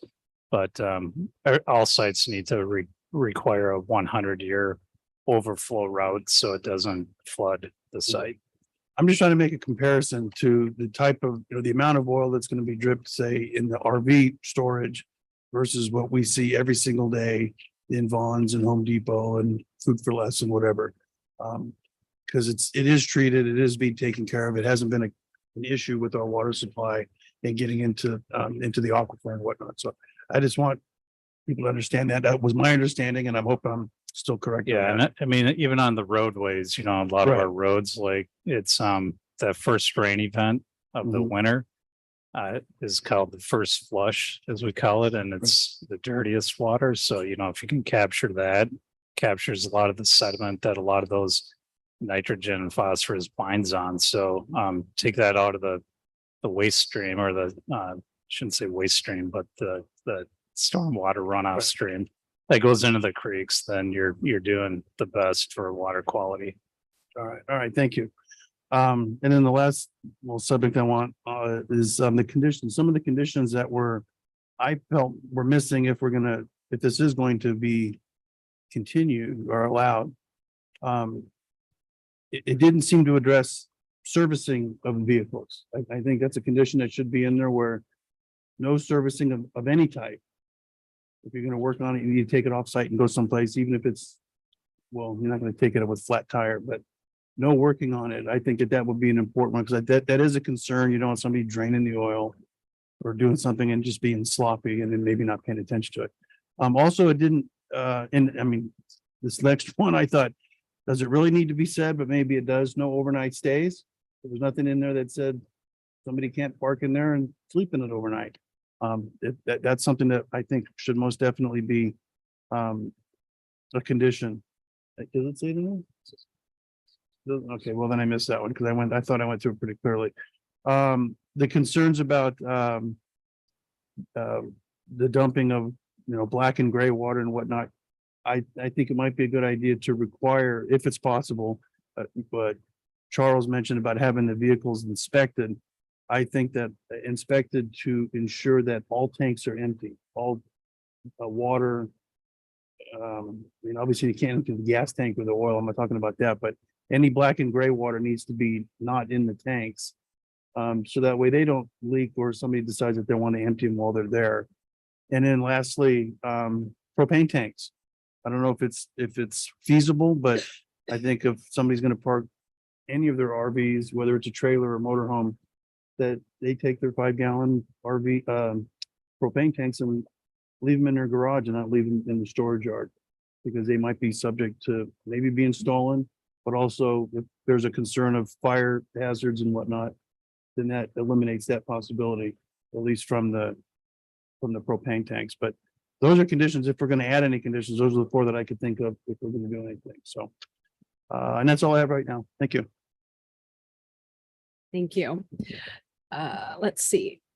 With regards to the leased area, not including the berm, we don't need to do anything about that. Like that's what the approval would be. So we don't have to say, hey, protect the berm, because that is already being protected with what's proposed. That's correct. Unless you wanted to withdraw or make that lease area smaller, you could add conditions to say, for example, lease area shall not extend closer than 20 feet to the toe of the berm, for example. I mean, you could do things like that. I do have some questions I saw in some of the comments about how did all that fill come to be and the berm come to be. And I think that's something we can ask John Neal, and we'll get to him in just a moment. I wanted to go in a slightly different direction. Some of the input we've been receiving is that, hey, we're looking at updating our general plan, and are we still going in the same direction? My understanding is at the recent meeting when we were continuing with general plan designations, that we did not, the 5 of us kept this industrial. We didn't change that to be open space or recreation or anything like that. We kept that industrial. There were the other residential areas that we had said, oh, we might consider these industrial. The landowner came and said, hey, I'm not remotely interested in that. We said, okay, fine, definitely not going to do that then. But we didn't change, the 5 of us did not change that designation. That's correct. Okay. And then, well, that would be more of a John Neal question. Lastly, just other uses, I wanted folks to know, uses that wouldn't have to come to us or the planning commission, fuel dealer, mini storage. So some pretty, obtrusive uses, things that we might not want that are actually allowed without a use permit. So just interesting to look at. All right, with that, what I would like to do is bring on Mr. Neal for some questions, again, not as the applicant, but as somebody who owns that property, can answer some of our questions. It's almost 1 a.m. for him, and so I want to be able to let him get to bed. That's where I would be headed. So, Mr. Neal, are you there? Yes, I am. Good morning, Mayor Moreno. Good morning. I am going to ask my council members to ask some questions, and if you heard things that we didn't ask that you wanted to clarify, that would be helpful. So I'm going to start. I'll start on my left. Councilmember Dares, nothing. Councilmember Morbo. Yes, thank you. Good morning, Mr. Neal. Good morning. Question regarding the De Anza Trail. When you and I spoke, you indicated there was some sort of agreement between the water company and I forget if it's the National Park Service or BLM or somebody. Department of Interior. Yeah. Department of Interior. Okay. Because the De Anza Trail goes across water company owned property. I mean, it's not public property. What, if anything, are you obligated to do or provide as the water company as far as access to the trail? Or is this strictly at will of the water company in terms of public access? It is an at-will agreement. We basically provide access to our property. There's no defined limits of the trail. There's no meets and bounds description of it. So the trail, basically, we're just allowing the public to use our property under the moniker of the De Anza Trail. Okay, and there's no, I mean, it's clear in your agreement or whatever with them that there's no possibility of their developing a prescriptive easement, or is that not addressed? It's not addressed, but I think it's implied that because we're allowing this permissive use, you can't develop a prescriptive right to the property. Okay, and I want to know if you have any concerns regarding the potential spills of, automotive related fluids. Because obviously I think it's safe to assume that the water company, more than anybody, has to be concerned with the purity of the water, because that's where your well field is, in the Salinas River, the actual riverbed. But do you have any particular concerns regarding what we've been talking about here earlier regarding potential automotive spills? Well, the board did when they looked at this proposal for the lease, which, by the way, the lease hasn't been finalized yet. They assessed the risk of this project on water quality. And the board's conclusion was that these units are out there in the city anyway. And if there's a leak or so on, like Nick described, that water all runs off into the watershed and eventually ends up in the river. The board felt that with this proposal, it would be under a more controlled environment, subject to conditions of approval, both by the city and the water company, to try to minimize that risk. So that is, say, you might impose some additional restrictions along those lines in terms of, how big the drip pan is or whatever, that kind of thing, or cleanup response plans or whatever. You might have specific additional conditions for your lessee. That's correct. And in fact, we would incorporate the city's condition of approval into this project, plus any other conditions the water company may feel are appropriate to protect the interests of both the water company and water quality. Right. And have you had any issues with the other small portion that you lease to, I think, a construction company? Have you had any issues? No, we with have them? not. Okay. Okay. And but I had another question for you, but in terms of, I don't know how much revenue is anticipated, but it's not going to have a significant impact on people's water rates, but it is going to provide some revenue, in theory, reduce your need by whatever that amount is. That's correct. Just like our other lease sites, our cell phones, site leases, et cetera, that money that we generate from those leases goes into our operating and maintenance fund. And effectively, it does offset water rate increases or costs associated with delivering water to our customers.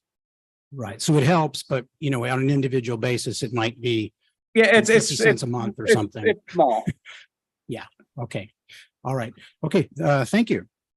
You're welcome. And thank you, John, for staying up with us. Given that the applicant is not proposing to have any on-site employees, and customers aren't going to be coming and going all that often, how would leaks be detected, and how long might leaks go on before somebody notices? That's a condition that would be very different than when the thing is parked in your yard and you notice it's making a mess. Well, we monitor our properties on a regular basis. In fact, we have 2 monitoring wells on the lease site. So we're in there at least weekly, our personnel. That'll be something we try to keep an eye on. Because we have an interest in protecting our property and protecting the watershed. Okay. And what experience do we have with people breaking into? I mean, this is a much more remote site than the Sycamore or the Traffic Way yard that the chief was talking. Do you have concerns about people cutting fences and breaking in and quietly occupying those vehicles for periods of time and creating security issues? Well, we already have security issues down there with the unhoused population of cutting fences and accessing the river. What we found is the more activity that's down there that is approved or appropriate, the less issue that we have with unauthorized activity. So again, with the board assessing the risk, they thought that with the security lighting, security cameras, it may dissuade some of the unauthorized activity in the area. And again, that's something we're going to monitor for. If we see people living in these facilities or these trailers, that's going to be part of one of the requirements in our lease, that if that's not cured within a defined period of time, the lessee's in default, and we're going to terminate the lease if it doesn't get resolved. Okay, thank you. All right, John, just a couple more here. Some people have asked, how did all of that material come to be? How did the berm come to be? And we're also talking about a 100-year floodplain, but that was a determination prior to the berm and the raising of the level of the ground. So maybe you could speak a little bit to that history. Yeah, that's a good question. What Phil is characterizing as a berm is actually a levee that was designed and constructed by the Corps of Engineers after the 1968-69 floods. And the levee was constructed because the river meandered and was threatening the railroad tracks. So subsequent to 1969, the Corps came in, designed and constructed the levee. And then between the water company and the county, that area behind the levee was filled in. And I say the county because they were the original leaseholder of what is now that construction yard on that piece of property. And so over the years, both the water company and the county were basically filling in behind the levee. Okay. And as Phil described, there's concrete, there's a lot of debris. It's basically, unnatural fill that went back in behind that levee. Okay. All right. Thank you. And one other question.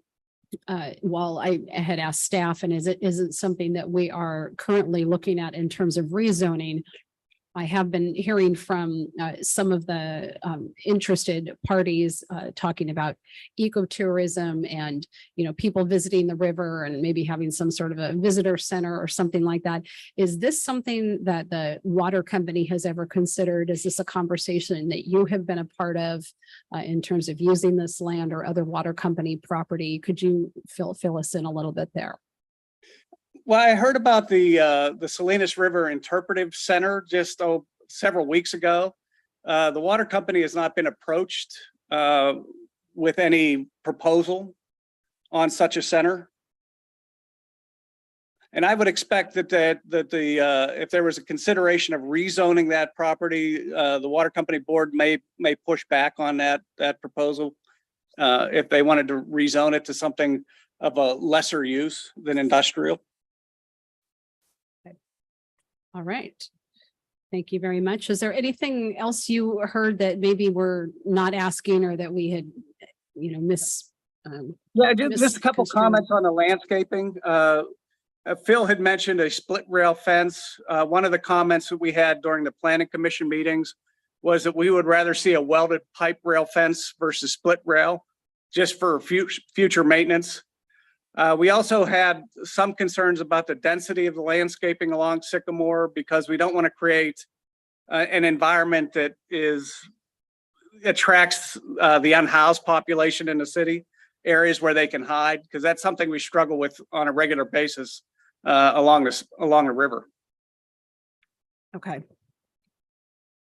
Let me ask if the staff or council, are there any other questions of John? Councilmember Daris? Well, there are more of staff, but John, maybe you can answer this too. Well, I mean, I want to let him go, so I'm Oh, trying to. John, you can go because this is more for staff. Okay, so if you could hold on then, is there any staff, any other council members that have questions for John before we let him go for the night? No? All right. Mr. Neal, thank you so very much. We appreciate it, and get a good night sleep. Okay, thank you. You're welcome. All right, thanks. All right. All right, thank you. Because we're talking about this site being filled in with dirt over the years, and John said it was way back to the sixties. And then the fact that there's a discrepancy in the flood zone. I'm wondering, is there going to be, for this project, the requirement for a soils report and a current topographic map to verify the actual elevation of this property? Is it necessary, and is it going to be required? It's not necessary. It's not required. It could be a condition we could add to it. But it would be up to the water company if they want to apply to have a FEMA map revision on this property. And in terms of engineering on this property or soils analysis, typically we'd only trigger that if there's a structure being built and a foundation being built, and there's no structures, no foundations being proposed here. So it's not generally a requirement, but any of these things could be conditions that we found that there's a good reason or good nexus for those conditions. Okay, I mean, in a, I don't want to use the word perfect world, but if this thing was full of RVs as it's planned to be, there's no concern about the ground being unstable because of the way dirt was moved. And I know it's been sitting there for 50 or 60 years, but there's no reason to, when I say soils report, I don't talk about contaminants, but just how is it stable, or do we have to worry about that? How was it graded, and was it just pushed in there and then left to go? And typically for a site that's not going to be paved and a site that's simply going to park vehicles, that wouldn't be a concern. The site has been stable for more than 50 years. It doesn't show any evidence of subsidence. It doesn't show any evidence of anything going on. It's fairly flat. It's fairly level. It doesn't have erosion going on. So there's not a lot of risk associated with parking a vehicle on a site like that. There's no slope and erosion and things like that are the things we would look for if there's a risk factor or an issue. But like I said, if there was a structure being built here, whole different story. And that has a very different requirement. Councilmember Duriz, on a lot of these too, the engineered plans would require compaction testing. Okay. So, they'd be looking at, they'd have, even if they didn't do soil borings and do soil testing to determine like a resistance factor of bearing capacity. Right. They're usually allowed to assume one that's a little more conservative in nature. And then they would have compaction testing with the DG and other gravels. Okay. And I imagine since there's the detention basin or retention, whatever you call it, a topo is going to have to be done in order to be able to properly design that. Is that correct? Yeah, that's correct. So engineering plans would have a topographic survey done. Okay, so this is things going to be brought up to current knowledge, if you will. We're going to know everything we need to know about it as a result of this project, if it happens. Correct. Yeah, they'd have a final grading plan and final grading and drainage plan and site improvements and all those things. And then also details on that bioretention basin. Right. All right. Thank you. All right, have we exhausted our staff questions? We have not. I'll save mine for after public comment. Might have a follow-up. Further question, disregard, and this is a Phil question. Given that, we have to consider the orderly development of the neighborhood, and the impact of this project on that, would we, and there may be future uses of the river area where we would like to, we might like to see, non-industrial types of things or less, visually disruptive and ecologically disruptive uses. To what extent would the approval of this site and the CUTP for this purpose create precedent that would allow more automatic approval of additional types of RV storage and mini storage and storage types of outdoor storage types of uses? Each one of these storage uses is a discretionary approval. So it doesn't really set a precedent. If you approve one, they still have to come back if they want to do something different, or another site still has to come back through a conditional use permit process.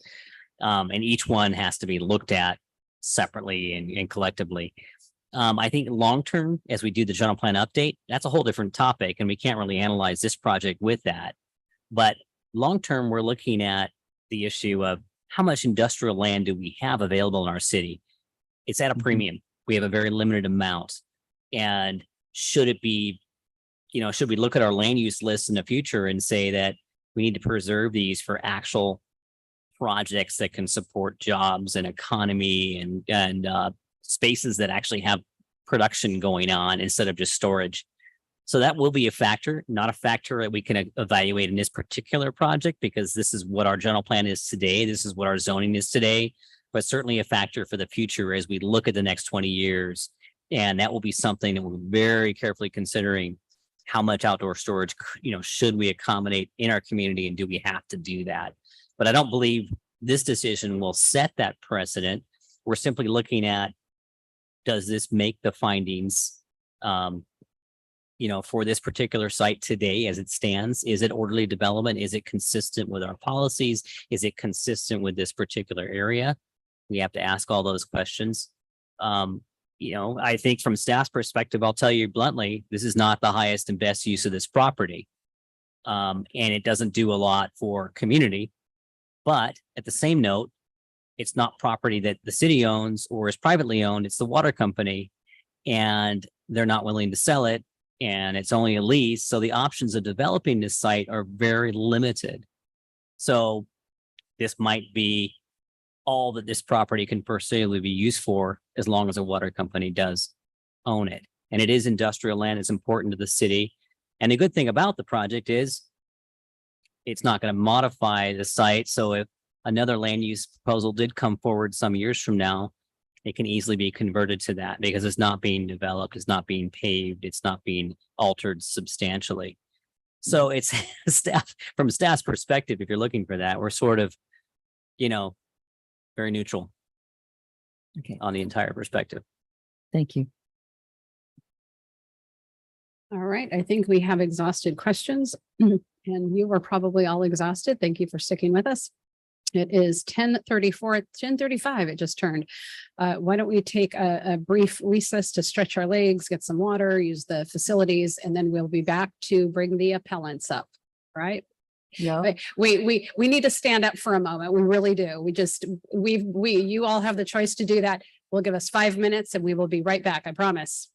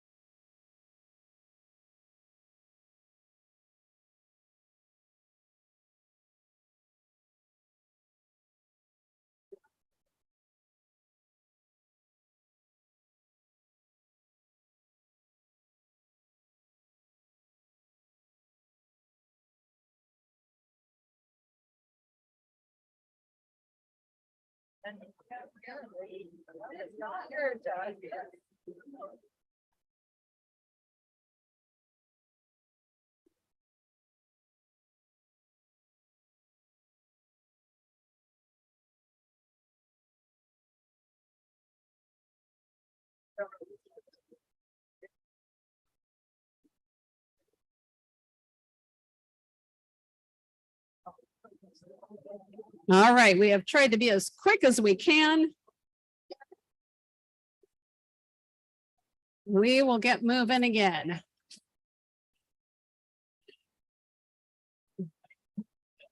Really, all of you who didn't want a break?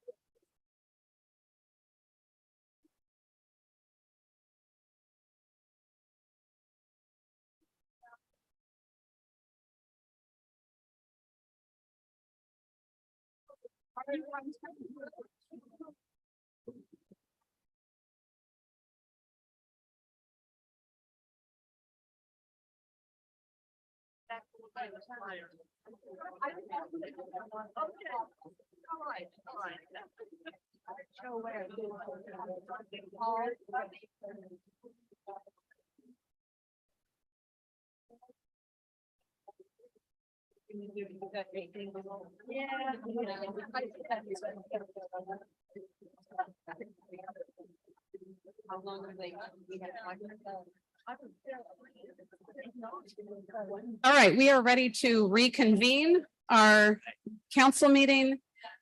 I am going to ask one of my council members if you would make a motion to go past 11 o'clock so we could just get started now. I will move that we extend this meeting past the normal 11 o'clock. I'll deadline. second. We have a motion by Council Member Borbo, a second by Council Member Dares. Roll call, please. Councilmember Borbo, Yes. Councilmember Dares, Yes. Councilmember Newsom, Yes. Mayor Pro Tem Funk, Yes. Mayor Moreno. Yes, ma'am. Motion passes. Thank you. All right, so here is how this is going to go. We are going to now hear from each of the appellants. Each appellant or appellant team will have 7 minutes to present their case. And then we will have the applicant come up and the applicant will have 7 minutes. If there is a response that is needed after that, each appellant will have up to 60 seconds. And then we will have community comment. Okay. So with that, will the first appellant come forward? Mr. Broadwater? But you're the appellant. What? You and your team, you got 7 minutes. So come on forward and I will ask Luke to put the timer up so you can keep track of everything there.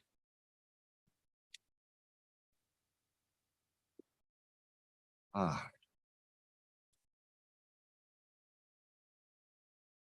know. I'm old fashioned. Council members, Mayor Pro Tem, the council members, and friends and allies of this appeal and the opponents of this RV parking lot who might want to stand, feel free to do so.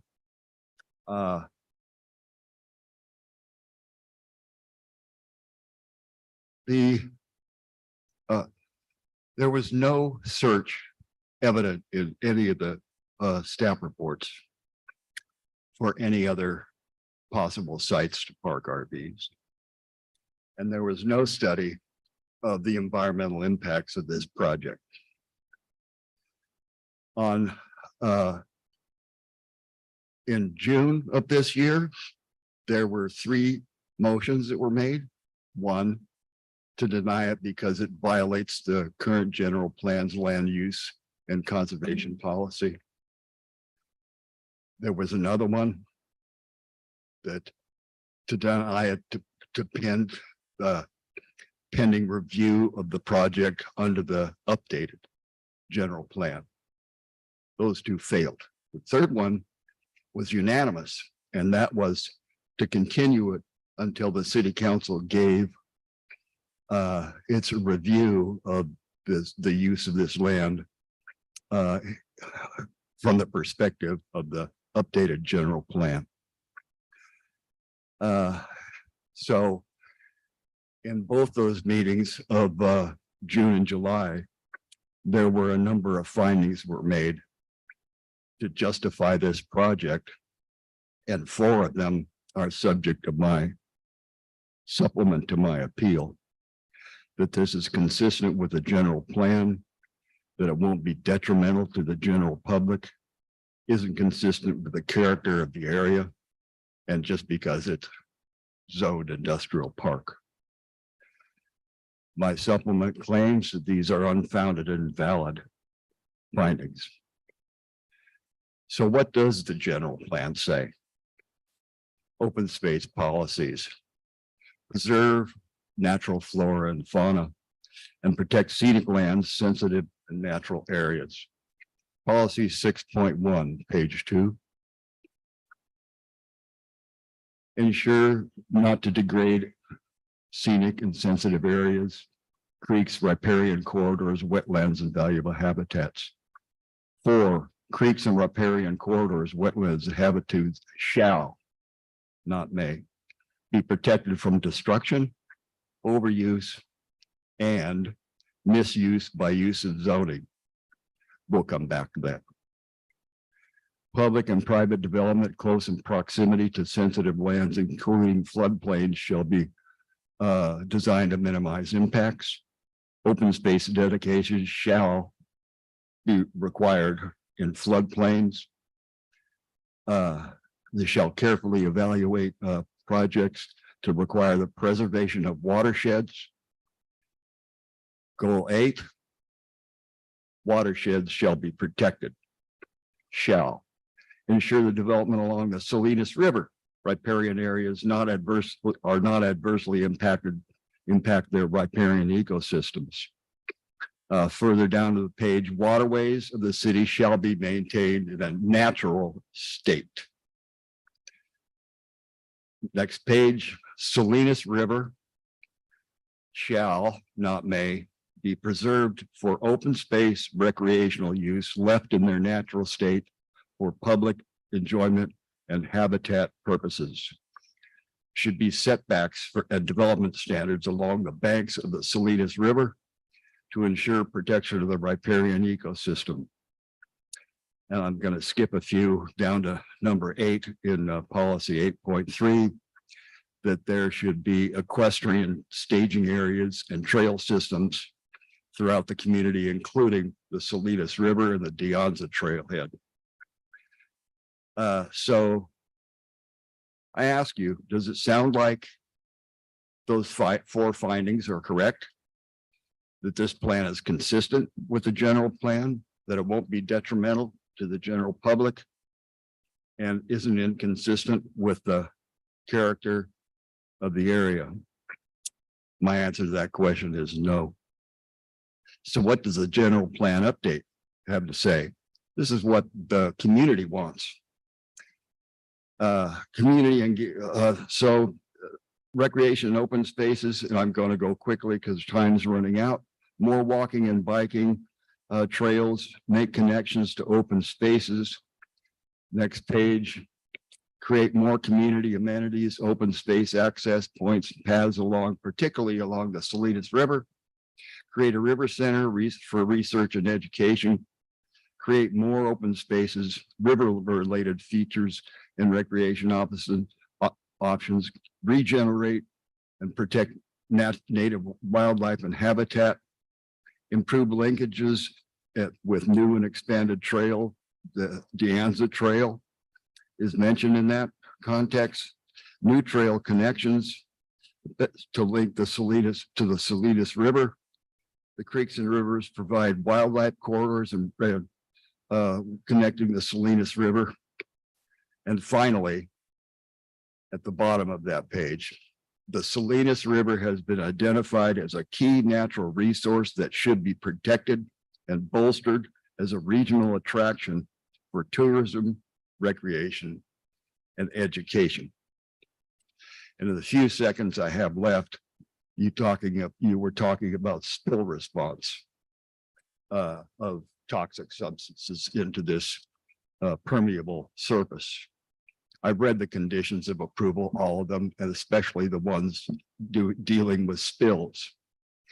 There's a monitoring program, but there's no reporting mechanism so that if spills take place, the city is informed of them to keep track of their frequency, their severity, and their responses. And as the authorizing agency, you not only have a right, but a responsibility to require that condition of approval so you know how effective your enforcement of conditions of approval actually is, instead of leaving it up to somebody else. Thank you. Thank you, Mr. Broadwater. Was that 7 minutes, Luke? All right, that went quickly. And our next appellant. The other appellant, correct? Yes. Welcome, sir.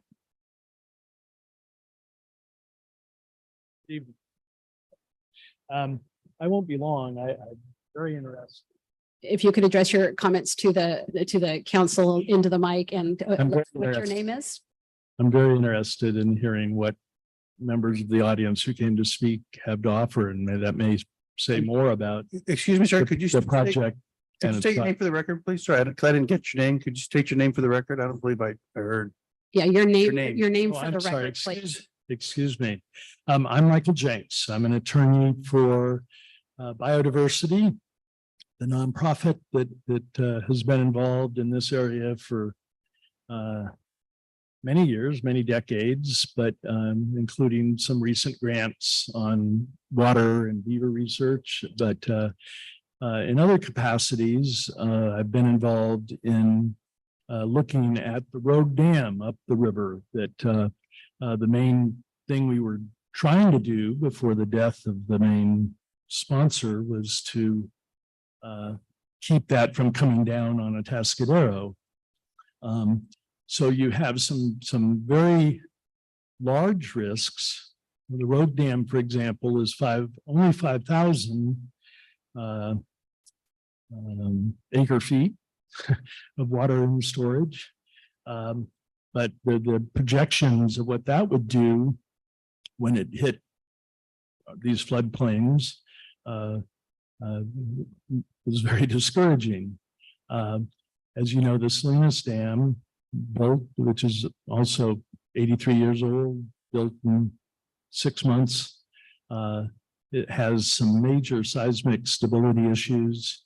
So we're looking at a whole bunch of things. We're looking at small details like I was city attorney for a city on the Salinas north of here. We had floodplains. We went through a process where we could put some scientific information or equipment out on the floodplain. We got signed up for a state program that lets you still get insurance for that equipment. But what you're doing, or so far this proposal, is not going to be completely insurable. That is, we've gotten letters back from 3 insurance companies so far. They won't cover water or flood damage. So if someone has a $80,000, $100,000 RV, it's going to be an interesting thing when they learn that it's not insured. I don't know if they'll look to the park lessee or the owner of the land or the city for some measure of recompense. My only point, this is all very complicated. It's got to be done well, but it's more complicated than what we're throwing off. Well, for example, this insurance point we gloss over. In fact, the companies won't insure a vehicle stored in a floodplain that's FEMA certified. So all these things have to be looked at, but David hit most of the points I would. Again, my interest tonight is to learn what I can from the people who've come to talk to us, including all of you, but also people who use this trail and what their needs are. My client is a fairly prominent nonprofit. We try to promote recreation in rivers and particularly in the Salinas watershed. This is a wonderful opportunity for me to be briefed by you as to what people really want and need and expect living here and recreating here. And I thank you for that opportunity. I'll conclude my comments there and you can go on to public comment. Thank you. Thank you, sir. I will now ask the applicant to come forward, the applicant and or applicant team, and we'll reset the timer at 7 minutes. And if you would state your name for the record. Sure, and I have a presentation that was going to be pulled. Sure thing. Luke will pull that up for us. Thanks. But I'll start with good evening, council members. I'm Amber Davis with Quest Planning, representing the applicant on the RV storage. If you could, yeah, pull that. There you go. Yeah. Okay, so I'm Amber Davis with Quest Planning, representing the applicant on the RV storage project. And as he gets my presentation pulled up, I'll go through that quickly. We'll wait for the timer to start until you get that going. Do you want to introduce who's with you? Yeah, Sorry, I'm Don McAdam from Southpaw. I did the original design on the project for the client and got the plans drawn. We did bring in a civil engineer to do the drainage and grading plans. And as things progressed beyond the planning commission and more requirements were put in place, we brought in Quest Planning because this is what they do.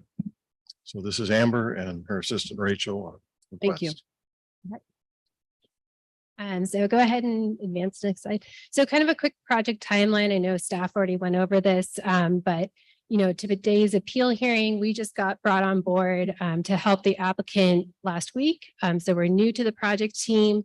We're here to answer as many questions as we can that you have, but just knowing that we don't have all the answers quite yet, with our head wrapped around it. So as far as next steps that we've kind of outlined here is we really want to take a chance to address the concerns of the appellants and engage with qualified consultants and professionals to have a more comprehensive understanding of the potential impacts of the proposed project. And this really can include, we want to look further at the floodplain analysis and that flood boundary definition mapping, since it is very generic from FEMA at this point on the site. We want to, conduct a consistency analysis, which the city has also done in order to make sure that, this proposed project fits the site. We also want to engage with a biological consultant in order to determine if there's any potential impacts to the sensitive plants and animal species. For example, I know the bald eagle was brought up, that there was a nest within 500 feet. So we want to get their professional opinion and get their analysis of the project to see if any additional mitigation measures could potentially be required. And after we get these additional environmental studies completed, we want to revisit CEQA with the city as the lead agency to determine if that CEQA exemption that was completed on the project is sufficient, or if there's additional mitigation that's needed based on those studies. Having the city as the CEQA agency prepare an adequate environmental document. So with that, on behalf of the applicant, Chris Gustafson, for the Sycamore RV project, we would like to request a continuance of the appeal hearing to a date uncertain. The continuance is going to allow us for the applicant team to prepare additional studies and analyze for the proposed project, and also to respond to the appeal issues that have been brought up. So I'm available for any questions and here on behalf of the applicant. Thanks. Okay, thank you.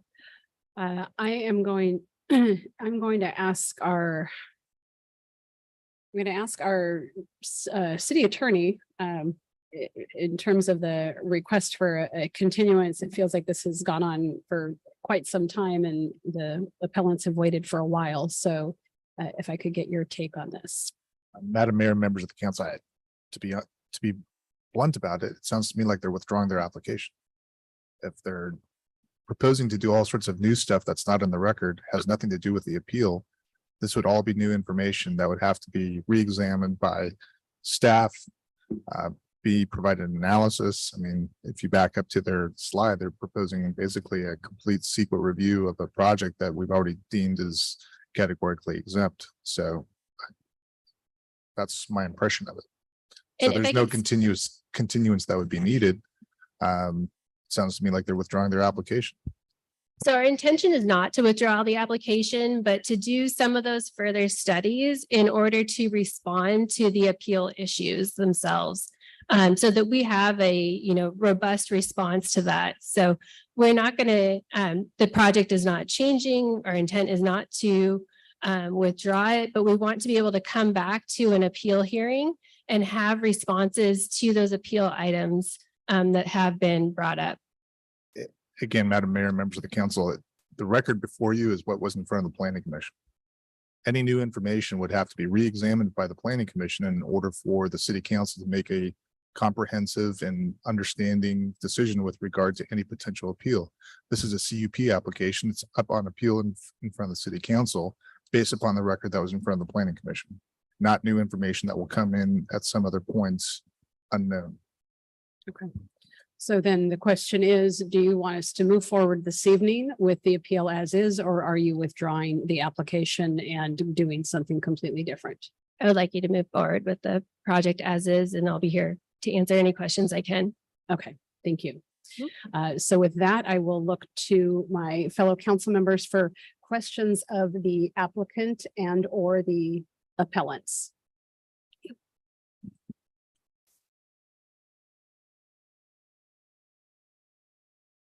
I'm not, it sounded like the applicant was working for the appellants.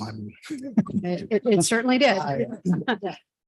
And Okay. so I guess I did have a question for the applicant, and that is, we've discussed some potential changes, conditions, but I guess I really want to hear from the public on this. And so maybe we can just hold the questions we might have for the applicant until after we hear from the public. They've been waiting. We've been waiting to hear them. That makes sense to you? Mayor? That's fine. But if there's, I do understand what you're saying, but if there were any, excuse me, technical things that you had questions of, I just wanted to see if there were any questions, and if not, we will go right out to the public. My only question would be for the applicant is, does he feel like he's already met all of the items that have been listed here? Does he feel as if he's or she provided enough information that addresses the case that's in front of us? Yes, I believe there's, there's enough information in front of you to make a decision, but as the representative of the applicant, I haven't had enough time to respond to those appeal issues. But if that's the way that the commission needs to move forward, I would say we're comfortable with that. I guess this late in the evening, we weren't quite prepared for this. So you're gonna have to kind of bear with us as we're trying to pull together some of the questions that we had. Sure. We had listed, you have an exemption under CEQA. So I think at that point, we're not even gonna ask you anymore about CEQA analysis. One of the conditions of Planning Commission, I think 26, is that there was a nesting study. Is applicant agree with that condition from Planning Commission? Yes, we do. Those are my only questions. Okay. The questions I had were along those lines, in the sense that we talked about potentially, if the council were to approve this, requiring, additional conditions on requiring insurance, requiring drip pans and preventative spill measures for all vehicles, requiring inspection for all vehicles prior to occupancy at the site. Some of those things we mentioned, we would normally ask the applicant. We might impose them whether the applicant wants them or not, but we would typically give the applicant an opportunity to object to any additional conditions that might be imposed. But it sounds like you don't have enough background to really answer that question. I can try to do my best to answer those questions. I know that a question came up from one of the council members as far as verifying the condition and the stored units are insured. I believe that's already a condition of approval. And also we have contracted with a security company for the project site. The applicant has another yard that they already use this security company on. So we'll just have them do the security on this site as well. Yeah, so I know those were two issues that had come up. The other question that one of the council members had was as far as fencing, and that frontage fencing will not have barbed wire on the top. Okay, and I think some of the potential conditions that we were talking about, let's see, I think it's already in there about motion activated lighting. Is that correct? I'll look to Kelly or Phil for that. Motion activated lighting is already in there, correct? That's already a condition. Possibly, is there, I know Councilmember Dares had mentioned like a 0.1 lumen, so I don't, maybe that's something we talk about, but drip pans, no servicing of vehicles, making sure the light doesn't spill over the berm, that vehicles are all insured, that the black and gray water is emptied, that all vehicles are expected upon arrival, that there's no propane. So those kinds of things, can you tell us here that yeah, those would be fine with the applicant, or no, we'd be vehemently opposed to 1, 2, and 3, or I don't know. I think the main group of those conditions would be fine with the applicant. I think storage of propane tanks, I know as a RV owner, a lot of times you don't want to remove those. They're heavy. So I think that may be a contentious issue. But that would be the only condition that I would see being an issue. All right, thank you. Any other questions before we go to public comment? All right, so here's what we're going to do. It is time for you all to speak. I will let you know that we have dozens and dozens of emails, so we do have all of your information. What I'm going to ask is that if you do want to speak, that you come forward and get lined up so we can be moving through things. I would ask that if somebody else has said what you want to say, there's no need to repeat it. Us hearing things multiple times doesn't really help, and we all start getting tired late into the night, but you could certainly come up and say, I agree with what was said.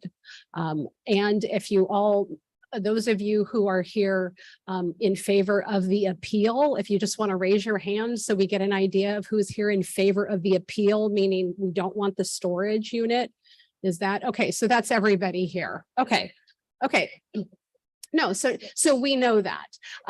So I would again ask you to come forward and be moving quickly. And again, no need to repeat. You can just say, I concur, and we'll get it. Thank you. Thank you so much for the opportunity to speak. I'm Susan Harvey. I'm representing the Sierra Club and North County Watch. This permit and this process are fundamentally flawed. You'll find that we disagree with the assumption for a categorically exempt CEQA. It is likely to impact Salinas River beaver complex in the Atascadero and wildlife observed and documented there, including Lawrence's goldfinches, black crowned night herons, and snowy egrets, none of which were considered in the permit process, and all of which are on the California Department of Fish and Wildlife list of special species. This project proposes a mitigation measure for potential impacts on nesting bald eagles adjacent to the site. If the mitigations are deemed necessary to use to a project's potential environmental impacts, the project cannot be exempt from CEQA. And if a project is categorically exempt, it cannot impose mitigation measures. If the bald eagle monitoring requirement is characterized as an avoidance measure, avoiding potential adverse environmental effects which are not significant, the determination of significance must be made based on an environmental review, which has not occurred. The discussion of categorical exemptions in the Code of Regulations notes that court rulings that categorical exemptions may not be used where there is substantial evidence that there are unusual circumstances resulting in or which might reasonably result in significant impacts which threaten the environment. We ask that you uphold the appeal and direct staff to require CEQA analysis should the applicant reapply for a project permit in this location. It seems also that the applicant is a little unsure whether the categorical exemption qualifies or not either. Thank you so much for your time. Thank you. Next speaker. Good evening. My name is Doug Chisholm. I'm a Atascadero resident since 1976. I've been involved in the past with the Atascadero Land Preservation Society and helped to write the grants that got the land for the entrance to Stadium Park and for the Three Bridges Oak Preserve. Atascadero has done a good job, I think, of marketing itself partially based on our beauty and our natural wonders that we have. I would like to give you, the council, one reason tonight to overrule or to support the appeal, to deny the project. Mr. Dunsmore at the beginning indicated that to do that, you only need to have one element that does not conform. I looked at that wonderful 3-ring binder at the back of the room during the discussion, and Mr. Broadwater brought up some of the issues, but in the land use, open space and conservation element, that policy 6.1 says that it shall ensure that a development does not degrade scenic and sensitive areas. I got out my phone while I was here and did some calculating. The 6 acres that we're talking about is equal to about 4 football fields. We're talking about having 262 RVs in that space. And some of the RVs can be gigantic. And I would like you to just picture in your mind a space of 4 football fields with all those RVs in it. And then picture the lights coming on if the animal runs in there and triggers the lights. And ask yourself if that is the kind of message that we want to give to the public with regard to how Atascadero is and how it's been marketing itself in terms of our natural beauty.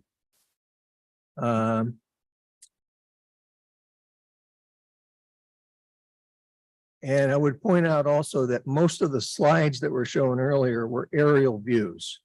There were a few that were land point of view views, but just imagine what all those RVs in that space would do. And you have enough right there to deny the permit tonight. Thank you. Thank you. Next speaker. Hi, I'm here because I continue to oppose the Sycamore RV storage, obviously. When SEQA was enacted. State your name for the record. Oh, that I'm would be sorry, helpful. Alejandra Prendergast. Thank you. When SEQA was enacted, it wasn't thinking about 6805 Sycamore Road. The onus should be on us as a community to care about our natural and undeveloped spaces, and as you government officials to lead adequate environmental analysis impacts. The biological opinion of a professional should be considered when addressing a project such as this one, no matter how minor and insignificant it may seem to the layperson. Simply because a project like this one can exist at this site, doesn't mean it should. The zoning designation that occurred years, maybe even decades ago, doesn't mean that it was the most appropriate one for a site like this. Even though the Salinas River and the surrounding area is not designated as wild and scenic, it shouldn't prevent us from treating it like the precious resource that it truly is. The approval of this project seemed premature, to say the least. If this project does continue to move forward, an honest effort should be made to implement appropriate mitigation measures to address light and sound pollution, wildlife corridor barriers, and other possible environmental impacts that we don't even know at this day. I would also like to take the moment to respectfully ask our government officials and those working on the general plan to keep in mind this project and projects such as this one while drafting the new general plan. Having the preservation and protection of natural resources as an afterthought in the guiding principles with no weight behind it does absolutely nothing for CEQA exempt projects such as this one and other projects that might have environmental impact and low overall community benefit. Adequate rules and regulations should be put in place to prevent well-intended sentiments from simply becoming a bunch of jargon. We can do better than the status quo. I foresee this being a reoccurring issue as the Atascadero continues to grow and further encroach in our undeveloped spaces that may have biological impacts. Atascadero is a very special place. Let us not lose sight of what makes it so unique. And one other thought, I was put through a very big emotional roller coaster when the woman, brought up her points. And that's what I think we are all asking for. And I can't speak for everyone, but we seem like we're in the same team, at least tonight. So I don't understand why we're being prevented from both teams to get together and really have analysis of the CEQA and other environmental impacts that this project might have. Thanks. Thank you. Next speaker. Good evening. My name is Marty Brown. As a 55-year resident, property and business owner here in Atascadero. I have great concern about the protection of our water and wildlife.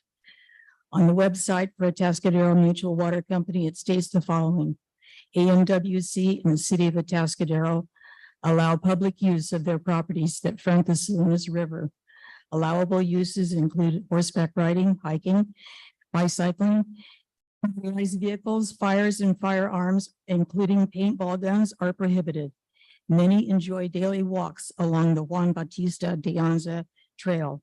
It is AMWC and the city's desire to maintain the precious riparian corridors so we all can enjoy them for many years to come.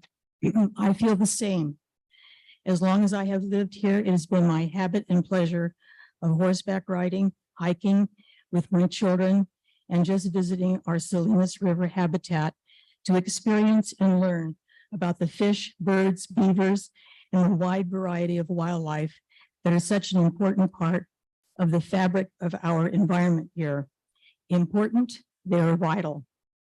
This proposed 262 RV parking lot is a misplaced development in our watershed.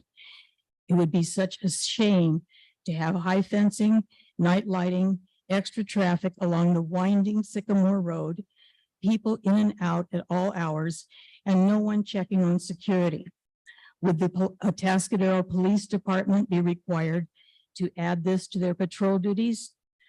Also, the distinct reality of pollution from oil dripping, engine exhaust, and dumping should not be tolerated in the Salinas floodplain. The required posting of a planned development of this size has not been continually available for the public. The one sign on the fence to the trailhead of the De Anza Trail has been defaced with an X-rated word. The De Anza Trail will be redirected along Sycamore Road, making it unsafe for horseback riders, bicyclists, and walkers. This 262 RV parking lot would be against our vision of Atascadero's rural and tree city heartbeat. Our town is growing in commerce, as it should, but our watershed and riparian habitat is not the place for a 6-acre parking lot. Atascadero's general plan workshop is next week. This huge development proposal should not be decided until the 20-year update is finalized. Clean water is a resource we cannot live without. Please adopt draft resolution B. Thank you. Thank you. Next speaker, please. My name is Laura Fana. I'm a resident of Atascadero, a homeowner and president of the Atascadero Horsemen's Club. I'm not a very good speaker, but I did want to point out that our organization was very involved with establishing the De Anza Trail as a historical trail. I don't understand how it can just be moved and changed. But anyway, I just wanted to share that. Our member that was very instrumental in getting it designated as a historical trail was not able to come tonight. We do go out on the trail and place the sign so that people are aware of where the trail is. So thank you for taking all this into consideration and hearing all of us. Thank you. Thank you. Next speaker. Hello, I'm Tony Lucicero. I'm back. This is my main concern. I was wondering if any of you have seen an RV or a mobile home burned to the ground. I got two on October 2nd, 2017, 12 days before my birthday. Everything I owned, including my animals, died. And so did my heart. Not only was my mobile home burned, but it spread to my neighbors' homes. My question is, what are you going to do to prevent somebody from scaling the fence, breaking into one of the motorhomes or RVs and starting a fire to cover their crime? What are you going to do if the unit burns to the ground or several units burn to the ground, and it permeates the watershed and the water table and seeps into our water, our drinking water. There's toxic chemicals, and I will tell you from experience, they burn like tissue paper, and it spreads like leaves in the wind. And it will also affect our wildlife, our beavers, our bald eagles, and any of the other species that are along the Salinas River. Think of that before you say yes to allowing 262 RVs to park and entice criminals to come along and scale that fence. You can put a 20-foot fence up and they will still find a way to come in. Thank you. Thank you. Next speaker, please. Seeing you hello. pacing back there, you're getting ready for it. Yeah. Okay. Hello, I'm Hazel Finlayson. Wow, this is weird. And I am from a school called Outside Now. It's a nature school. And today and many days in my week, I go out to the Salinas River for 6 hours a day and just like do all sorts of things. We make willow baskets and we do all these things and it's awesome. And so I'm like blanking on everything. So I just wanted to say that and that hold on, I lost my everything. Just breathe. You're doing fine. Thank you. So go through the whole list of things that there's so many things that I could say right now, but I just want to mention one thing that I think we're forgetting about this is insects. I know it's like they're tiny and they're like ridiculous and everyone forgets about them. But if there's the lights and there is a spider that creates a spider web in front of the lights, they will go off every time the spider moves or wind moves the web. So it's like gonna be kind of crazy and you're gonna be like, oh dear, you know. And there's gonna be lights on and I live very close to there and there's gonna be light pollution and that's a bit much. And we don't want it to turn into some like New York too bright, can't see the stars, you know? So I guess that's all I wanted to say. I don't know. That's all. Thank you. Thank you. Welcome, next speaker. Thank you. That was my daughter. My name is Audrey Taub, and I am a resident of Atascadero, and I brought a little bit of the Salinas River. The river should be present to hear what we have to say and decide tonight, and I plan on returning that water back to the river to carry the message forward. So a lot has been said. There's so many things, so many random pieces. One part of the general plan, 8.1, ensuring the protection of the river, ensuring, I actually looked that up. It's making certain that you have to make certain that this river will be protected. That is your job, your task to uphold this general plan. You have to be proving to us that you certainly are sure that this will not damage the river.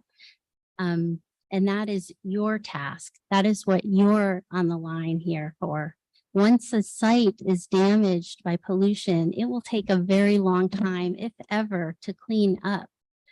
I hear a lot of talk of this site is zoned industrial. It's zoned industrial. And yes, I think that needs to change. And I also think there's so much more than zoning to our general plan. If we're spending all of this time, if you want me to come and spend 9 to 1 on a Saturday to talk about the general plan update, I want to see the words in the general plan used. I want to see more than zoning considered in this room right now tonight. Mm. I would like to say also, this piece of property that we're talking about that doesn't have any significant trees on it, that isn't particularly attractive to look at. It is this buffer that seems to be incredibly significant. The bald eagles are not nesting in a residential area. They seem to need this buffer. There are wild animals that cross this property. There is a fence cut out in the mutual water company's property. Clearly, it's a crossing for animals. I see red fox there regularly. It is an important and a significant buffer. I do think I want to close by just saying that, you know, the California Department of Fish and Wildlife has reserved $200 million to support watershed restoration. The city of Atascadero could be applying for these grants.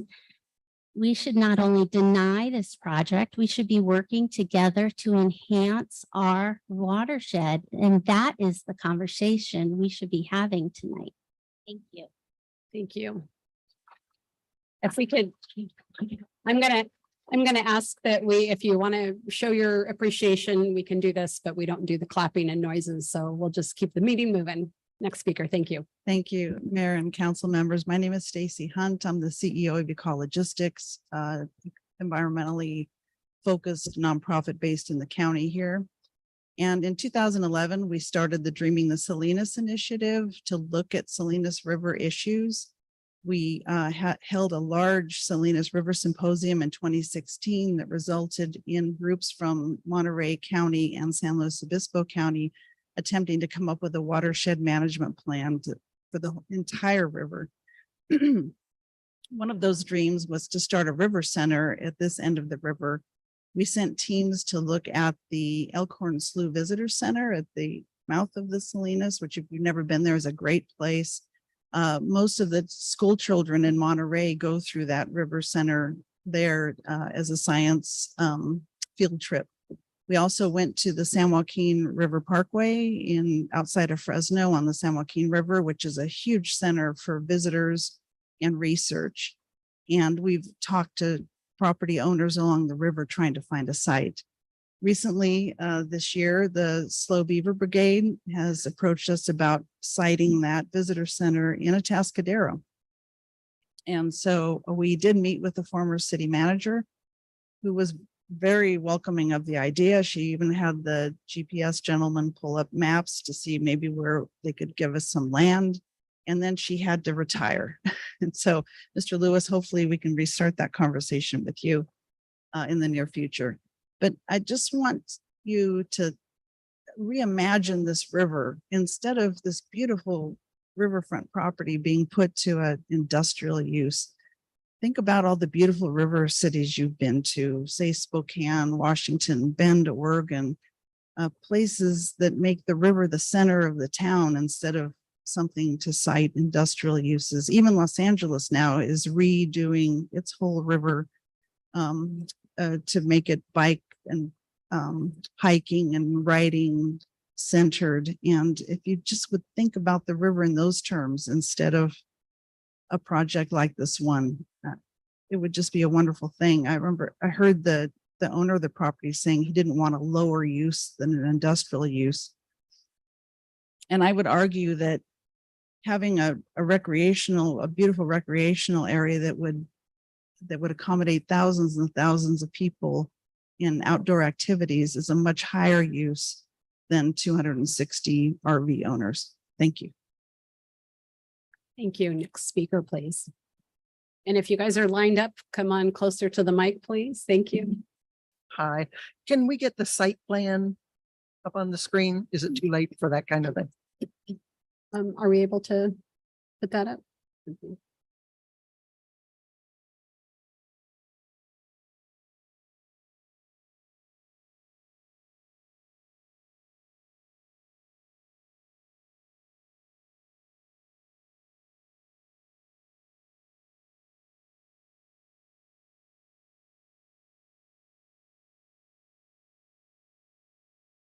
And when you say the site plan, you mean That's with the RVs on it, right? That one there? That's why either one is Okay. fine. Yeah, thank you. Thank you. I'm going to be brief. I'm Ann Colby. And first I want to comment on how much that berm is used for pedestrians and equestrians, that we access that from the northern end there and travel the whole length of it to get to one of the only places where you can get down to the water to continue exploration of the river and the beaver dams and all the wonders that are down there. I'm very concerned about what's going on at the northern end of that, the combination of the filtration basin and erosion that I've seen taking place there. So this has really been brought to mind by a question that Councilman Doris brought up in the beginning. No, we haven't had flooding over the top of that berm, but there has been significant loss of the bluff just beyond the end of this berm.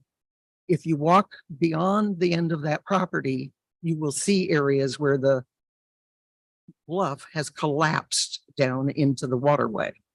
And so to me, it tells me the river is creating a new pathway. It's creating a new curve that's veering in to the west. And it's lapping right at the edges of that northern end of that berm where that filtration basin is planned to sit. As that slowly gets eaten away through more erosion, we're going to lose the filtration basin. We're going to lose the access for the public to use that berm, which means we lose access to the riverbed. If everything were pulled back further, that might survive better and be protected. But with that current plan, it's really at risk. And that spot along that berm, right on that plan, it bears the designation planned extension of the De Anza Trail. So that's what you may be allowing to collapse into the riverbed and be lost to the public, all of us, which I would hate to see happen. Thank you. Thank you. Next speaker, please. Good evening. My name is Dolores Howard, and I'm a member of the Seoul County Beaver Brigade. I thank you for the time you're giving tonight to consideration of the RV storage lot proposal. As you know, these hours spent in thoughtful deliberation pale in comparison to the life of the Salinas River, which began millions of years ago, probably in present-day LA County, from where eventually it was carried north by tectonic plate drift.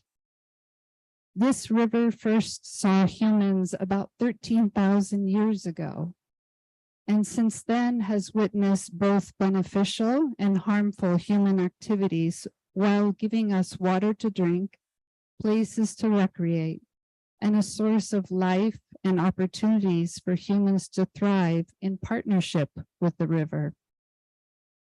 This beautiful waterway can provide a unique source of economic development for Atascadero through research activities and ecotourism, with a beckoning call to visitors to come and experience the Salinas River in Atascadero and the resulting benefits to local restaurants, hotels, and stores. 6805 Sycamore Road has been dumped on irresponsibly in the past. Surely those that drafted the Atascadero open space policies intended to keep harm from reoccurring. And you've heard of those policies many times tonight. Even the applicant, the representative, the applicant seems to be rethinking the impact this project could have. The city as the authorizing agency and the Atascadero Mutual Water Company as the property owners must ensure through studies conducted by qualified professionals and abiding by all CEQA guidelines that the RV storage lots as currently proposed will not interfere with wildlife crossings, eagle nests, and the health and history of the river.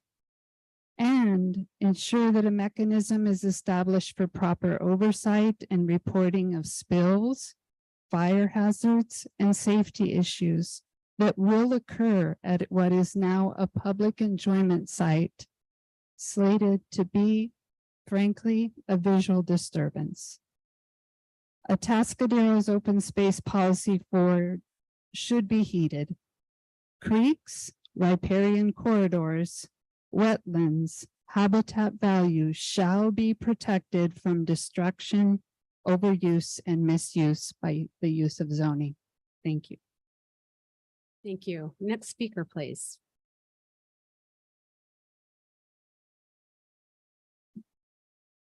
My name is Dorothy Jennings and live in Templeton.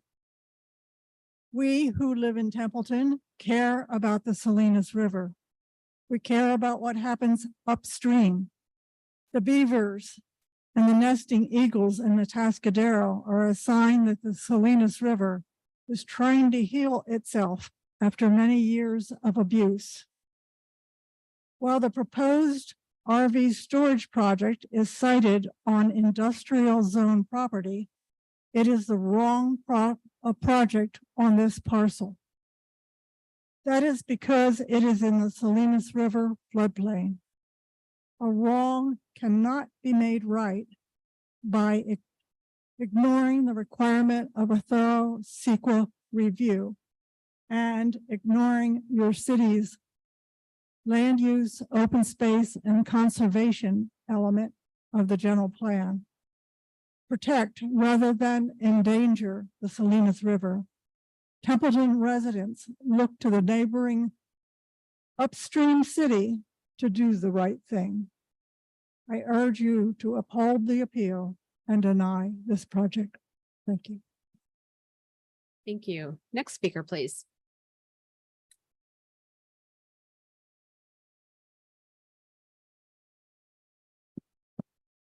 Fred Frank, and thank you for being so attentive. I would like to make my comments very brief. I endorse what most of the people said, and I think it'd be a very good idea to consider rezoning that particular area to open space rather than having an industrial zone right next to our beautiful river. So I'll just leave you with that thought. I think it should be rezoned to open space. Thank you. Thank you, sir. Next speaker, please. Hi, my name is Kate Montgomery. This paper says so. I'm not a public speaker.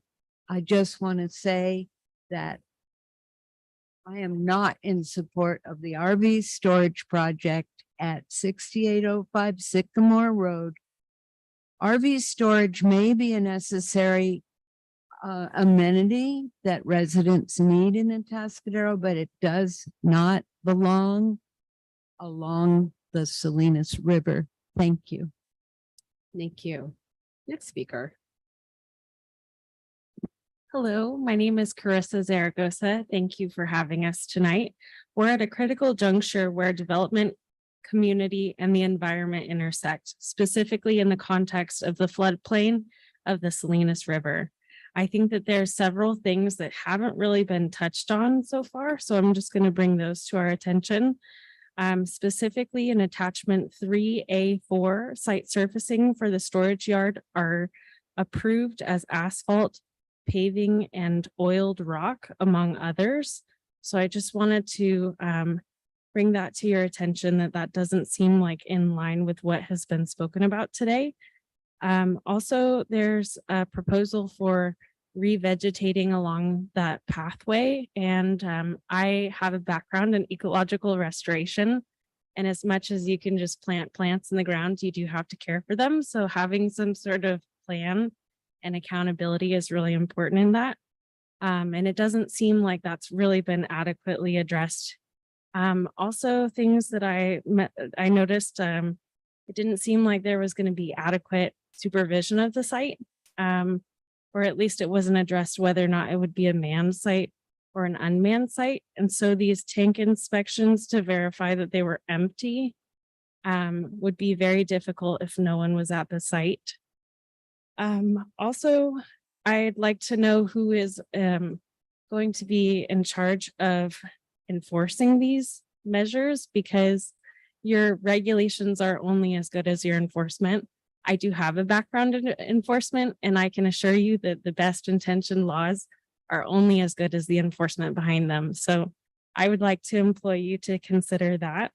And then also, I'd like for you to consider the ability for oils and diesel and other materials from the RVs to go through the soil column and potentially impact the saliness. Because I think, you know, there's this idea that it doesn't go through the sand, but sand is really quite permeable. And if they were doing something like lining it with a clay or some sort of other material, that might be sufficient. But just sand next to a river is asking for the river to be polluted. So I thank you tonight, and I hope you reconsider your decision tonight. Thank you. Thank you. Next speaker, please. My name is Tom Robinson. Thank you for this opportunity. I just want to say that the presence of a bald eagle's nest directly across the river from this project should be enough to stop it. Thank you. Next speaker, please. My name is Barbara Rose, and I live in Atascadero, and I've lived here for 68 years, something like that. Anyway, I just want to thank you for listening to all of us. And I want to thank the audience for being here today and supporting the river and our community. And I appreciate all the things that the speakers have said. And this river is such an important thing in our community that we're just beginning to discover with the Deonza Trail and the Beaver Brigade. So I just want to say that I oppose the RV storage yard. This is not the right place. Thank you very much. Thank you. I do see someone online, so we could bring on Devin Hagee or Hagee.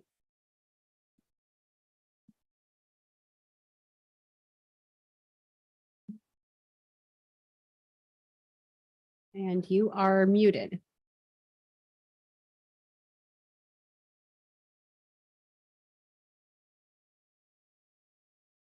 Devin, you are muted. So if you're talking, we cannot hear you. If you've got a mute button somewhere, or Luke, can you unmute Devin by any chance?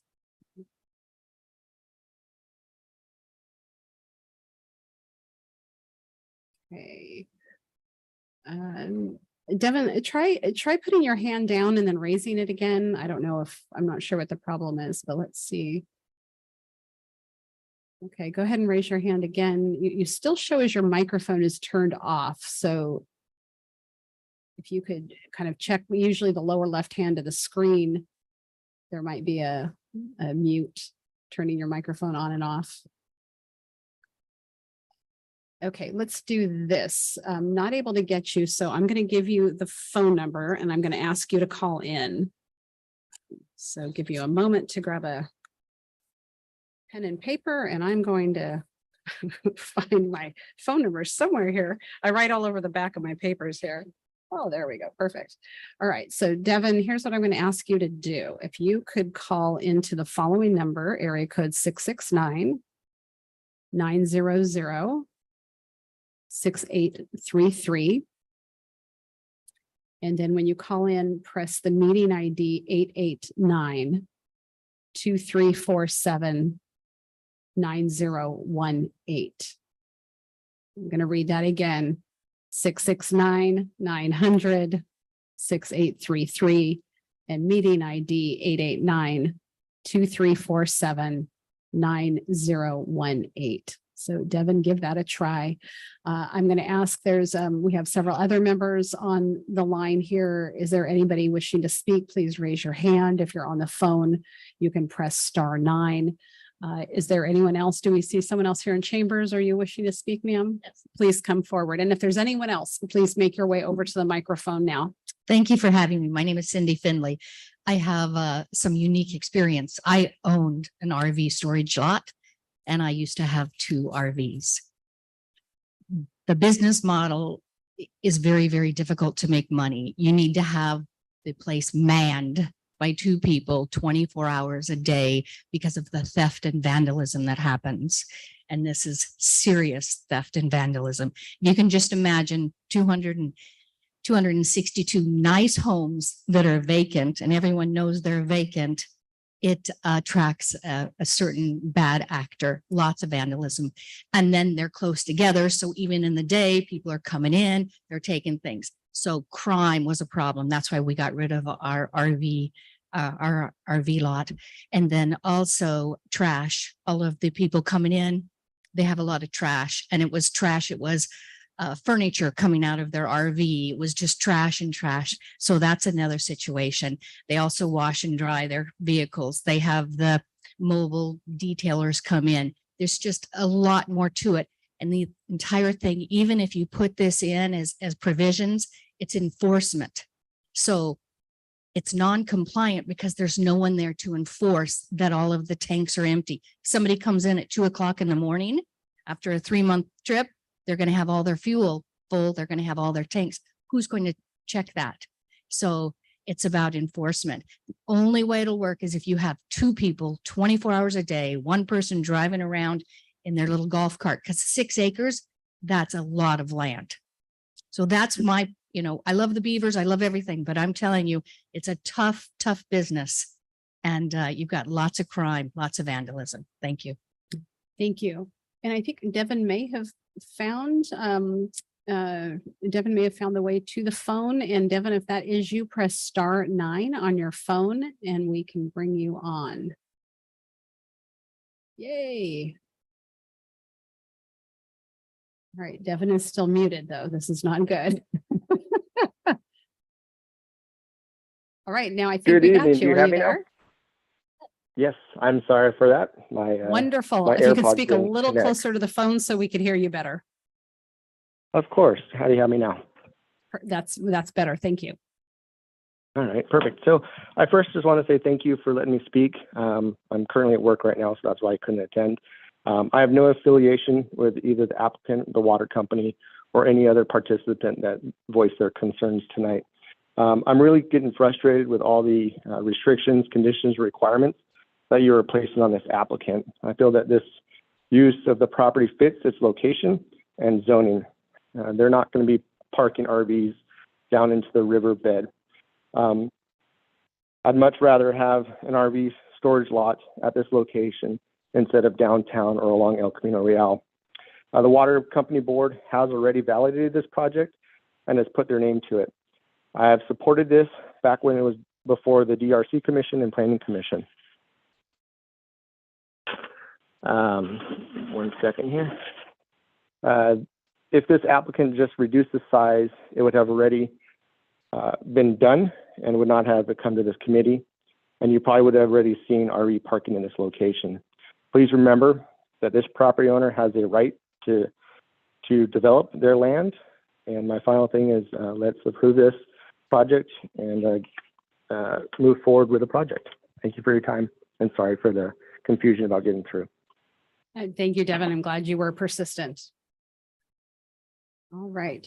Anyone else in chambers wishing to speak or anyone on Zoom? I would appreciate if you would raise your hand right now because I'm not seeing anyone. So we're going to do a final sweep.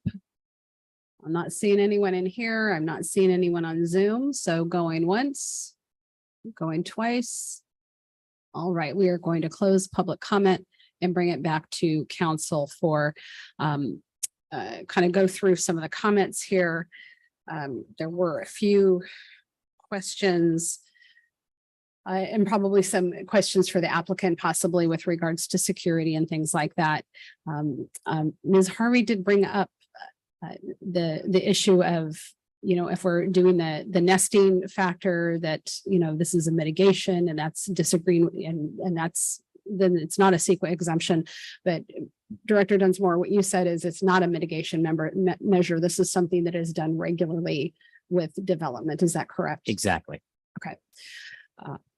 With regards to, let's see, there were several people brought up security. Someone brought up attachment 3A4, talking about asphalt paving and oil drop. And I have attachment 3, but I don't know what A4 meant. And I don't know if you have had a chance to search for that, because attachment 3 is the minutes. Is that correct, from the Planning Commission, or what am I trying to look at here with A34? Do you have an idea? I'm assuming attachment 3 is the minutes from the Planning Commission on June 20th.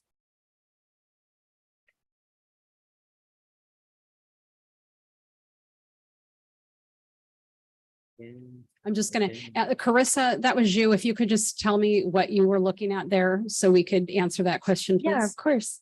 So it's 9-6.140 storage yards. And specifically, it refers to design standards. And this is. So you're looking at the general plan. You're not looking at attachment 3, correct? It does say attachment 3, and then it does say Sycamore RV storage, and the date is 11/15/2022. Is that the most recent one? I believe it's page 54, the very last page.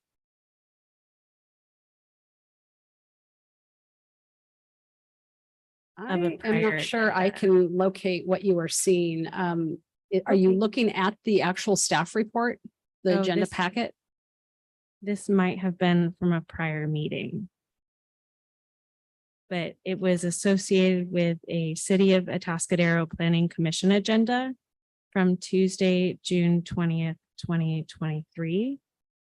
And it's just the last page, so page 54. I'd be happy to send it to you if you'd like. Last page of page 3. I see the last page of attachment 3, the minutes. Mayor Moreno, I think she may be looking through the supplemental information that was on the website that sort of mentioned, it's like attachment 8 or 9, and it says it's all the supplemental. It says AMC 9-6.140.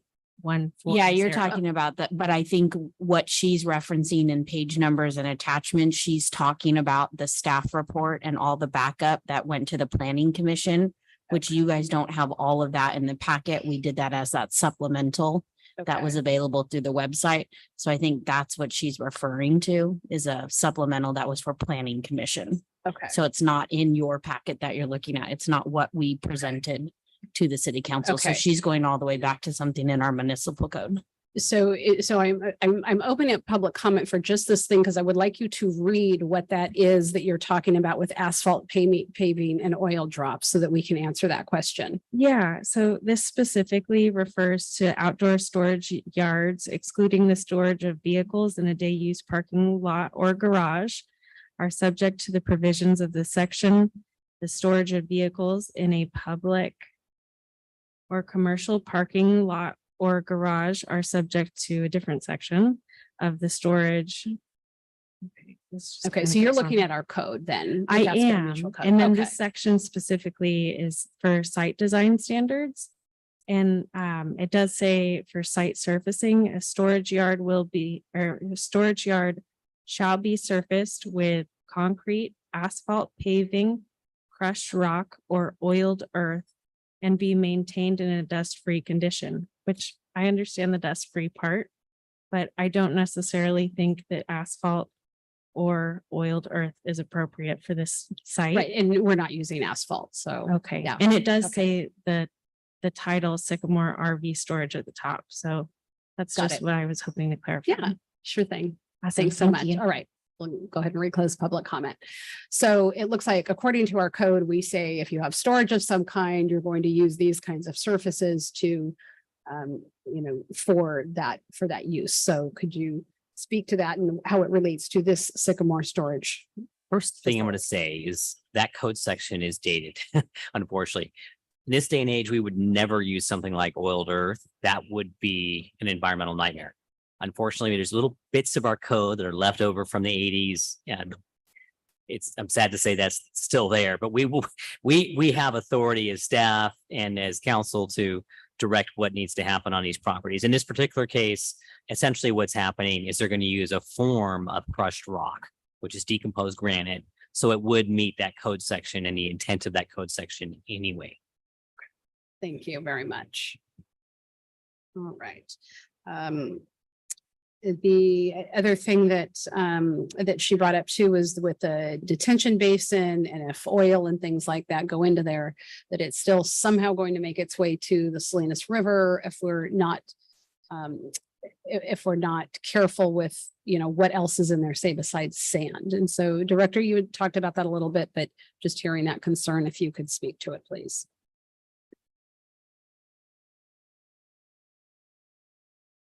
Sorry, I missed. Are you? Oh, I'm talking to sorry. I Nick? was All looking. right. I was looking at Director. That's what. Guevara. Yeah, that's why I was. Yeah. wasn't sure. Sorry. Yeah. No, Yeah. Which director? I mean, usually we require with developments, when stormwater facilities are built, that they enter into a operation and maintenance agreement for maintaining those facilities. So this would be one of those developments that would, an agreement with the city that they're gonna, properly maintain it, the oversight and everything else. With the spill response plan as well, that could be rolled into that.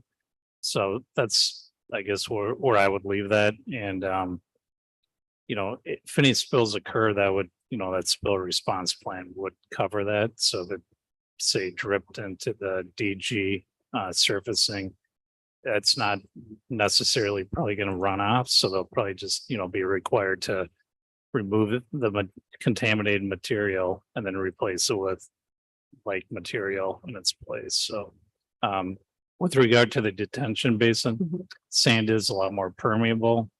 The owner of this property, the water company, they have a vested interest.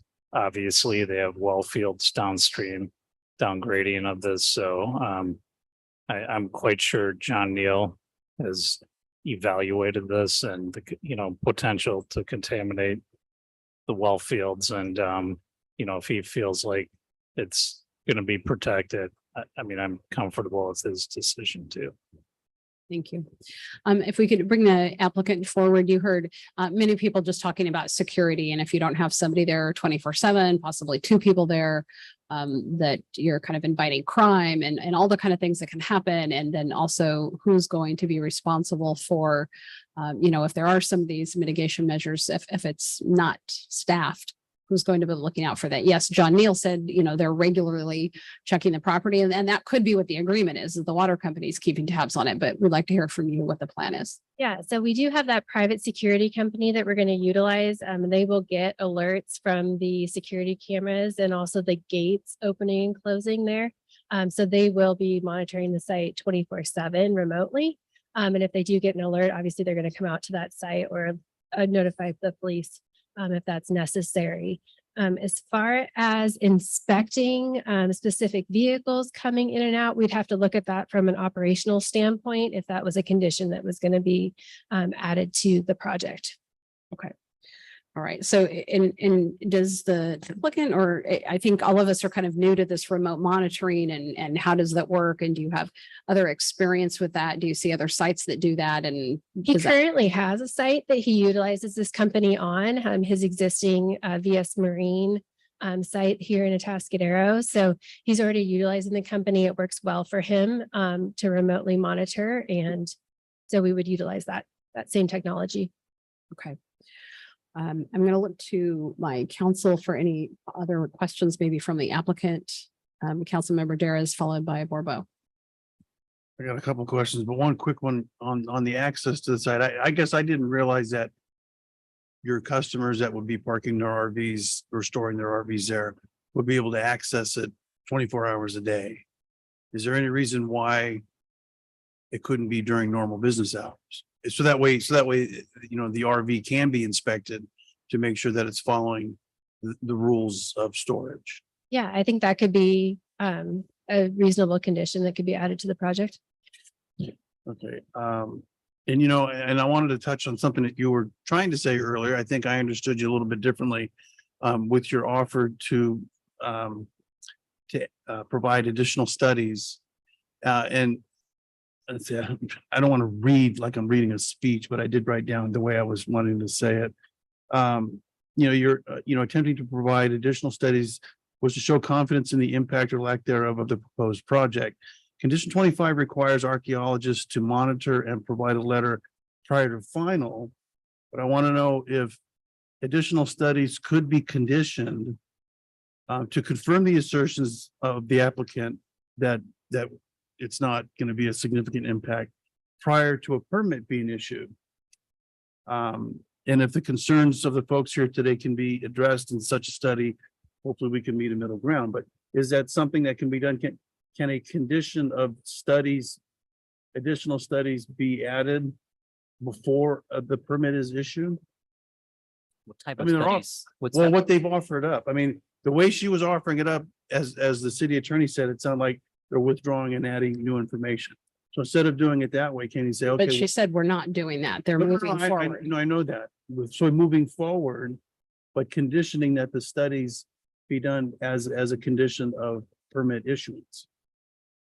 Is that, I know it's not, that might be completely way bizarre, maybe not something that can happen, but if Gonna that's ask something our that, city attorney to, Yeah, normally you do that before your approval. And if you do, like our city attorney mentioned earlier, once you start doing additional studies, you've really got to enter that into the record. It becomes a different project in terms of the CEQA analysis. And so what is that becomes problematic. I think what the applicant's representative was really saying is, you know, they haven't had a chance to digest all of the appeal accounts and they'd like to respond to those. That's really what they're saying. That's exactly what I was saying, was that I wanted just the time, the continuance to address the appeal issues. And so we could come back to your council and have responses to those, whether it be that we need to do something additional, you know, for our sake in order to properly respond to those and some of those questions that do come up as part of that. So not so much modify the project at all. You know, we don't want to withdraw the project. We just wanted the time to, you know, bolster our responses to the appeal issues. right, and I understand that on the archaeology, on the requirement for the archaeologists to monitor and then provide a letter prior to final. What are the implications of that if the archaeologists should find something of significance midway through whatever work's happening? I mean, could it? we stop already did project and kill it? they already did an archaeological report. There's nothing there that is released. There is no further archaeological studies or monitoring. Oh, all right, I'm finished, thanks. Right. Other questions? Did you have a question of the applicant? No, I would, if the council elects to approve it, I would have several conditions to add. But I don't have any further questions for the applicant. I do have a question for staff. Any question for the applicant?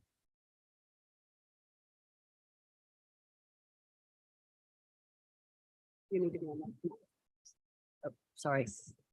Gotta unmute myself here.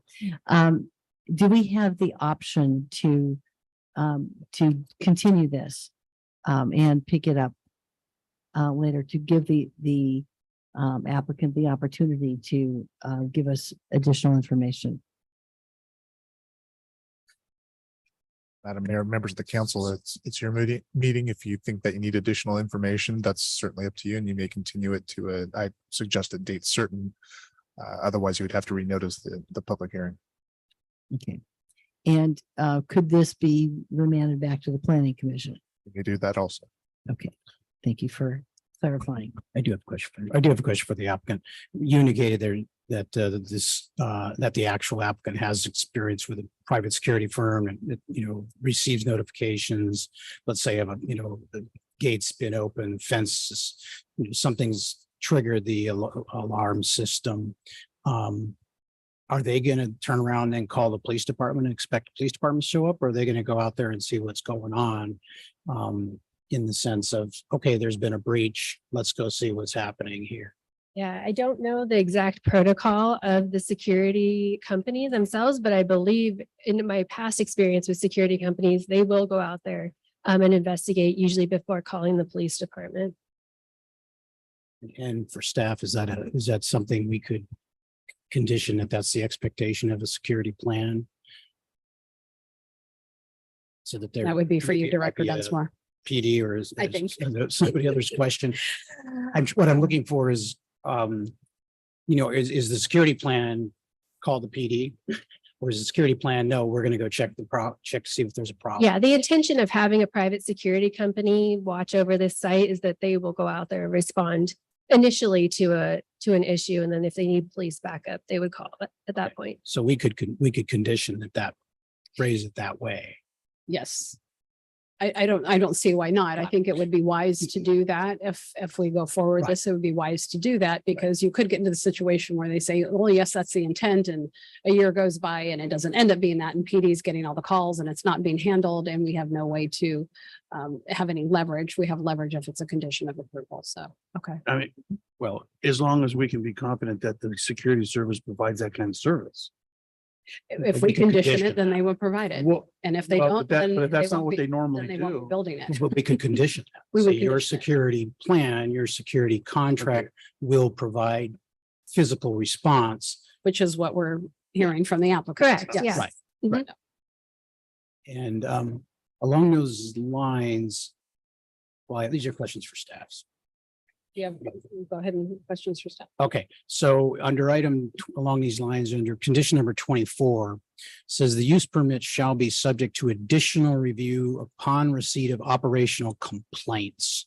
Could we also include in that excessive PD responses?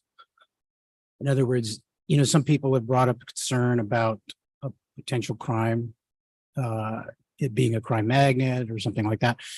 And if that were to be the case, and I don't know if we establish some threshold of so many responses in a certain time period to say, okay, we need to revisit this because some people's fears are proving true.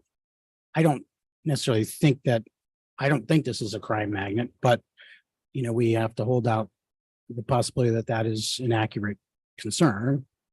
And I'd like to put it in the condition that the operating permit would be revisited if this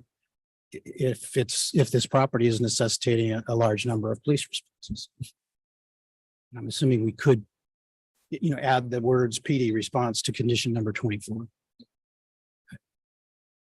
Yes, I'm looking a little bit to our city attorney on this because it's an unusual condition. It's a bit of a performance condition. It's almost like a revocation kind of situation where, hey, if we have issues with this property, PD or otherwise, we can bring it back to a hearing and potentially revoke the use permit or correct the situation. required like manned operation or something. I'm just saying if Yeah, if change the fears conditions. prove true, then you might want to go, okay, I'm sorry, you tried this as an unmanned operation. You're going to have it as a manned operation. That's what I'm looking for, because I don't want the burden, if there is a burden, I don't want it to fall to the police department. I want it to fall to the operator. That's what I'm getting at. Madam Mayor, members of the council, just as a reminder, it's a conditional use permit. So if you were to approve the conditional use permit, it's an actual property right for the landowner. But to the point about reviewing things, what is standard is to put in, say, a 6-month review period for bringing it back to the city council in this instance to make sure that the applicant, or in this case, the permittee, is complying with all the conditions of the conditional use permit, and if necessary, to tweak it at that point. Otherwise, it requires due process proceeding to revoke the CUP or to modify it or what have you. But if you put that 6-month tickler in there, it causes the planning staff to bring it back to the city council for review and consideration about any complaints that there might be. And to the council member's point, if there are unusual police responses to it, there are other things that we can do to try to mitigate it, or at least collect the city's response costs associated with those types of responses. I'd be happy with with an annual review of any operational issues. I'm also concerned in the condition regarding landscaping. We make mention that there's no need to put any landscaping in the interior of the project. I don't know if you can call up one of the maps, but because it's going to be landscaped around the edges. I did walk the 41 bridge today because I wanted to see what the view, I drove it back and forth and I walked it and wanted to see what the view was. And frankly, if you're going even just the speed limit, you're not going to see much, but you are going to see a bunch of RVs over there. And I very quickly, and it made me wonder if you broke up that with some trees in the middle, if you will, that might be helpful, because it is a concern that this, I don't think anybody could describe this as an attractive use. There's no houses around to look at it, but I don't think anybody could describe it as an attractive use. Do you think you're throwing a few trees in there so that somebody driving over a bridge can look and go, there's a tree? And will not see a sea of aluminum sided RVs or whatever. So hopefully people are paying attention. Hopefully they're paying attention, but sure. Coming into town, you actually see it a little bit coming into town as well. I certainly wouldn't die on that being a condition, but it's just something I wanted to bring up. So. All right. I do want to say, some of you have brought up the zoning issue and you think it should be rezoned, and you have every right to think that and desire that it be rezoned, but it's not your property. It's not our property. We don't own the property. Somebody else does. It is private property. It's owned by somebody and they have a right to use it and they have a zoning on it. Yet this is a conditional allowed use. And that's why we are going through this process. As Mr. Neal said, nobody has approached him about use of that property for anything like a river center or ecotourism.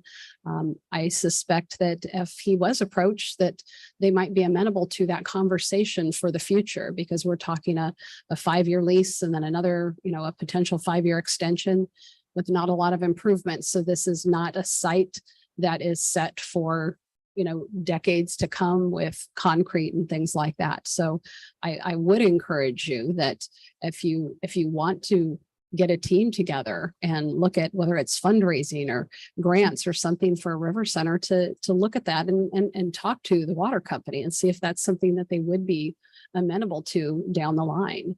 Because certainly it would take time to get funding for that and have something like that designed. But I would recommend reaching out to them. I would recommend they reach out to the city too, though, because we own property down by the water treatment plant where you currently access, the walks to see the beaver dam. And I think the city might be more open to, certainly would like to see a river center type of thing. I certainly would, but it might be more viable on city property.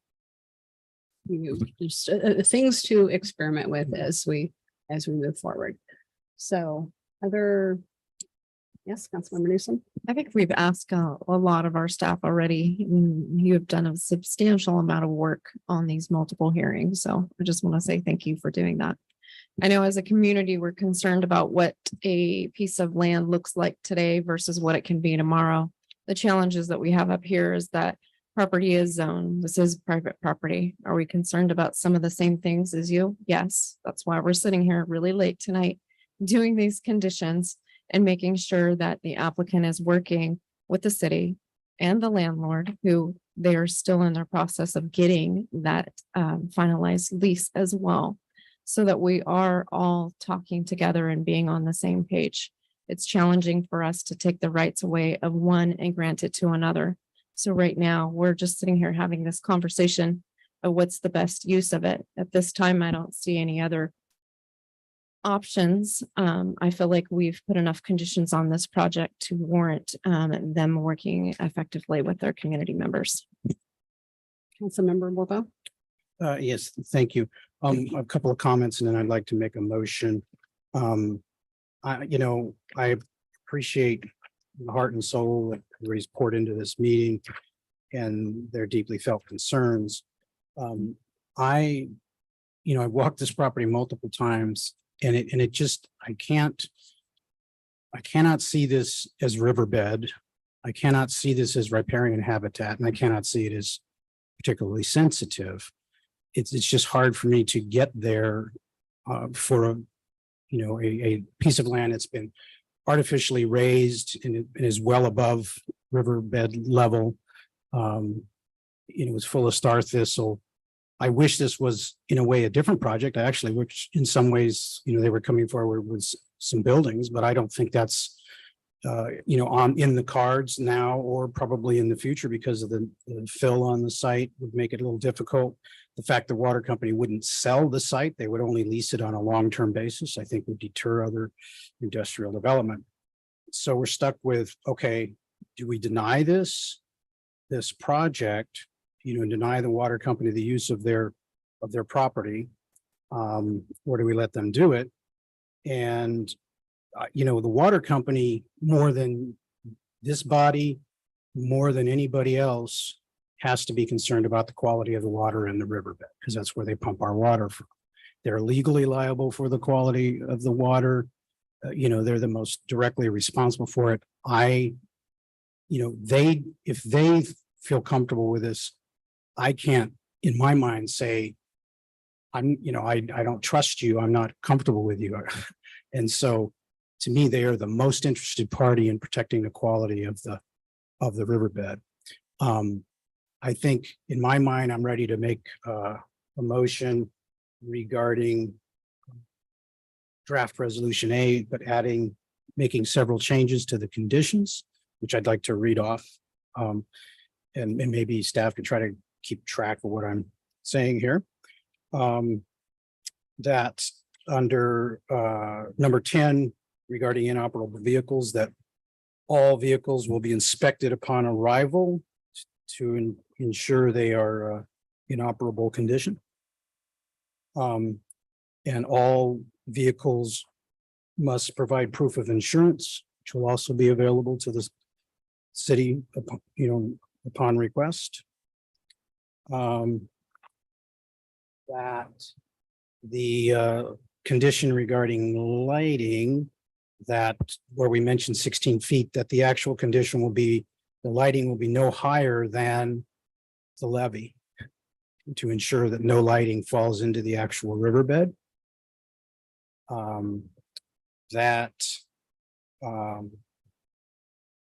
24, we would say, the subject be subject to the permit would be subject to additional review upon receipt of operational complaints, including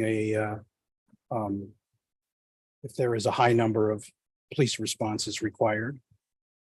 We'll specify either as a new condition, like Councilmember Deriz noted, there was no prohibition on overnight occupancy. That would need to be included. There was some mention by somebody operating one of these that trash can develop. I don't see any requirement regarding trash receptacles. There should be a condition regarding trash receptacles.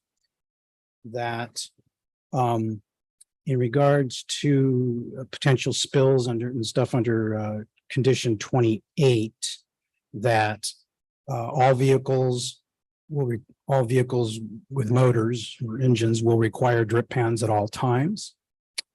And that any spills will be reported immediately to the water company and our Director of Public Works, and that the operator will conduct twice weekly inspections to that effect to ensure that there's not any unknown leaks.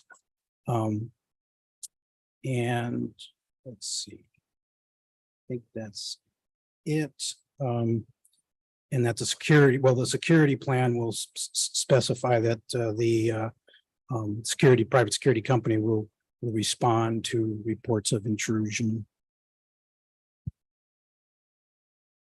I'm curious because one of the things, and I know we're kind of mid-motion here, I would ask the applicant inspection upon arrival, and then we also talked about hours of operation. We don't want to hamstring this so that you're like, wow, we got to be there right in the moment. Do we say inspection within 48 hours? To clarify, because when I spoke to Mr. Gustafson, the actual applicant, and asked him about that, what I mean by that is when you first sign up, They don't just give you a gate code and you show up. That would Okay. upon your initial arrival. That's helpful. So you'd have I inspection. heard what you said as every single time they come back, No, they're no. inspecting it. And I was like, No, wow. No, I'm sorry. I'm sorry. You're right. I should have been more clear on that. Okay. That their initial occupancy would require an inspection Okay. of the vehicle, but not, every time you take it out Okay. for a weekend. Thank you. Sort of thing. Thought that sounded a Um, little overkill. All right. yes, We're good that with would- that. I We're think good with that covers what I feel are important relative to the Okay. conditions. Before a second is made, can I add some possible conditions? Sure. Well, hold on a second. The city attorney had talked about, say, like a 6 or say 12-month review for compliance. Is that something that is a condition? Is that something separate from conditions of approval? My recommendation would be to add it into the conditions of approval. The conditional use permit is subject to council review within 6 months of its activation. I would include that under item 24. But I don't know, 6 months does seem awfully quick to me. Up to you. Well, when I say activation, that means the site's been prepared and they've actually activated the conditional use I permit. think for we that can say particular within use. 12 months because nothing precludes us from doing 6 months. Correct. So, but let's say Right, within. if there 12 started to be months. operational problems, Yeah. right. But there would be a review definitively within 12 months. Okay, Councilmember Daris, what are your? Thank you. I don't believe I saw in there anything that prohibited servicing of any kind on any of the vehicles, any of the RVs, whether they're trailers or motorhomes. So I think a no servicing clause should be in the conditions. We talked about limited hours of access. I think that that's maybe a reasonable compromise. So that way people aren't coming in at 2 o'clock in the morning. I mean, you might get back late from your trip, but there's no reason why you can't bring it in the next day. But I what if know- they don't have a place to park it? That's, Yeah, that I'm- may be the place to park it. I hate to tell somebody you Who can't would that- bring who it would back that if, and bother? this isn't going to be something where people are in and out of there constantly. You Like can plan we've your talked trip about, it's better very than that, little. the way I look at it. How would that bother though, if they're, there at 2 in the morning? Well, because one of the things that we talked about, again, maybe I'm being a little bit too much on this, but with the black and gray water tanks, if they forget to empty them and then they come back a few weeks later and realize, and then they try to secretly dump it. I mean, I don't want to see stuff like that happen. And you don't want to leave your black tank or whatever you call it, obviously full of that stuff for 6 months or a year, it's going to cause a problem.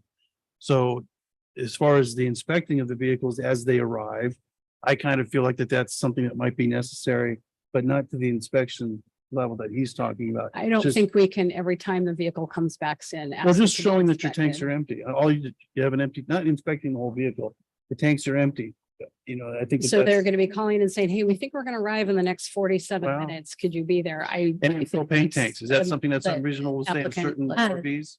So to your point about the gray and black water tanks, you never really want to leave them completely empty, especially your black water tank. When usually you empty them at a Right. dump station and then you want to fill it back up with some water and a deodorizer. Otherwise, you're just going to have a huge Okay, so odor that's not issue. something that you're concerned about being a problem then. No. Okay, then I'm not Yeah. worried. I don't own an RV, so I don't know. So, yeah, how as something an like that could RV be owner, you do not Okay. want that sitting in there. But what about the propane tanks? Now, I know on trailers, they're up towards the front and they can be removed. Motorhomes and certain, I don't own an RV, so I don't know.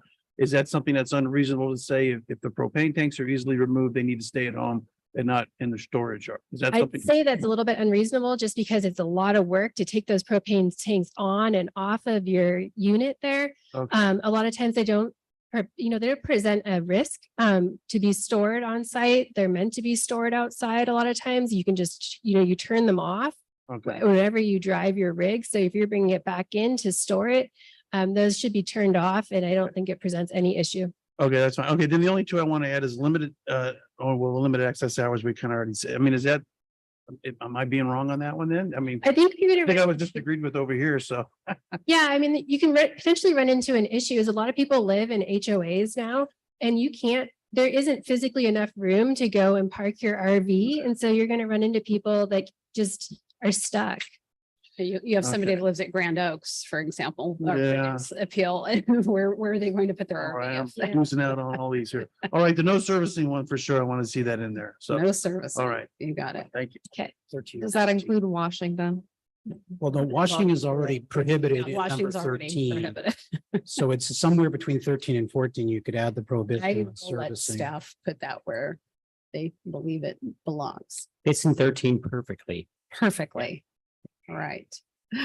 I'm gonna ask, yes, Council, or, Mayor Pro Tem. Yes, I would like to add on the motion sensitive lights that they be adjusted to minimize animal triggers.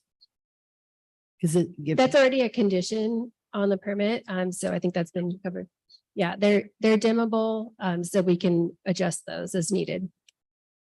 okay, yeah, because I just don't want them popping off all night or every time anybody goes in there after dark, goes across the bridge after dark, it's gonna look crazy. Yeah, we don't want them to be that sensitive either. It's gonna trigger the security system on the site, so. I don't think it's specifically mentioned in condition 22. So I think adding what Mayor Pro Tem Funk suggested, adding a phrase about, to be set to not go off with minor small animal activity. Yes, and yes. Let's just say Yes, please to do. appropriate sensitivity or something, because Yeah. I don't think we don't know exactly No, what we that don't is know, right but- now, but But they can be adjusted to, yes. because I talked. But I mean, our phrasing right now, Right. appropriate sensitivity to not go off at every little thing. Right, it's both a human Yes. visual issue and an animal Absolutely. environmental issue. So And the other thing is too, was during the discussion, there was a recommendation to reduce some of the landscaping along the Sycamore road fence so that it doesn't create, that the an attractive nuisance. The actual plan calls for a lower landscaping on the Sycamore side, but not less dense landscaping. And given the general very open naked character of the site, that seems appropriate. And we're fine with that. We can reduce the landscaping up against the fence. It's not a problem. Yeah, but just don't reduce it on the side of the chain link fence next to the project, reduce it out on the other side. So it's easier for our equestrians and other folks to navigate. Understood. And then lastly, John Neal did mention wanting the welded pipe fence versus the split rail. That was the original direction. I misspoke when I said split rail. Ah, So it was a excellent. welded Okay. pipe fence that was discussed at the DRC and other Excellent. hearings. So Okay. that was documented. Thank you. Do you want to repeat things back to make sure we're clear? Laura, are you the one that's taking those notes? Do you need us to take a 3-minute break, 5-minute break to get all that together and I come can back and repeat read it. it? I've got Let's it do all. that. I think it Either would way. help with Laura, just so we don't make any errors right now. It's 12:30 and it We'll would need be to change the easy. date on the resolution. Easy. Fast. We do need to do that, yes. Let's give her 5 minutes to go through that so we can come back and make sure we get it right. Sound good, Laura? All right. Yeah, get some breakfast and come back, folks. I don't think we should go get breakfast.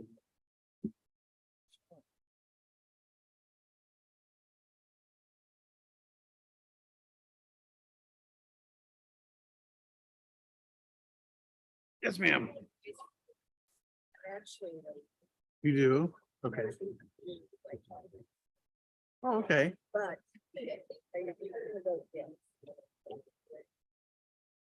I know, I'm sure everybody here's just funny at it. I don't.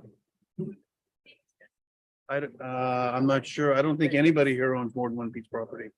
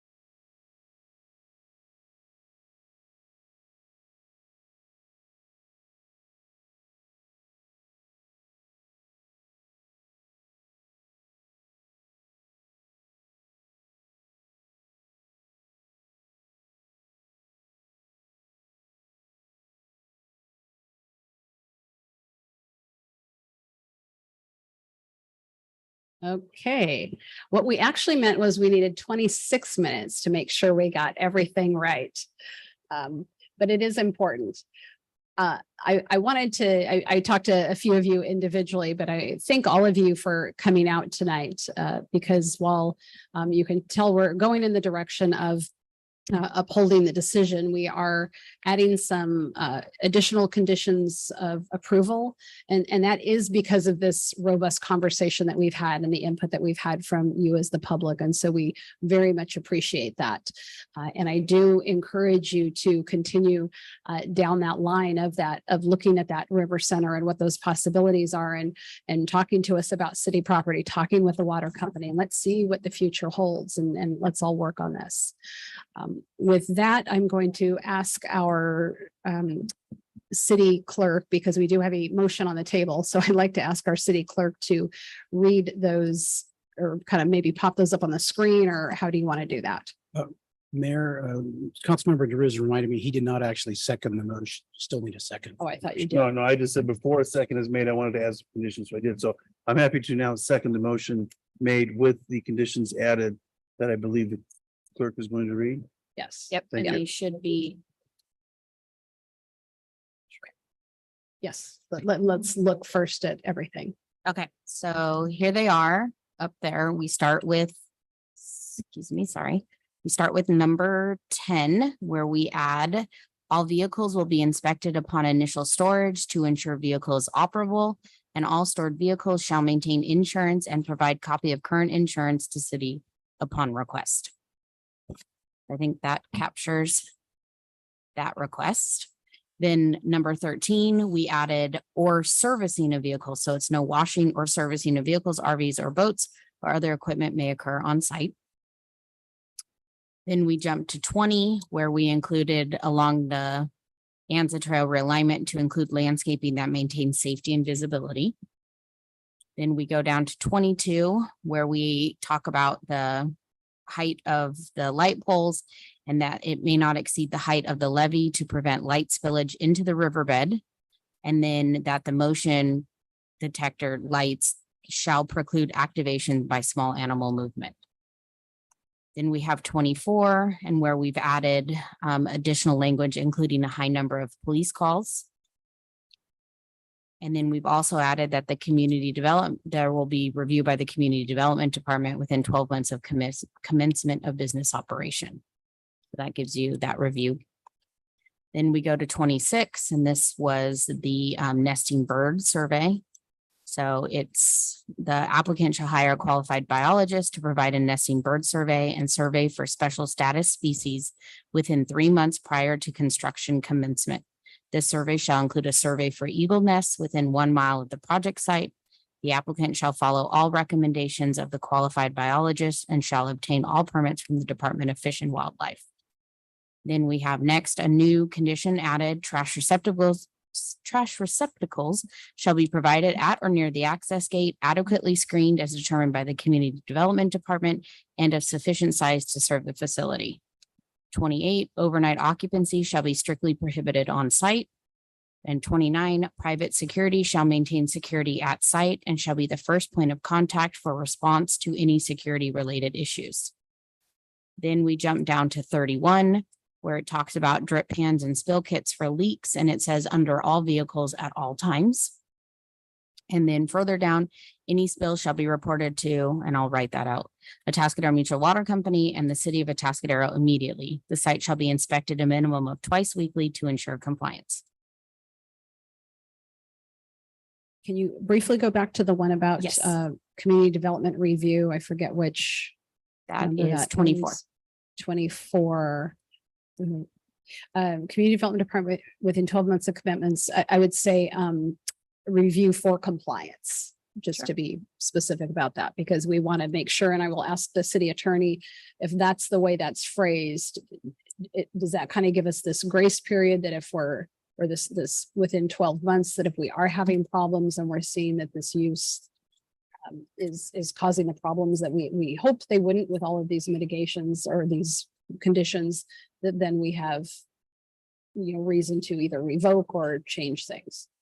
Right. So just to be clear, this would authorize the community development director or designee to make the review rather than the city council itself. Yeah, we did that because we thought it was a little excessive to bring it back to city council. But the then that's community fine. development director, I think he clearly understands the concerns, and so having them review, but that would give us that Yes. option to, repeal if need be, like at an extreme. Yes. Okay. That's fine. That's what I want to make sure is the case. Okay, so let's see, review for compliance. Okay, great. I think that does that cover everything on your list that you know? Yes, I Okay. believe so. Thank So you. before I call the question, yes, Councilman. You're On item 24 is shown there. Can we specify compliance with all conditions? Because it's not just police calls, but we also want to know if, if we're seeing reporting on this, on spills and other things. Sure. We've Got it. been, these are very carefully crafted conditions that Yes. we want Yes. all of them to review. And then I just want to comment that this is a difficult project for me. I don't like these kinds of outdoor storage usages, and the purpose of having industrially zoned space for the city is to allow us to have jobs, to generate jobs, and this doesn't do bleep for, it doesn't generate a single job on the site. And it in that management plan, let alone 6 acres worth of them. So there's no value add for the city here. But if its best use is to be open space, and that is, we're not allowed to take the value of the property owner's use of the space away from them. If we want to keep it open space, it needs to be purchased by somebody who's going to be able to keep it in conservancy and open space. And that's not before us tonight. So I think we've crafted some very, very careful conditions to manage this. And we do have, the water company does have monitoring wells that they regularly report on to make sure that the water water quality concerns are not violated. We cannot, I'm sorry, we cannot take any comment right now. We are in the middle of a motion and we actually need to call the question. We've kind of gone far enough. Are we good? All right. Thank you, Mayor Pro Tem. With that, I will, we have a motion by Councilmember Borbeau, a second by Councilmember Daras. Roll call, please. Can I just confirm that all those conditions, and because we just reworded them, that They're good with the motion, yes. okay, Yes, that was correct. Second to. great, thanks. Councilmember Borbeau, Yes. Councilmember Daras, Yes. Councilmember Newsom, Yes. Mayor Pro Tem Funk, Yes. Mayor Moreno. Yes, ma'am. Motion passes. Thank you. Next is our council announcements and committee reports, and I'm going to ask my colleagues if we can just save these for next time. Thank you. Are there any individual determinations? None. All right, meeting adjourned.